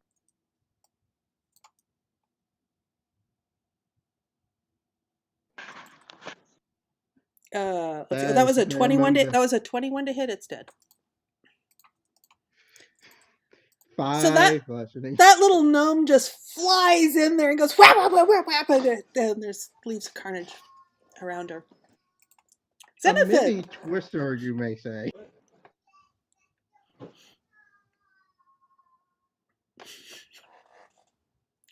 Okay, Xenothan. They're dropping like flies here. Okay. Oh, there you are. Okay, I moved the orc out of the way.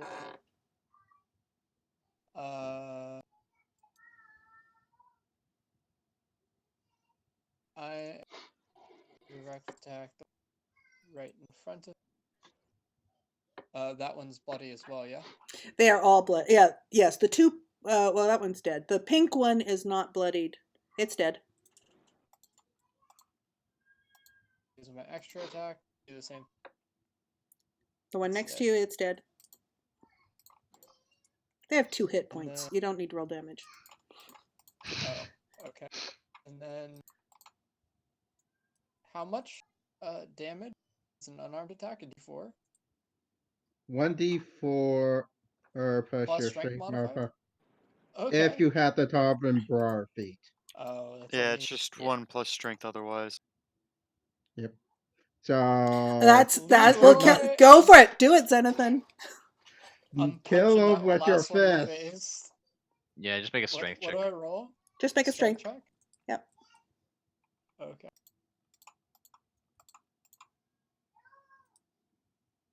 22. Does Oh yes, it's prone. You do have advantage. It's dead. So where did the third attack come from? I'm kind of confused on that. since I'm Racing gives you unarmed strikes. This an magnitude. attack, Oh, I get extra attack, and then as a berserker, you get a third attack for a bonus action. oh, you mean frenzy rage? Yes. Okay, Roger. Lurel. Well, You can just sit seeing back my and let them mop up companions- if you want. Yeah, yeah. I'm like, I mean, probably best to yes. get them before they start yelling. This is good. This is very good. I will walk here and walk up to this guy and say, it's not personal. It's just nature. And I'll take a primal savagery strike at him as my fingernails extend on my right hand, acid dripping from them, and I swing at his gut. It's nothing personnel, kid. And miss. Hmm. And that one's not Terrific. What prone, he so you gets don't for get being advantage. edgy. All right, that is my turn. Okay, Briggan, you are at the entrance of the narrow entrance of this room. There is one that is not bloodied. It's injured but not bloodied. That's kind of let's see, about 20 feet over to your left, 25 feet over to your left. That Lyral is standing next to, and then there's one off towards the right that looks like it is nearly dead. That is 40 feet away. So if you want to head that way, it would be within reach of your halberd. Yeah. Well, if you take 15 feet forward, you could chuck javelin at each of them. You could do that. You know what? I'm gonna move.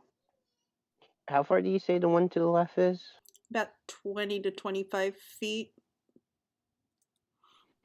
So I'm just gonna move 5 feet if you're saying if it's within 20. Yep. And I'll take a swing with my halberd. You have a 20-foot range with your halberd? I have a 15-foot range. Okay, so maybe close enough for the 15-foot. Okay, go for it. Oh yeah, because bugbear. Yep. That is a hit, and you actually have to roll damage on that one.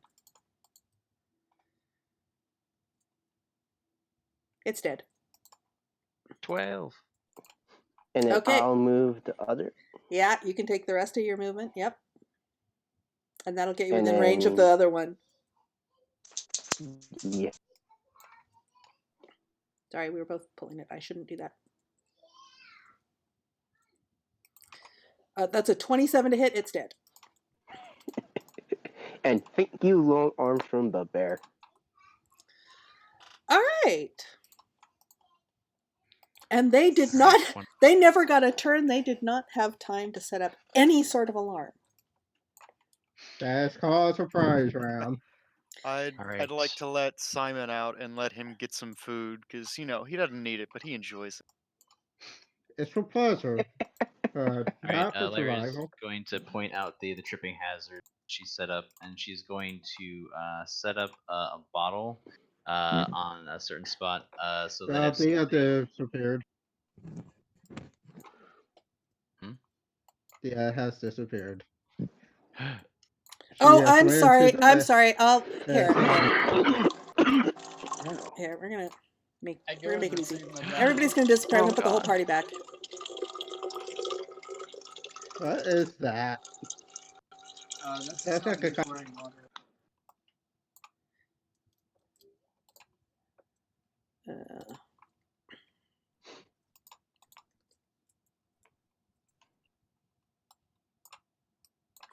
Okay, you're down near the lower corner again. So you carry on?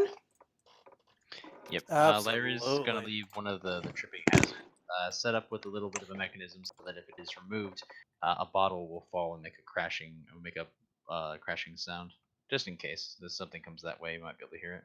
Okay. So, has anyone got injured yet? Nope. No, because those orcs, none of the orcs you've faced so far ever had a chance to even get a turn. I'm talking about the whole. Yeah, I'm talking about the party.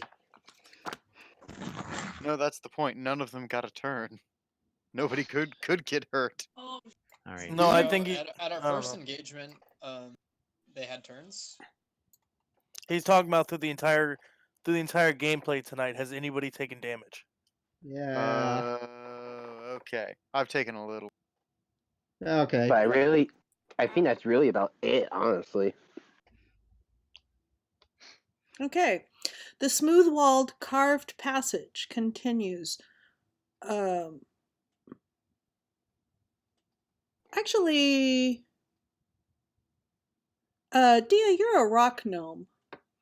It would be Yes. very clear to you that so even in the last room where you saw carvings of intricate, carvings around that went nearly up to the ceiling, that these carvings were not made by tool, but were made by some sort of magic. I detect the hint of magic at the carved these. The smooth-walled carved passage continues a steady slope down into the earth. As you go along, something rotted and foul catches your nose from up ahead, and you hear the clinking of chains. After winding... Go ahead. I'm going to just put out, I have the special soundblade, the one that can detect undead. You do not see any undead. Well, Alright. within 60 feet, at least. It does not, it does not light. Yep. Okay, so, let's see here. After winding for about 80 feet or so, it opens again into another room. Slightly doing smaller than the usual other, but scout with the same sort of designs on the walls. The room has a wretched smell. Bones litter the floor, and there's a dead orc in the center of the room. Hang on, let me put these first. Alright, they don't usually come pre-dead. Ift.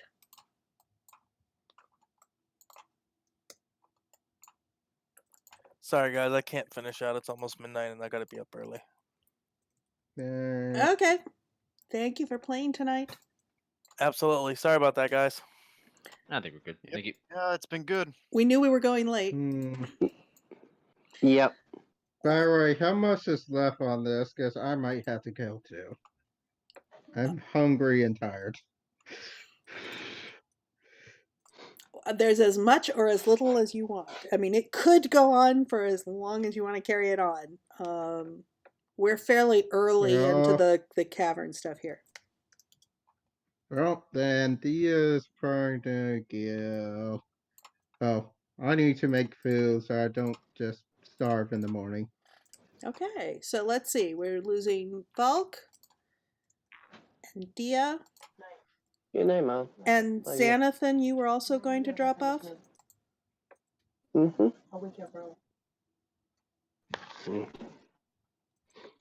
What's up? Like, is there still an hour left plus? Yes, easily.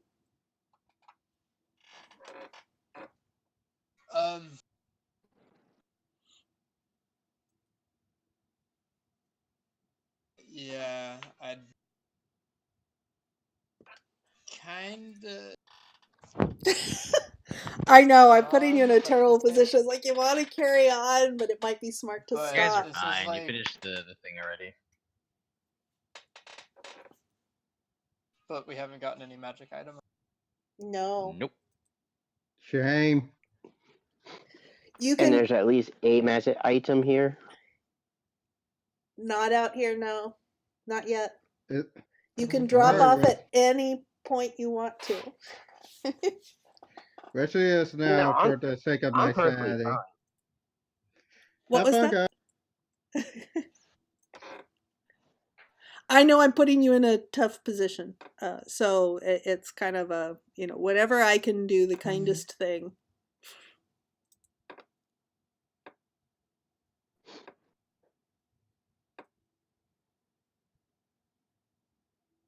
Okay, I'm gonna hang out for a while. Okay, so let's see here. We have the dead orc in the center of the room. To one side of the room, a stained privy hole provides an obvious source for the stench. On the other side, the clinking chains produce their origin. Several two-headed mangy hounds. Several are fiddling with bones. Does it look like any of them have broken their bonds? Doesn't look like. All right. Anything else on this side of the room? Junk. Looks like this is sort of a garbage area. All right. Are there any other sources of food around? For the dogs? No, not at the moment. Yeah. All right. Well, there's an orc. Well, yes. You said other. Yeah, that's what I meant. Like, all right. To make sure that the dogs are much more focused on fresh meat, Lyra is going to toss them the orc. So as you come in, they start barking and tugging at their chains. And let me see here. DC what? About 5 feet of blade. Could she have gone her Strength usual check. stealthiness, or would that not have helped her avoid these things' senses?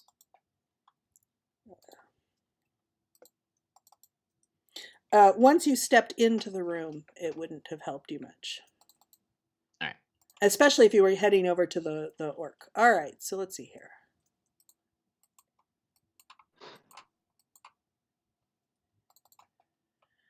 Okay, the first one, as it yanks against its chain, you can sort of hear the chain starting to give. The others still seem to be fairly securely attached. All right, that one's about to leap at her. Well, I mean, they're all trying to leap at you. That one looks like it might be able to break free. All right. I guess there's not time to feed it then. So she is going to pull a bow and shoot it.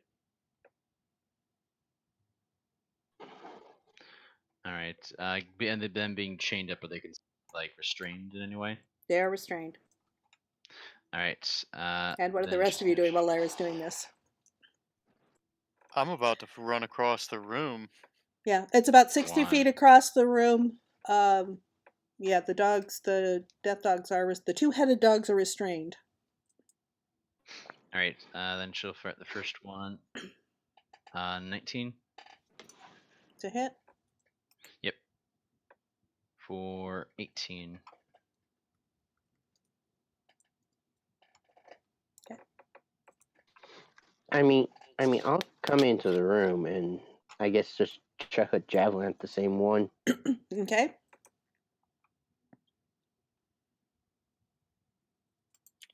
I'll sprint across because I bet that they're trained to not follow people outside the room. Brigand, that's a hit.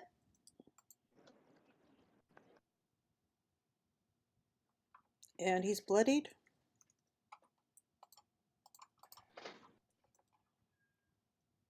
Zenithan, what are you doing?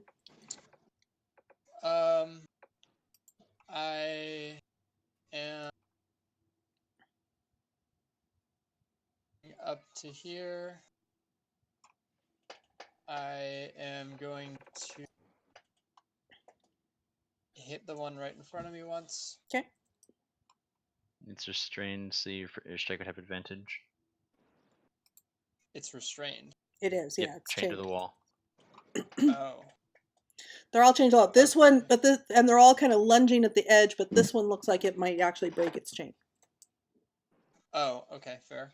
And that's the one that we're concentrating on right now. Correct. Okay. That's a hit. Does that hit? It's dead. Okay. All right. Then quickly run over. Hold on. Wait. We're not in initiative. Okay, It's already dead. But there's one right here, right? There are four more. There are four more that are lunging against their chains. The chains don't give them very much slack, so they're not able to really get much. And they seem to be fairly securely chained. They have not. It doesn't look like they're breaking free. Yeah, so let's just chuck them the fresh meat to keep this one here and this one here. I'm sure their own kind. Yeah. The orc has clearly been dead for some time, but Like they just left him here. Orcs. If Alright, you yeah, wanted to do a don't- medicine check, you could get more info. But anyways, Yeah, she doesn't It's really dead. care that much. It's a dead orc, and she'll shift it over until these things can grab and pull it in. Okay.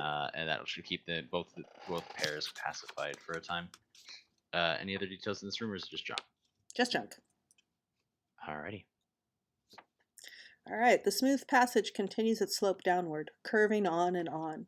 After a few hundred feet, you can start to hear guttural voices chattering and smell cook fires and unwashed masses. Alright, it's another one of their dens. Sneaking up, taking a peek. Give me stealth.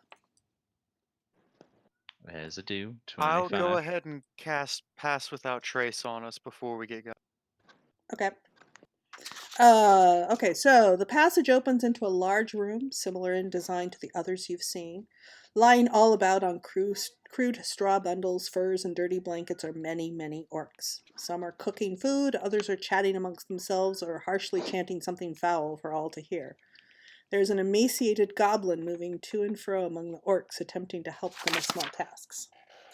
At the back of the room, a once fine high-backed chair, now scarred and nicked, holds the frame of an impressively built orc, clearly a chief among his people. To one side of him, a battle-tested great axe leans against the chair, and to the other side a massive warg sits obediently as the orc strokes its wiry fur with discolored hand. A blackened piece of hide hangs on the wall above the chair.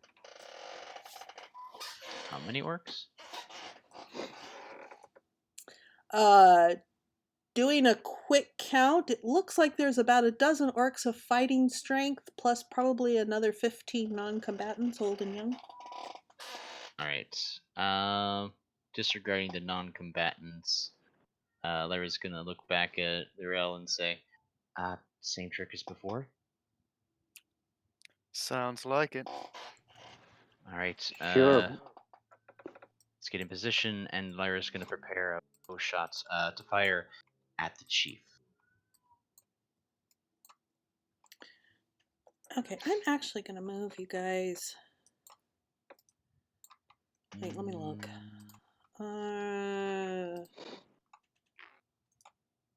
The first time I came through here, really don't like- Flynn just summoned his army of Fey Berserkers and just had them destroy everything inside. Yeah, that would do it. That would do it. Yeah. And since I know that we're doing the same thing as we did upstairs, I'm gonna pull out 2 javelins to begin with. 2 javelins. Yeah. I still can't wait until after this adventure so I can buy a bow. Lyra will let you know that this is going to be a bit of geomancy instead of water. Just try not to hit the younger ones. Don't want that on my conscience, although they are orcs after all. Also, if you cannot hit the goblin, it actually looks like it might not be here its own free will. I will try and avoid those. Who do you reckon lived here before then? I mean, from what the one was saying before, it sounds like gnomes. Okay. And the passageway out looks like it switches back over along your side. Alright, so back up this way is the continuing area. The continuing down, yeah. Alright. And I've only Lyra put in is- the orcs of fighting. I have not put the non-combatants in. Chieftain is Bluey over here. Yep. Alright, waiting for Lyrel. Lyrel to start. She's going to be quietly getting ready to fire.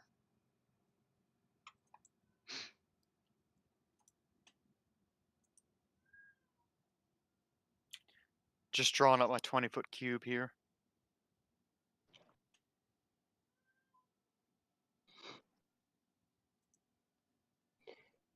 You're using the other fun spell. Yeah, I think that's my best shot right there, because that'll get this guy. I do mention I'm about to mess up the floor. And then I extend my hand and frost-covered rocks explode in the area as I say Molgol, and erupting earth comes from the ground, turning it all into difficult. All right, and Lyra's gonna shoot at the big blue. 15 dex. And then Brigand will throw his javelin at the closest one that he can. Oh, those are some good rolls. All right, let's see. DC 15. So 1, 2, 3, 4, 5 make it. And what happens to the ones that don't? Okay, so that area is now difficult terrain. Take 9. Yep. No prone, just difficult terrain and damage.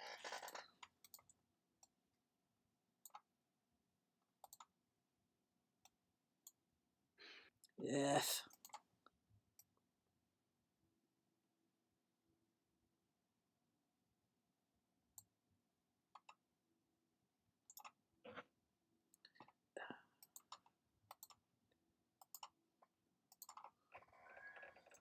Okay, so those are prone and took 18 damage.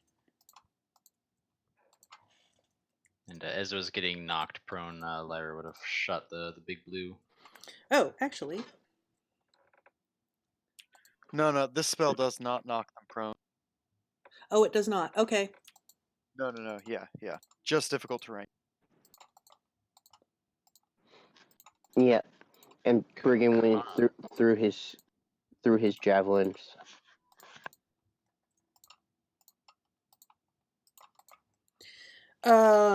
Okay, half damage for the others is going to put them bloodied. Lyra shot big blue. That is Big a miss. Blue. You're It was a- hidden. You're hidden. You have Yeah. advantage, and he wasn't prone yet, so yes, that's a hit. 15.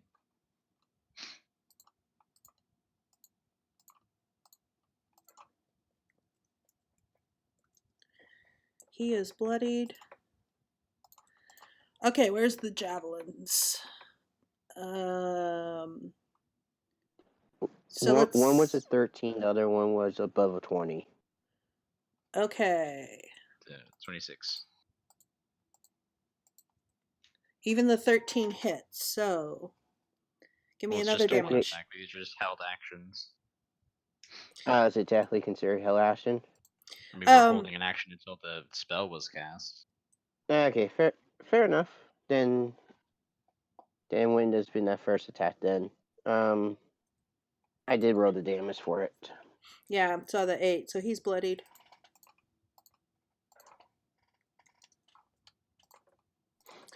Okay, so what we have a 20-foot square area right by the kind of in front of the grand throne thing. 4 of the orcs died outright. The chief is bloodied. The one up front is bloodied. There's actually these 2 of the others in the center area are bloodied, and there's 5 others around that are not bloodied. Let's roll some initiative.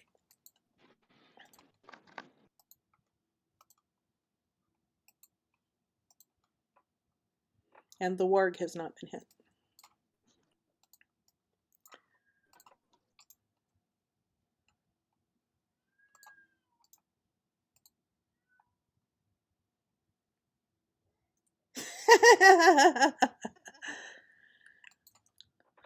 Okay, let's see.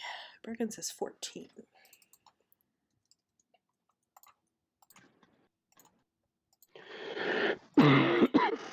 Okay, Lyra, you're up.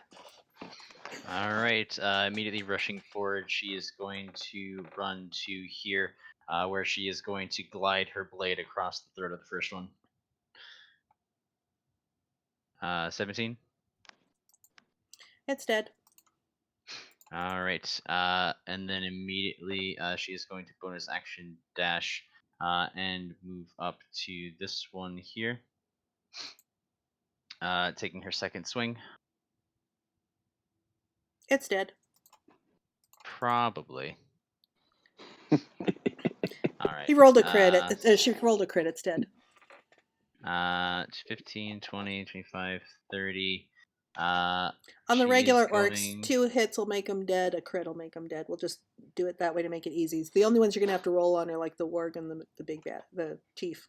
Yeah, she's going to sprint around. Is like half leaping onto the wall here, kicking off. She lays down onto this one, and she is going to action surge jab. Oh, okay, that's a 28. hit. That's a hit. All right. This one is going to be yeah, menacing attack, just to give me that extra little bit of damage, just in case he's so jab while it's prone. For yeah. For he's dead. All right. That was her 30 feet of movement. So she's just going to yeah, huck the short sword at this one's gut. Yoink. That's a 13. hit. No. Alright, just straight damage die. For 6. Okay. Would you mind bringing that back to me? He's Right. gonna destroy you. Okay. Brigand, it is your turn. There are 2 orcs bloodied in the difficult terrain area. There are 3 orcs undamaged kind of along the side of that, and they are... the nearest one is 25 feet from you. The furthest is 35 feet from you. So you could reach you could get to a place where you could reach all 3 of those. And actually you could reach one of the guys in the difficult terrain at the same time if you wanted. Yeah, that sounds good. And then I will start on the one that's already bloody and then work my way around. Okay. So bloodied one will be in the... Okay. Actually, we've got it here where you can reach 1, 2... Okay. You can reach 2 bloodied ones. That's a hit. That one's dead. That's one of the 2 that was in the difficult terrain. You can reach the other one in the difficult terrain. Yep. That's dead. And then bonus action, I might as well just whack one of the ones. That's uninjured. Go for it. Okay, roll damage.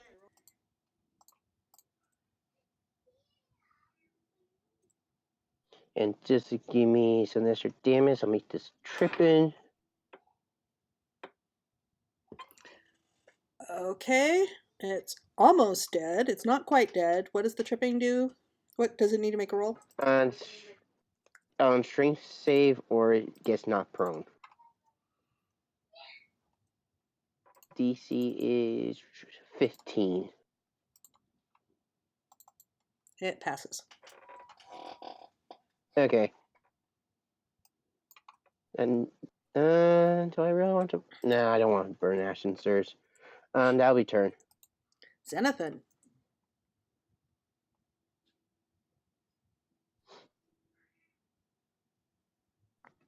Xenothan is muted. I'm not sure if he's actually here. He motioned. I just moved myself. I just forgot that I muted. This one's bloody, yeah? Yep. With the red dot? Yep. Hanging on by a thread. I'm gonna hit this one first. Okay. Reckless. This is... Where is this one? Is this one in the corner over here, or is it in this square? Yeah, it's essentially next to you. Okay. I've lined them up in the grid. This one not... Okay.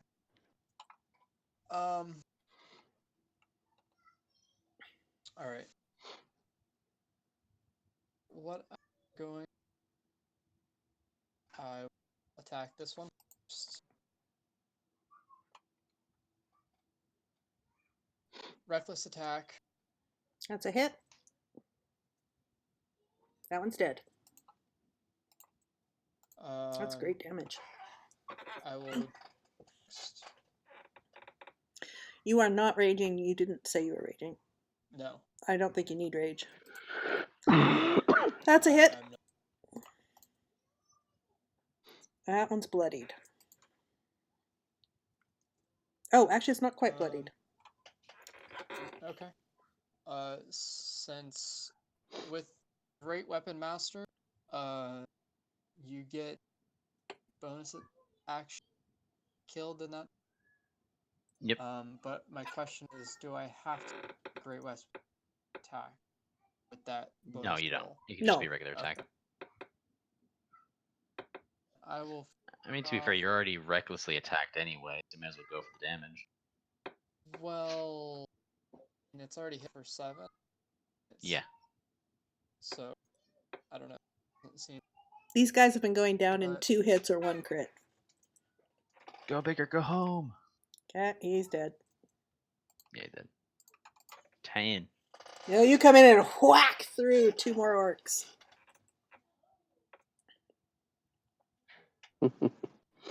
That's the end of my turn.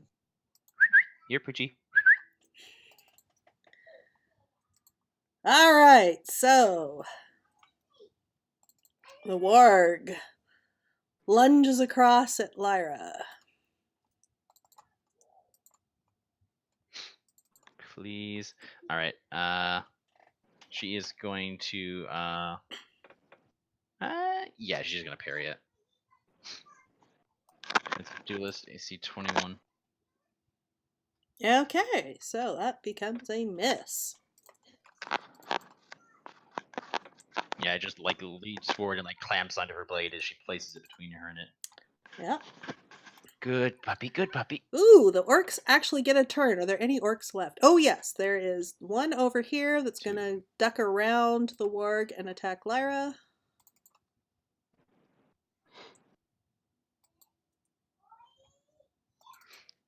All right, 20 will hit. So you take 4 slashing. Oh And my god. I know. And the bloodied one is going to go after Brigand with his axe. Before he attacks, Okay. is he moving into my threatening range? No. No, he's not No. moving. He's standing Okay. right next to you. Oh, okay. He's the one that you hit and bloodied but didn't quite kill. Okay. So he hits you back. The attack is a 19. That will miss on that 20 AC. It will miss. So he slashes at you and misses. Liro. I've got one hand up saying, and now you could surrender. Oh, I guess not. And I'll cast. Oh, let's go for Frostbite on this one right here. That'll be a con save, DC 15. I mean, orcs are probably Connie. They usually are, but it fails. What happens to it? It's dead. 7. Oh, okay. Its head freezes and then cracks. Actually, I didn't even Yeah. need to do that. If I'd seen that, half damage would have killed it too. So No, it's all or nothing for cantrip. Yeah. oh, He doesn't cantrip. have the Okay, yeah. evocationist. Yeah. It's dead. You know, I think I'm just gonna walk around this corner. I feel like they've got it. That's my turn. They've probably got it. Yeah, Lyra. Is this area difficult terrain? Yes, it because if is. you could remove it, that'd be nice. It is difficult terrain. No, I mean, as in, like, I don't think they need to have. Is it still difficult terrain, Lyral? Yep, until Yeah. it's cleared out by hand. Yeah, that's what I thought. Oh, it can't be removed? Oh, okay. Alright, then she's kind of cornered-ish. Alright, so she is going to jab at the start off with. Not sure why you want to move, since the only 2 that are still alive are next to you. Well, no, it's because I don't get my sneak unless I Oh, unless yeah. I have Yeah. only one enemy side. So Yeah. one enemy, I could either slash at one and then move, but that would incur me going into rough terrain. Yep. So I'll just do it anyway. She's gonna jab at this one here. Okay. Work. It's dead. 27, 9, Like I said, it's dead. and then second strike. She's going to, as she steps up, she's gonna yank. As it falls, she yanks the silver short sword out of its gut and is gonna lay into this one for 2 strikes. 1, 2. I think the second I one's think a the miss. Hang second on. one misses. Yeah, it should be because I think their AC is 13. Ugh. But this one does get sneak Hang on. for Okay. 19. Let's see. Okay, so 19. It's badly wounded. I moved it just because roll 20 was having trouble right with the drawn square there. Anything else? Action bonus action. That should be it. Okay, Briggan, you are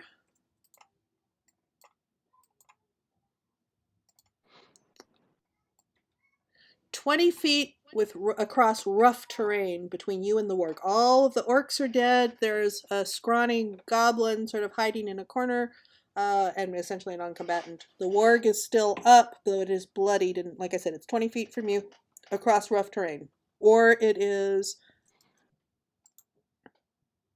about 30 feet if you go around the rough terrain. It doesn't matter which way. I really just need to move like 10, 15 feet. Okay. Whack at it. Put it out of its misery. That's a hit. 15.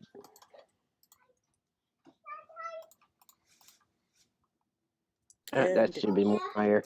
It doesn't matter, it's dead. Okay. Okay. We are out of initiative. And all there is a goblin. Okay, so the turn tracker is going crazy here. It is. Alright, Lyra is going to sheath her blaze and is going to crouch a little bit, just like going down on one knee, and just like look towards the goblin and say, "Alright, little thing, I'm taking it you weren't necessarily here of your own free will, looking how battered."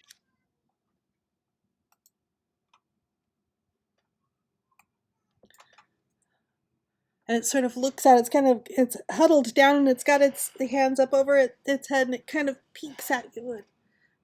It just says, Parg'll do whatever you need, whatever you want, Parg'll do. Good thing is that Parg'll doesn't need to do anything for anybody else again if he doesn't want to, or she, not really sure. If you want, the entire way out of here, and she moves her head towards the way they came, is entirely cleared of orcs. You can leave if you want to. And Parg sort of darts away, excuse me, and head runs off. 1 second. What's down that way? As she points towards the way we're going.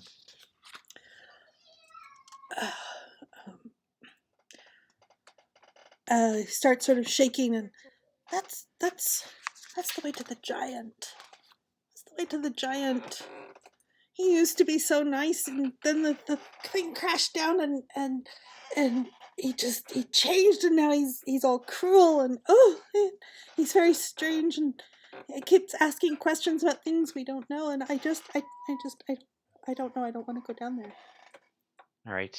Well, there's plenty of food and stuff that way, so I'm sure you can scrounge for yourself. What questions, before you go, what questions is he asking? He asks us things like about magic and time and what the world is like, and he started calling himself something like T-Ram Trackus. I'm taking it that wasn't his name before. No, Kranan is his name. He ordered us to go back and bring back smart people to be questioned. Kranan. Alright, well, you're free. Lyra says in Goblinoid, did you and your people live here, or was it gnomes before? We lived here. We lived here in these caves for many seasons. The stone giant, he protected us. He let us live here in his caves that he made all nice. And we'd been hunted by Peryton's out in the world, but we were protected in here. Until the thing crashed in, and then everything changed, and he drove us out, and these orcs came in, and it's just all bad. We will see if we can return him to normal. Good luck, and may you find better life elsewhere. Or back here. Whatever you want. And he sort of, dips a little bit like in a half bow and scurries off down the passage. Goblins, orcs, some people think they're exactly the same, but they're not. Goblins are Yes, cuter. one's very big, one's very small. Both can be bad, just like everybody else. All right, Yep. scouting ahead.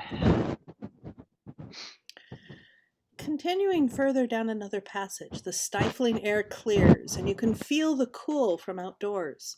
The way opens into another chamber, this one almost as large as the last. There's an opening out to the crater to your right.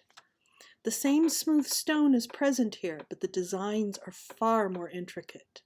The stone floor is shaped into furnishings fit for a giant.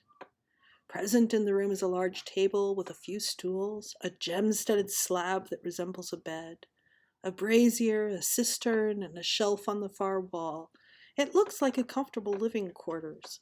There are books and scrolls and sheets lying strewn about on a shelf on the about the room and on the table. A strange-shaped ceiling above appears to hang like an upside-down mountain range. Is the giant awake? The giant does not appear to be in here at the moment. All right, no giant. Oh, and there goes All the right. turn tracker again.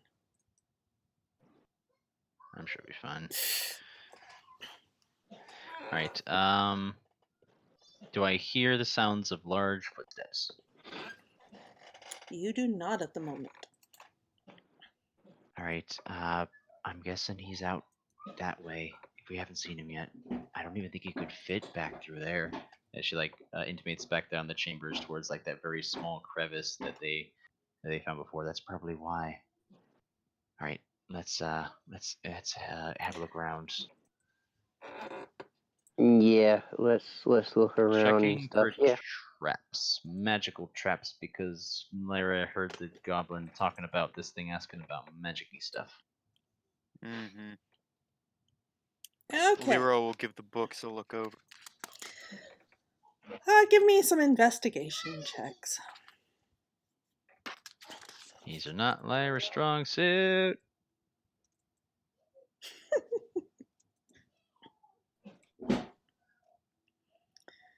Okay, so it takes you a little bit of time. Who am I missing? Oh, Brigand. Yep, give me a sec.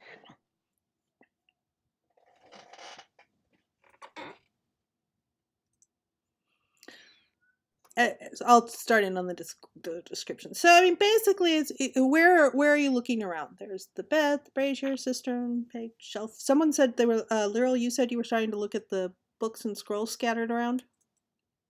Indeed, try and see what's in here. What's his literary?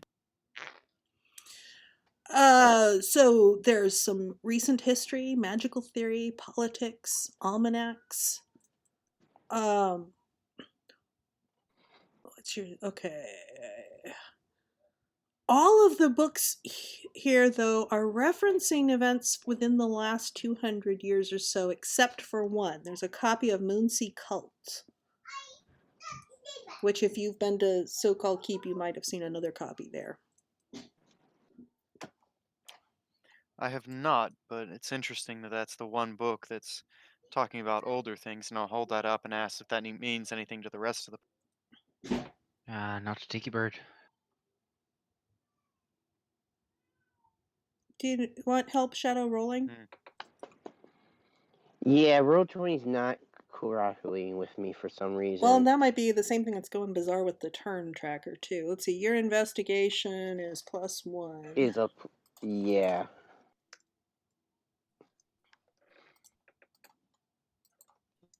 I see what you mean. I can't do it either. Yep. Okay, well, I'll say sort of an average, which means you basically don't go straight through it. Let's see.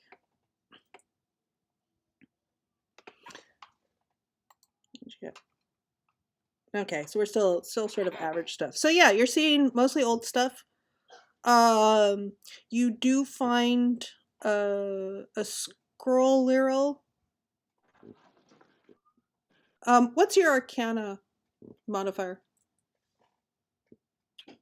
It is a +3. I am proficient with it. Okay, so you can tell that the scroll is a scroll of dispel magic. Nice. Okay, give me others. Give me where you're looking. I'll look around it. Lyra look around its bed area. You should find interesting things around those. The only thing you find interesting are the amethysts that are studded into it. They do look real, but it looks like it would take some stuff that. It looks like it would take some work to get them free. All right, she's not a looter. And given that you can't keep them. Yeah. Well, that and also it's like, yeah, not really why she's here. All right. What's this cistern? Inside the cistern is a small amount of a silvery liquid, slightly more viscous than water, but not as viscous as mercury. Anybody else thinking this might be a pool of radiance? Possibly. I've never seen one. I don't know. Maybe we should jump in and find out. I don't know too much about magic, but even I know that sounds like a good idea. Can I check outside the door just to make sure the giant isn't about to step in? You can. Peeking out the way, you're looking down a crater that's over 100 feet in diameter and stretching down nearly twice that distance. The crater's sides are craggy and sharp with two prominent ledges, one near the top, that is littered with some sort of debris, and a cave entrance can be spotted beyond its ledge. It's about a quarter of the way around from where you are here. There's a roughly hewn stair carved into the inner interior of the crater that winds down. You can see another cave mouth near about just above the crater's floor that you can't tell as much. Down on the floor of the crater, you can see a stone structure that looks like a hut next to a fire pit. There's a few wiry trees, an incomplete circle of standing stones, but the circle is broken by the existence of a silvery pearl pool which shines with an unearthly glow. And as you look, you notice that over by one of the standing stones, something moves. All right, you guys find anything else interesting? Lero holds up the scroll and says, "This is a scroll of detect magic. It's a spell I actually have prepared today, but could I think be she useful." said dispel. Dispel. Yep. Yeah. Dispel magic. What did I say?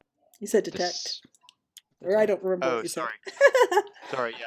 Dispel magic. It's one I have prepared today, but something that might be useful if this giant has been bewitched, as the goblins seem to think.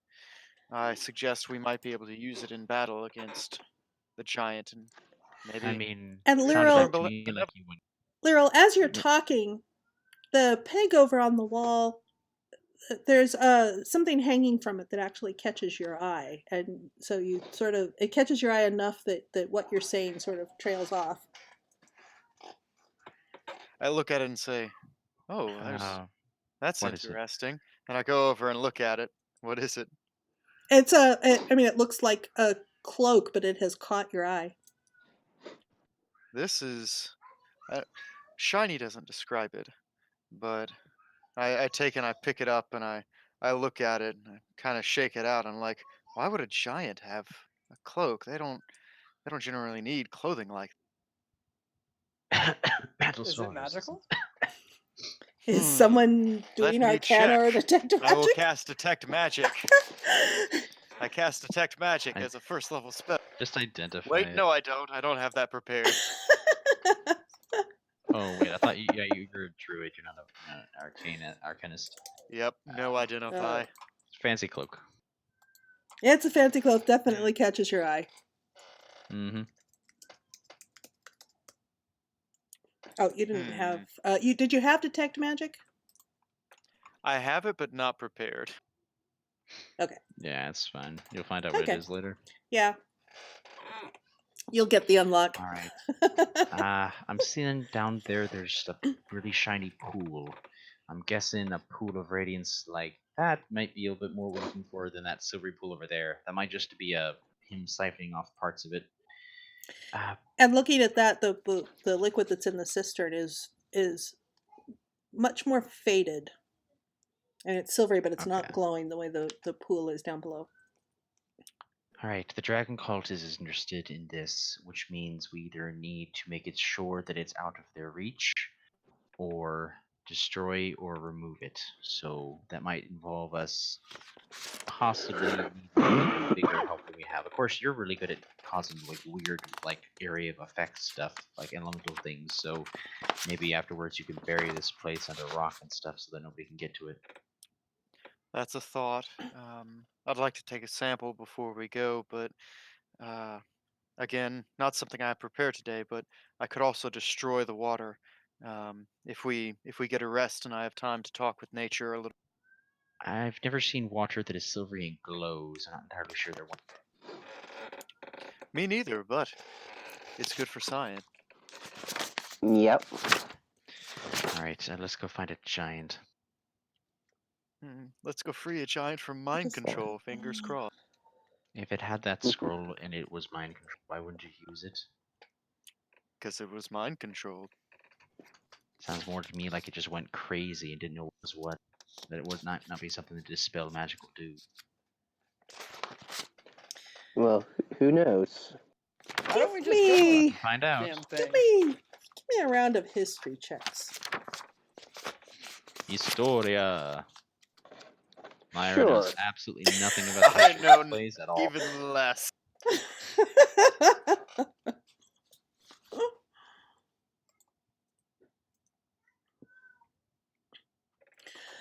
Xenothan. I mean, he is half giant. He's heard of this. Berserker Barbarian doesn't. But he is a You're Goliath. thinking back. Well, thinking back about what the gnome said, something, or the goblin said, something kind of triggers at your memory. That what he said about the Tyrem track us it's tugging at you a little bit.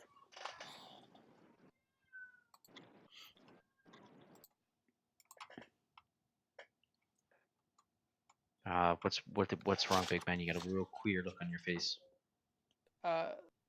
What he said about the goblin. He said something really interesting about Tyrant Trachis, and I don't know. It's just it's pulling Well, on my that's the name Goliath that- chain, you know. Yeah, it's the name that they said that the giant was calling himself by, and that he used to call himself Crownum. I don't know. Maybe he's being possessed or something.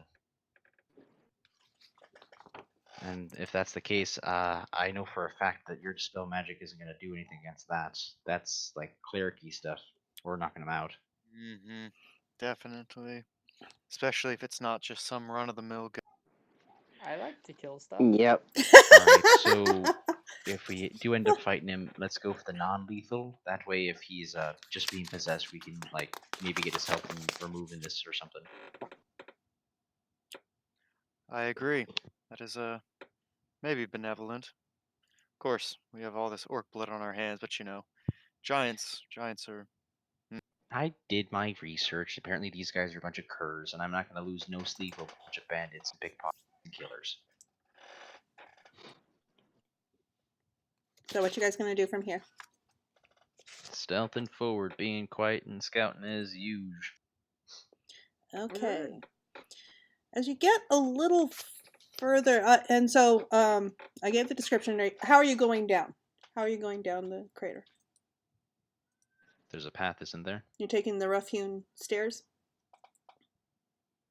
Yeah, like 20, 30 feet ahead of them. Is Keep an eye there out. any other way? Well, you could climb down, it's very craggy. The sides are very craggy. The ruffian Yeah. stairs are going to be easier. But... Yeah, let's just go down the stairs.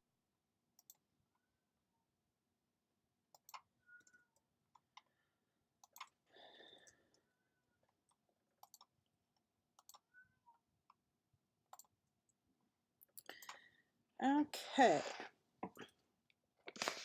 As you start your way down,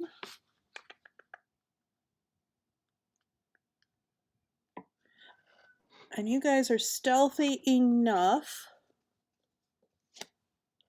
and it is nighttime, so that you're in the dark.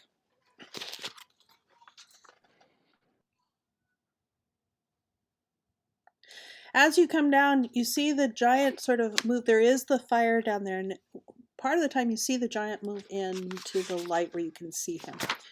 And he's impressive in his gray stature. He's wearing a crimson mantle and a host of talismans.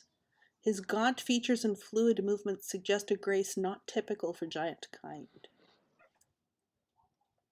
Although there's an air of malevolence about him too, and in his motions. Kind of like a fallen from grace kind of image.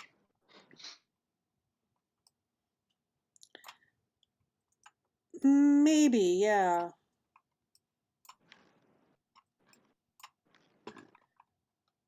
Well, the just getting you goblin guys did together say here. that he'd be a lot more of the generous sort.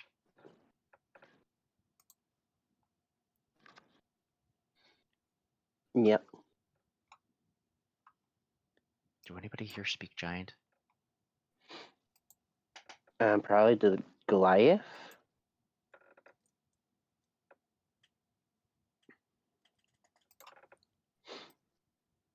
I mean, I don't assume. No, I think it's required.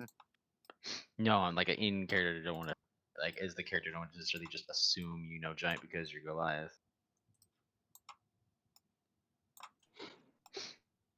Besides, there might have been other people that knew it as well. I only know a bit of Dwarvish. And I only know Goblin in common. Right. I've got like 6 languages, but giant is not one of them. We're going to use the actual map for this, oddly enough. So you are just now coming down at the bottom of the stairs. So you see the standing stones, the Pool of Radiance. The ledge over here is about 100 feet up above you. The ledge over here is about 200 feet up above you. This up here is the entrance to where you, to the home, and that's at the top of the stairwell that circles around and around. You can see the scraggly trees. You can see the stone hut. Just the giants? Or have you seen anything else moving around? You have not seen anything else moving around. And now that you're closer, he's kind of muttering. Alright, we're already under the assumption that he's gone bad at the very least. But we also think there might be some kind of magic or ghostly possession or something that's making this. So there's no point talking to him at first because he's just gonna get a free shot in us. So we can sneak, I can get real close, and then I can listen in and see what he's hearing, and then we can get the jump on it. Let's try not to kill. Let's get him unconscious and see if maybe that jogs his memory or sets him straight. And if not, then, well, we tried. And then maybe you can try your dispel magic thingy. Sounds like the best plan. I'll leave the incapacitation to you people without large damaging. Yep, sounds Keep good. an eye out just in case anything pops up at us. We don't know. Empty night for Perryites come down on. A what? Perryites, the goblin mentioned them earlier. I've never heard of it. Bad news. Alright, well, see you in a bit. And Lyra's going to stealth forward, trying to get close and using the stone circle as cover. So stealth. Okay, yeah, your stealth is fine still. Alright. Digga. And what are the others of you doing? Can I try to stealth also try to get closer? Yes, certainly. Okay. So it's kind of a ring. Ditto. So the center is so in the center of this area is kind of the ring of 2, 4, 6, 7, 7 of the standing stones, with the pool of radiance about where the 8th would be. There's about the trees are further around out, and the stone huts on the other side of it, of the clearing. Okay, I just want to try moving closer because I don't really have a great range option. Okay. Laryl and Zenithan are already not very stealthy. All right. As soon as they get closer, like maybe probably like to hear or so if they actually move forward and be stealthy. Yeah, I want to see Brigands roll. Yep.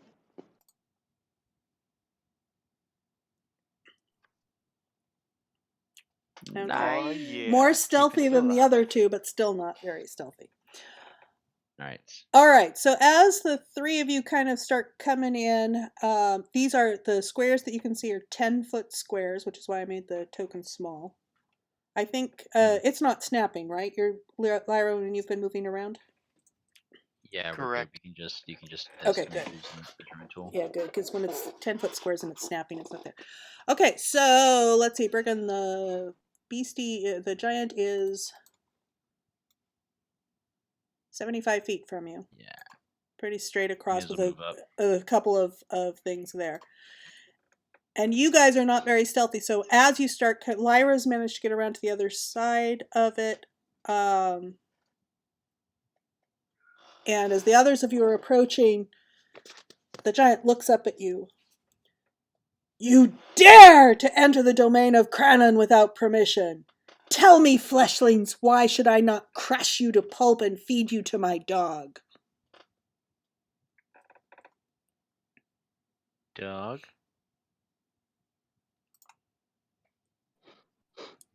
I poke my head out around the stone and say, we're here to help if you believe it. We think you've been possessed.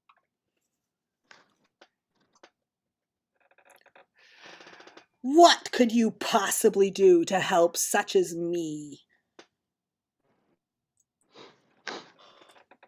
Well, not knowing exactly what's going on with you, we thought we'd ask and see.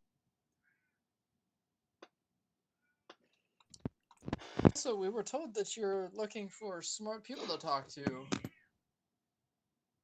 We have a very intelligent person with us here today. And the aggressiveness sort of hesitates a little bit, and he gets sort of a intrigued look on his face. Oh? Are you the one sent by the cult?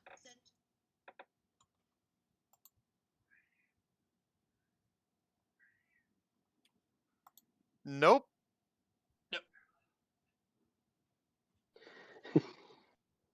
All right. As soon as they drop the bag of beans, Lyra is going to slip up behind and is going to try to nail him right in the back of the spine. Go for it. Alrighty. And then we'll roll initiative. And jabby jab. She's maybe we going won't. to stab 17. Oof.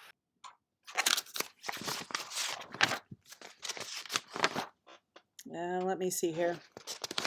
That might be right on the cusp.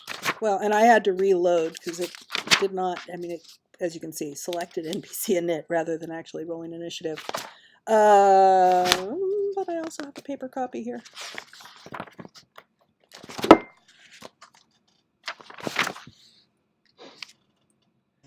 17 does hit. Oh, I was gonna say I think it's 17 or 18. I'm not sure which. 17 does hit. All right, and she is going to make that a menacing strike as she jabs him in the back. So, what the hell is that thing? Initiative.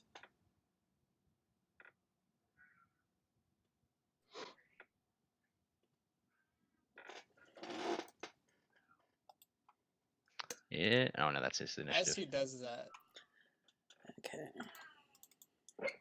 can I rage as he Yes. does that? Or that I'm don't sorry. think there Say, would've been can you time to do? hold Can you do what action. again? can I as he does that? Can you? What? I'm still guys not were, picking like- up. You were still trying to parlay with it, so I don't think any kind of aggression would be allowing for that. So I moved in when it sounded like they was about to might just start attacking you. So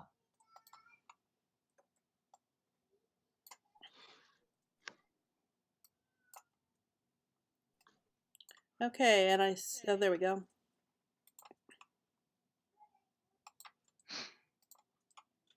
all right, is that its wisdom save the 16? That is not its wisdom save. Hang on. Why does it need a wisdom save? Oh, menacing attack. Menacing attack.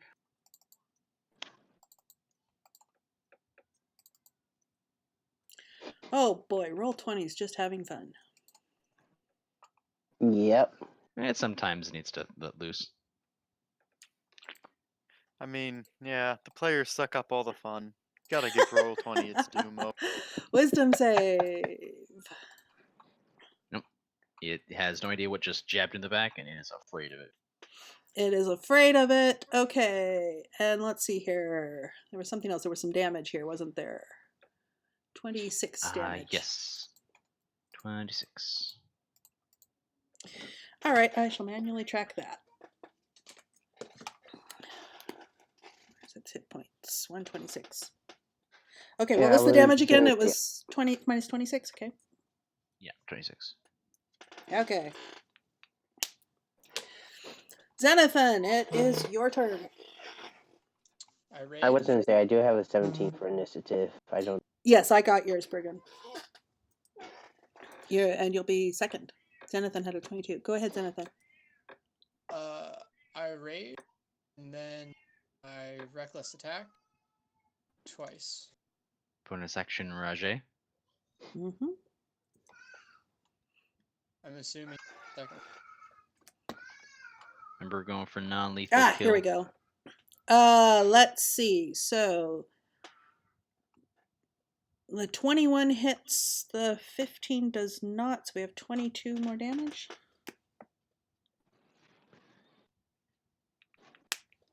Okay. Right, just in case he's, make sure we go for non-lethal hits from now on.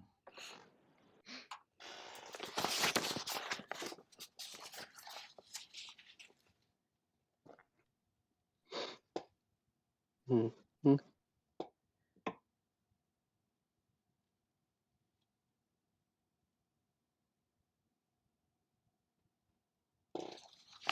Okay. Sorry about that. Alrighty. So we had that hit. We took the damage off of that. He's not happy. Anything else, Xenothan? Let's see. No, you had 2 attacks and you raged. So Rage. Yep.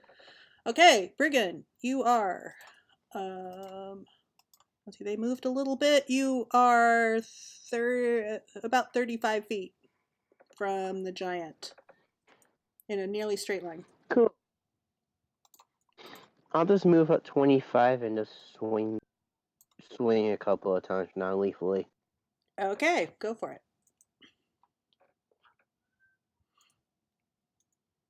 12 will miss.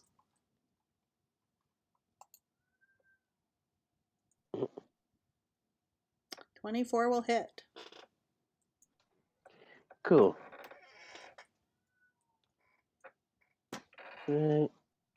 And let's try to trip it. Okay, that's 11 more damage. And then DC 15 strength. DC 15 strength. So it's got to roll like a 2. I can hope. Oh, it was close. It rolled like, no, actually, anyways, it passed. So it did not fall down. Okay, bonus action, the blunt end. 17 hits.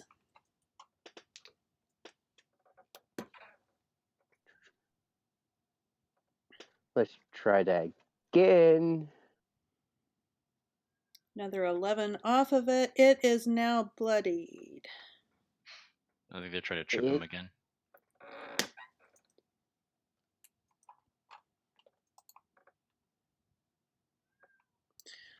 Tripping again. Let's see. Are you sure its strength saving is 6? That seems kind of low for a giant.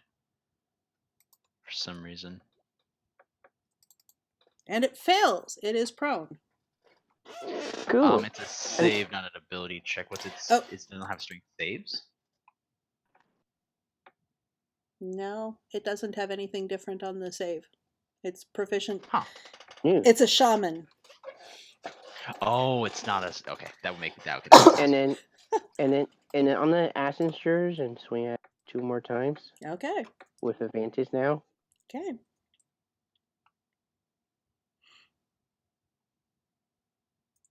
Ooh, a natural 20.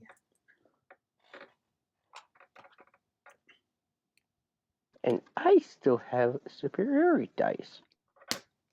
So let's throw that in.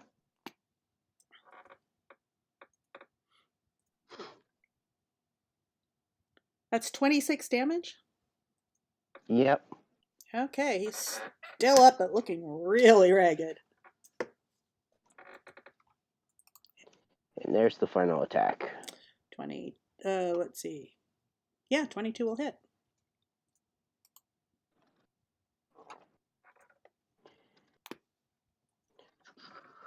And I already used all superiority dice. 9. Okay. And that will be my turn. Okay. And on his turn, he lets out a bellow of rage and frustration and anger and slumps down into unconsciousness. What? I mean, we had a pretty damn efficient round on. Yeah. Alright, he mentioned something about a pooch. And he's looking around for a kennel of some sort. The closest thing to that is the stone hut. It sounds like anything in there? Yeah, if you listen carefully, you can hear sort of a shuffling. Oh. That don't look friendly. So the stone hut is constructed in the same manner as the standing stones, with intricate patterns woven through the surface. The curved walls are smooth, and the entrance is wide enough for 2 to walk abreast, and tall enough for a giant to easily pass through the threshold. The fire pit is just outside of it, and inside you see what looks like a miserable specimen of a hellhound. It's sort of shivering. It's curled up in the back on a bed of blackened bones, and it just sort of looks pathetic. I'm not much of a bestiary. What kind of a creature is a hellhound? Is it like a fiend or something? I believe so. Alright, so it's evil. Alright, Lyra is going to make motions towards the group that they should come over and we should just shoot it all at once. Yes, it counts as a fiend. Yeah. I'm Well, moving, but I can't No see. no more reason to kill it than the hounds in the back. It's a fiend, I think. It's literally from the hells. I think get rid of it. And if you don't want to help, then that's fine, but I was thinking we could do it quick. Probably. Yep. I touched the Pool of Radiance. Give me a... Let's see here. Roll a d10.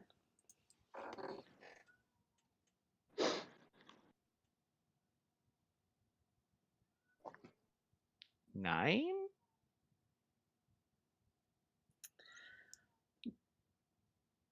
You feel a sudden... Let's see.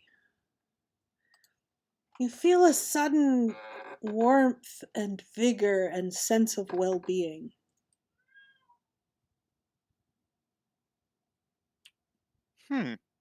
That this Before you pool go, is pretty.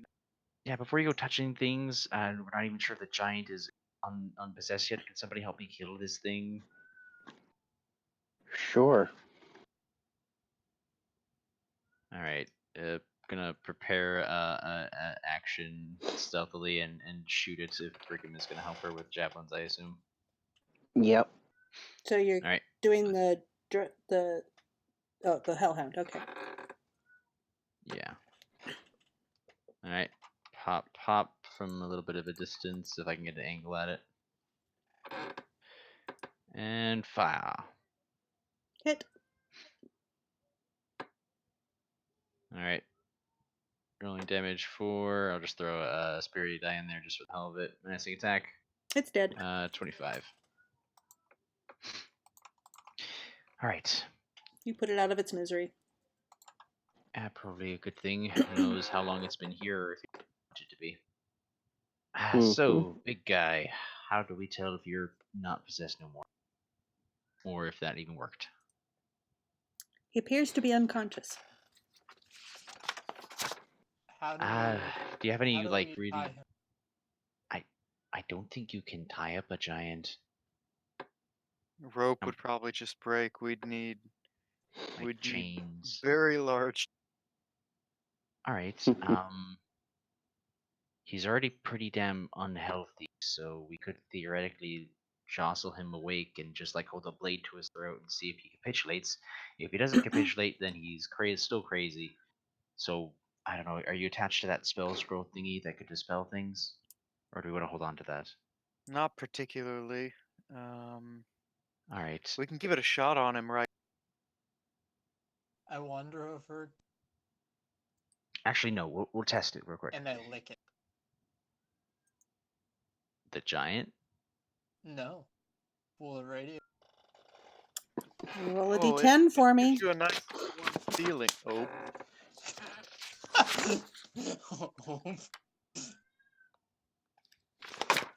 Okay, hang on, I gotta look this up.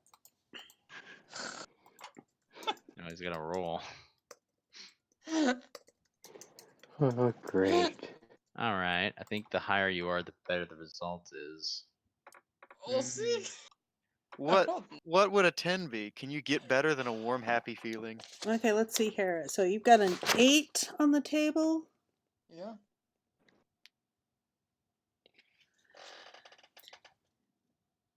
You feel as though if you wanted to, that you could ask a question. You could see something you wanted to. I could see something that Briggan, what were you doing with your roll? That was just the I think it was javelin throw. damage. Yeah. What were you going at? The dog, I think. The Oh, hell- the dog's dead. Yeah. Yeah, the dog's dead. we- Between Lyra's arrow and your javelin, it's dead. It was pretty mangy to start with. All right. You got a queer look on your face again, there, big guy. What are you doing? I can see. I feel like I can see what I want. Well, what is it that you want to see right now? Tell me what you want.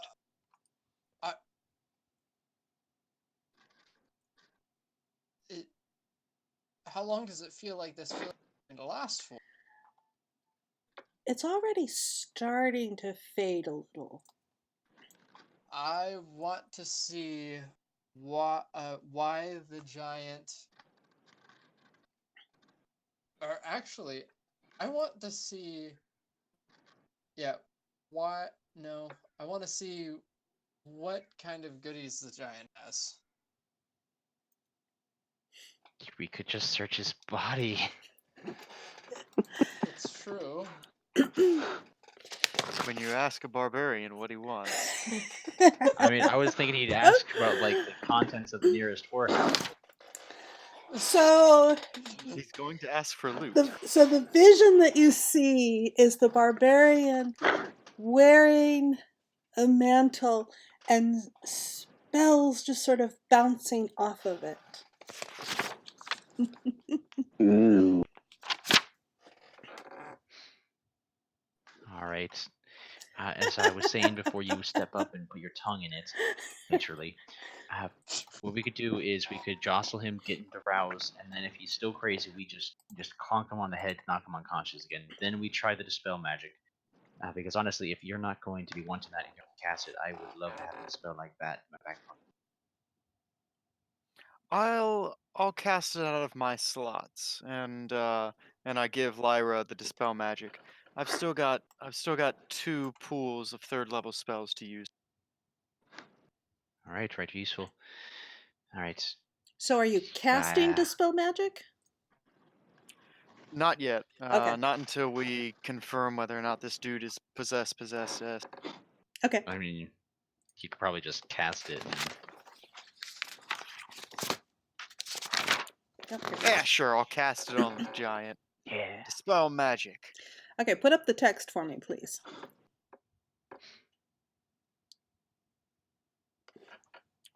It's taking a second. Okay, you choose one creature, object, or magic. Okay.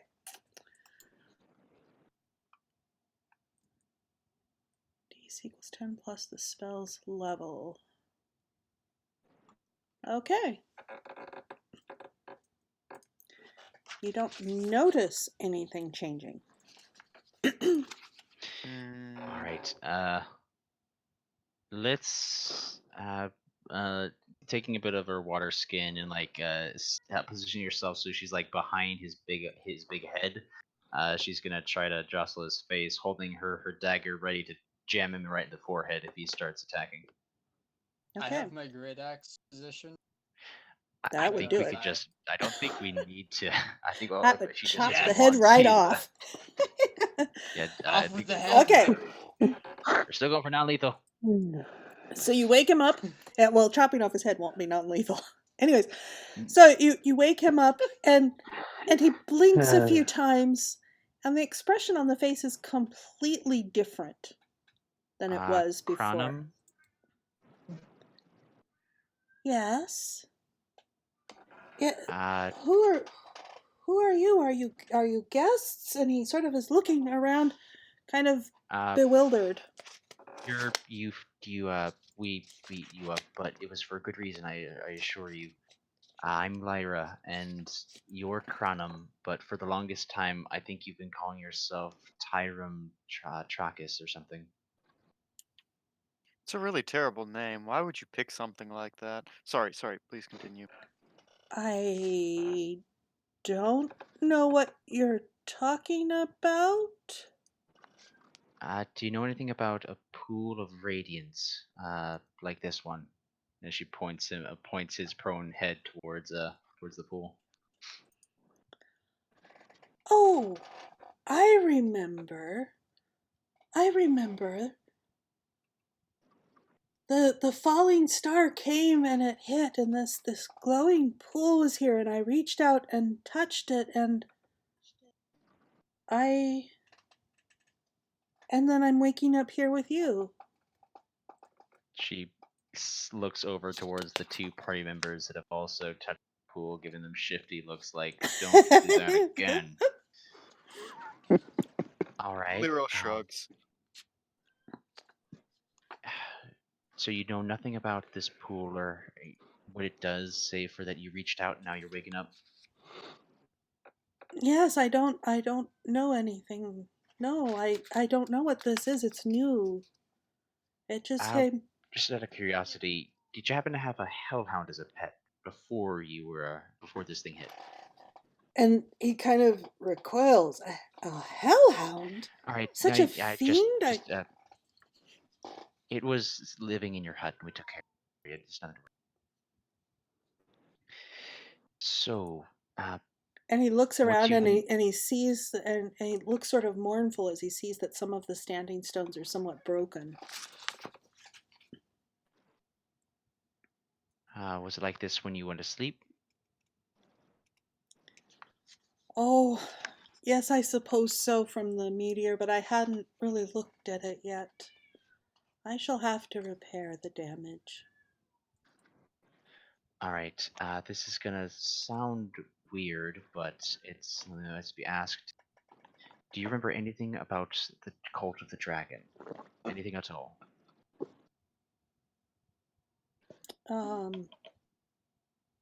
I don't think so. That doesn't sound familiar. And you don't remember anything about Trium Trachis or Tiram Trachis?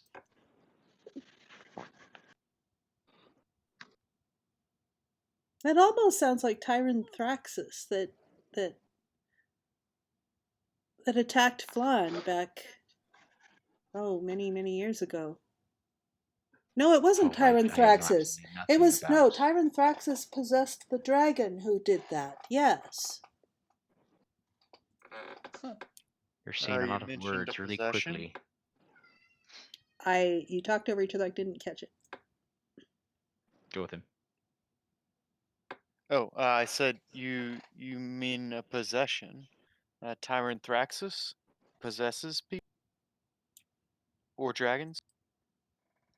Yes, it was said that Tyranthraxis and let's see in Phlan there was a dragon that tried to use the magic of a pool of radiance, and he looks down with sort of recognition and almost horror at the glowing pool there. And the dragon was possessed by Tyranthraxis, who conquered Phlan until he was defeated by some adventurers. This was like 200 years ago. Is it happening again? Uh, uh, it does sound very familiar. Of course, now it's just a green dragon. I don't think it's being possessed, though. I think it's doing this its own free will. We were How? sent. Yeah.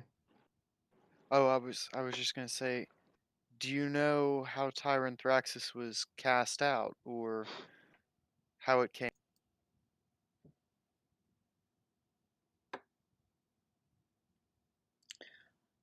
I don't remember. Something about some adventurers defeating it. And he starts going off into sort of memories and contemplation. Right. So, how do we get rid of it? Do you remember in your stories how such a pool can be contained or removed or hidden?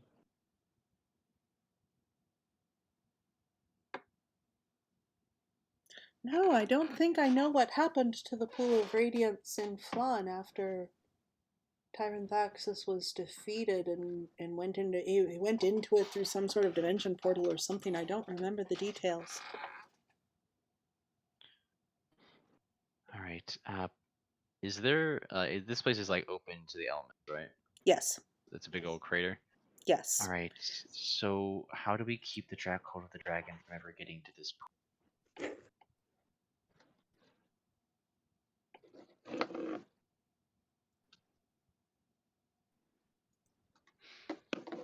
I don't suppose you would happen to know best how to protect this place or to keep people away from it.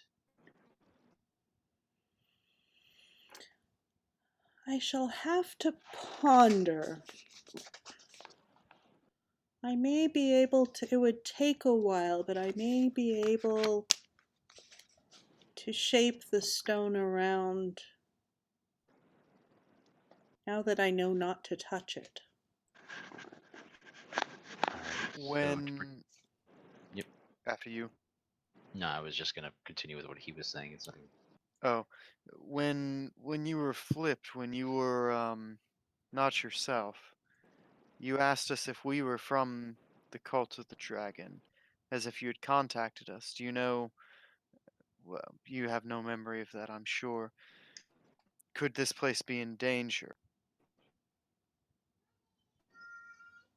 Oh, possibly. Possibly. We only have there's only a tribe of goblins to defend it, and they're actually weaker than then I don't know that they could. I've been protecting them. Unfortunately, the goblins aren't here anymore. Why? While you were asleep, it seems like a bunch of orcs moved in, and they've been running the place ever since. When we got here, there was just the single goblin that we set free. Oh. Oh, he just sort of almost looks like he deflates almost in front of you, just with a wave of despair. If it's any consolation, I don't think they're all dead. I think a lot of them left or fled from this place when the orcs moved in. So, if you are able to move from here or look around, I'm actually almost positive you'll find them around. Although they might not be very friendly towards you, I think that they knew you for the longest time as that Trackers person. So you're gonna have to be very careful explaining to them that you're better now. Yes, I can do that. And he sort So how of long do you think takes a it's deep going to breath. take you to? How long do you think it would take you to protect this place, to cover this pool in rock so that it can't be easily got? I could probably get a rough covering in a 10-day. Maybe in a moon I could make it so it would be difficult to find. Could we expedite the process by helping, or is this something you could only... No. No, this is something that I and my rock can best do ourselves.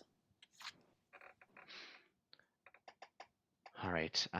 We'll inform some people back in town that should we see any sort of movement heading this way, send people to assist you.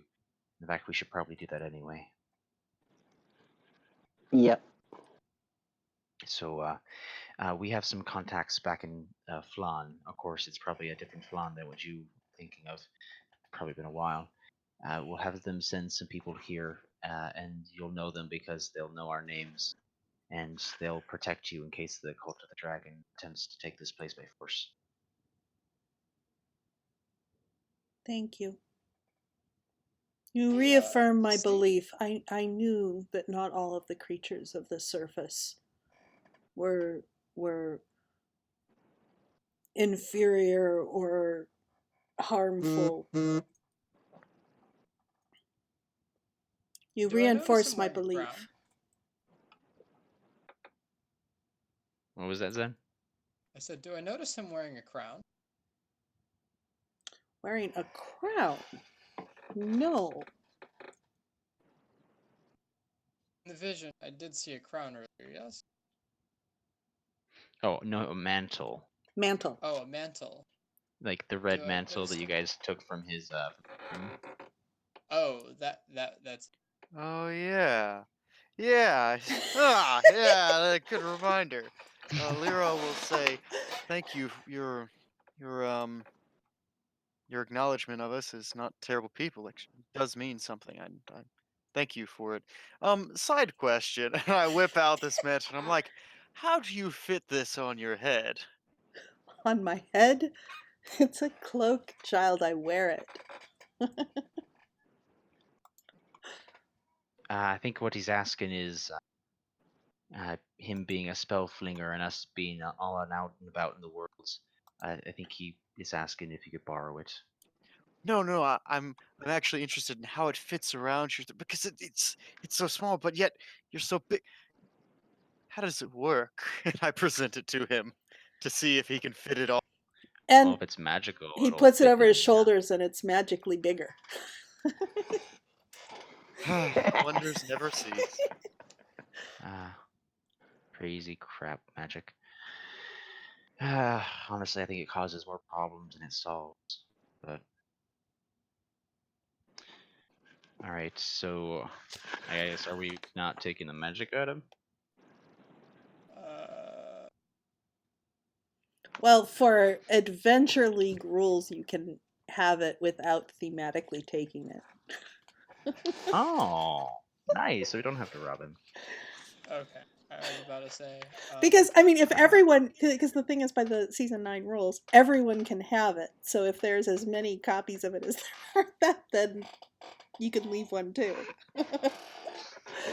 At least that's my Honestly, reading of the rules. that actually could be something really useful for Lyra to have, but I can't have more than 3 magic items. And Ditto. there's a session after this that I am not going to level up for because I'm gonna kill a dragon. So I can't expand. She is quite determined. Lyra is quite determined. In I fact, saw it when it landed. I will make it leave. so Shadow, last week after we finished, Lyra was so determined she went back and killed the dragon. Wait. Killed the Really? yes, killed the small dragon that you had, the black one. I have proof. I'll put it in your chat real quick. All right, let's see here. Where's I mean, the where's the flavor? I don't disbelieve her because she really wanted to fight the dragon. What'd you get from fighting it? Satisfaction. Brownie points. And a dragon and a Draco Lich's phylactery. And you got a Drake? A Draco Lich's phylactery. Oh, which better she's got to get destroy dealt that with. Yeah, quick. she's got to get dealt with fairly soon. Yes. Yeah. Within like 10 days. Yeah, you got well, about actually, 3 more the days. research behind that, a Draco Lich's body can't reform unless it is presented with another dragon's body. And she's gonna go, and Lyra's gonna go fight another dragon, which will get it within reach. Which will get it within reach of another dragon. Well, I'd assumed that, like, given the canonics of it, that she would try to find a priest of a significant power, or reach with her proper contacts to find one that could exercise this abomination. Yeah, just like this week, I let you guys go off and fight this, and I let Lyra go back and fight the dragon last week. And it wasn't just the dragon; it was the dragon after it transformed into a Yes, Draco she killed Lich it while twice. She was underwater fighting it. So the flavor text for the Mantle of Spell Resistance is in the chat.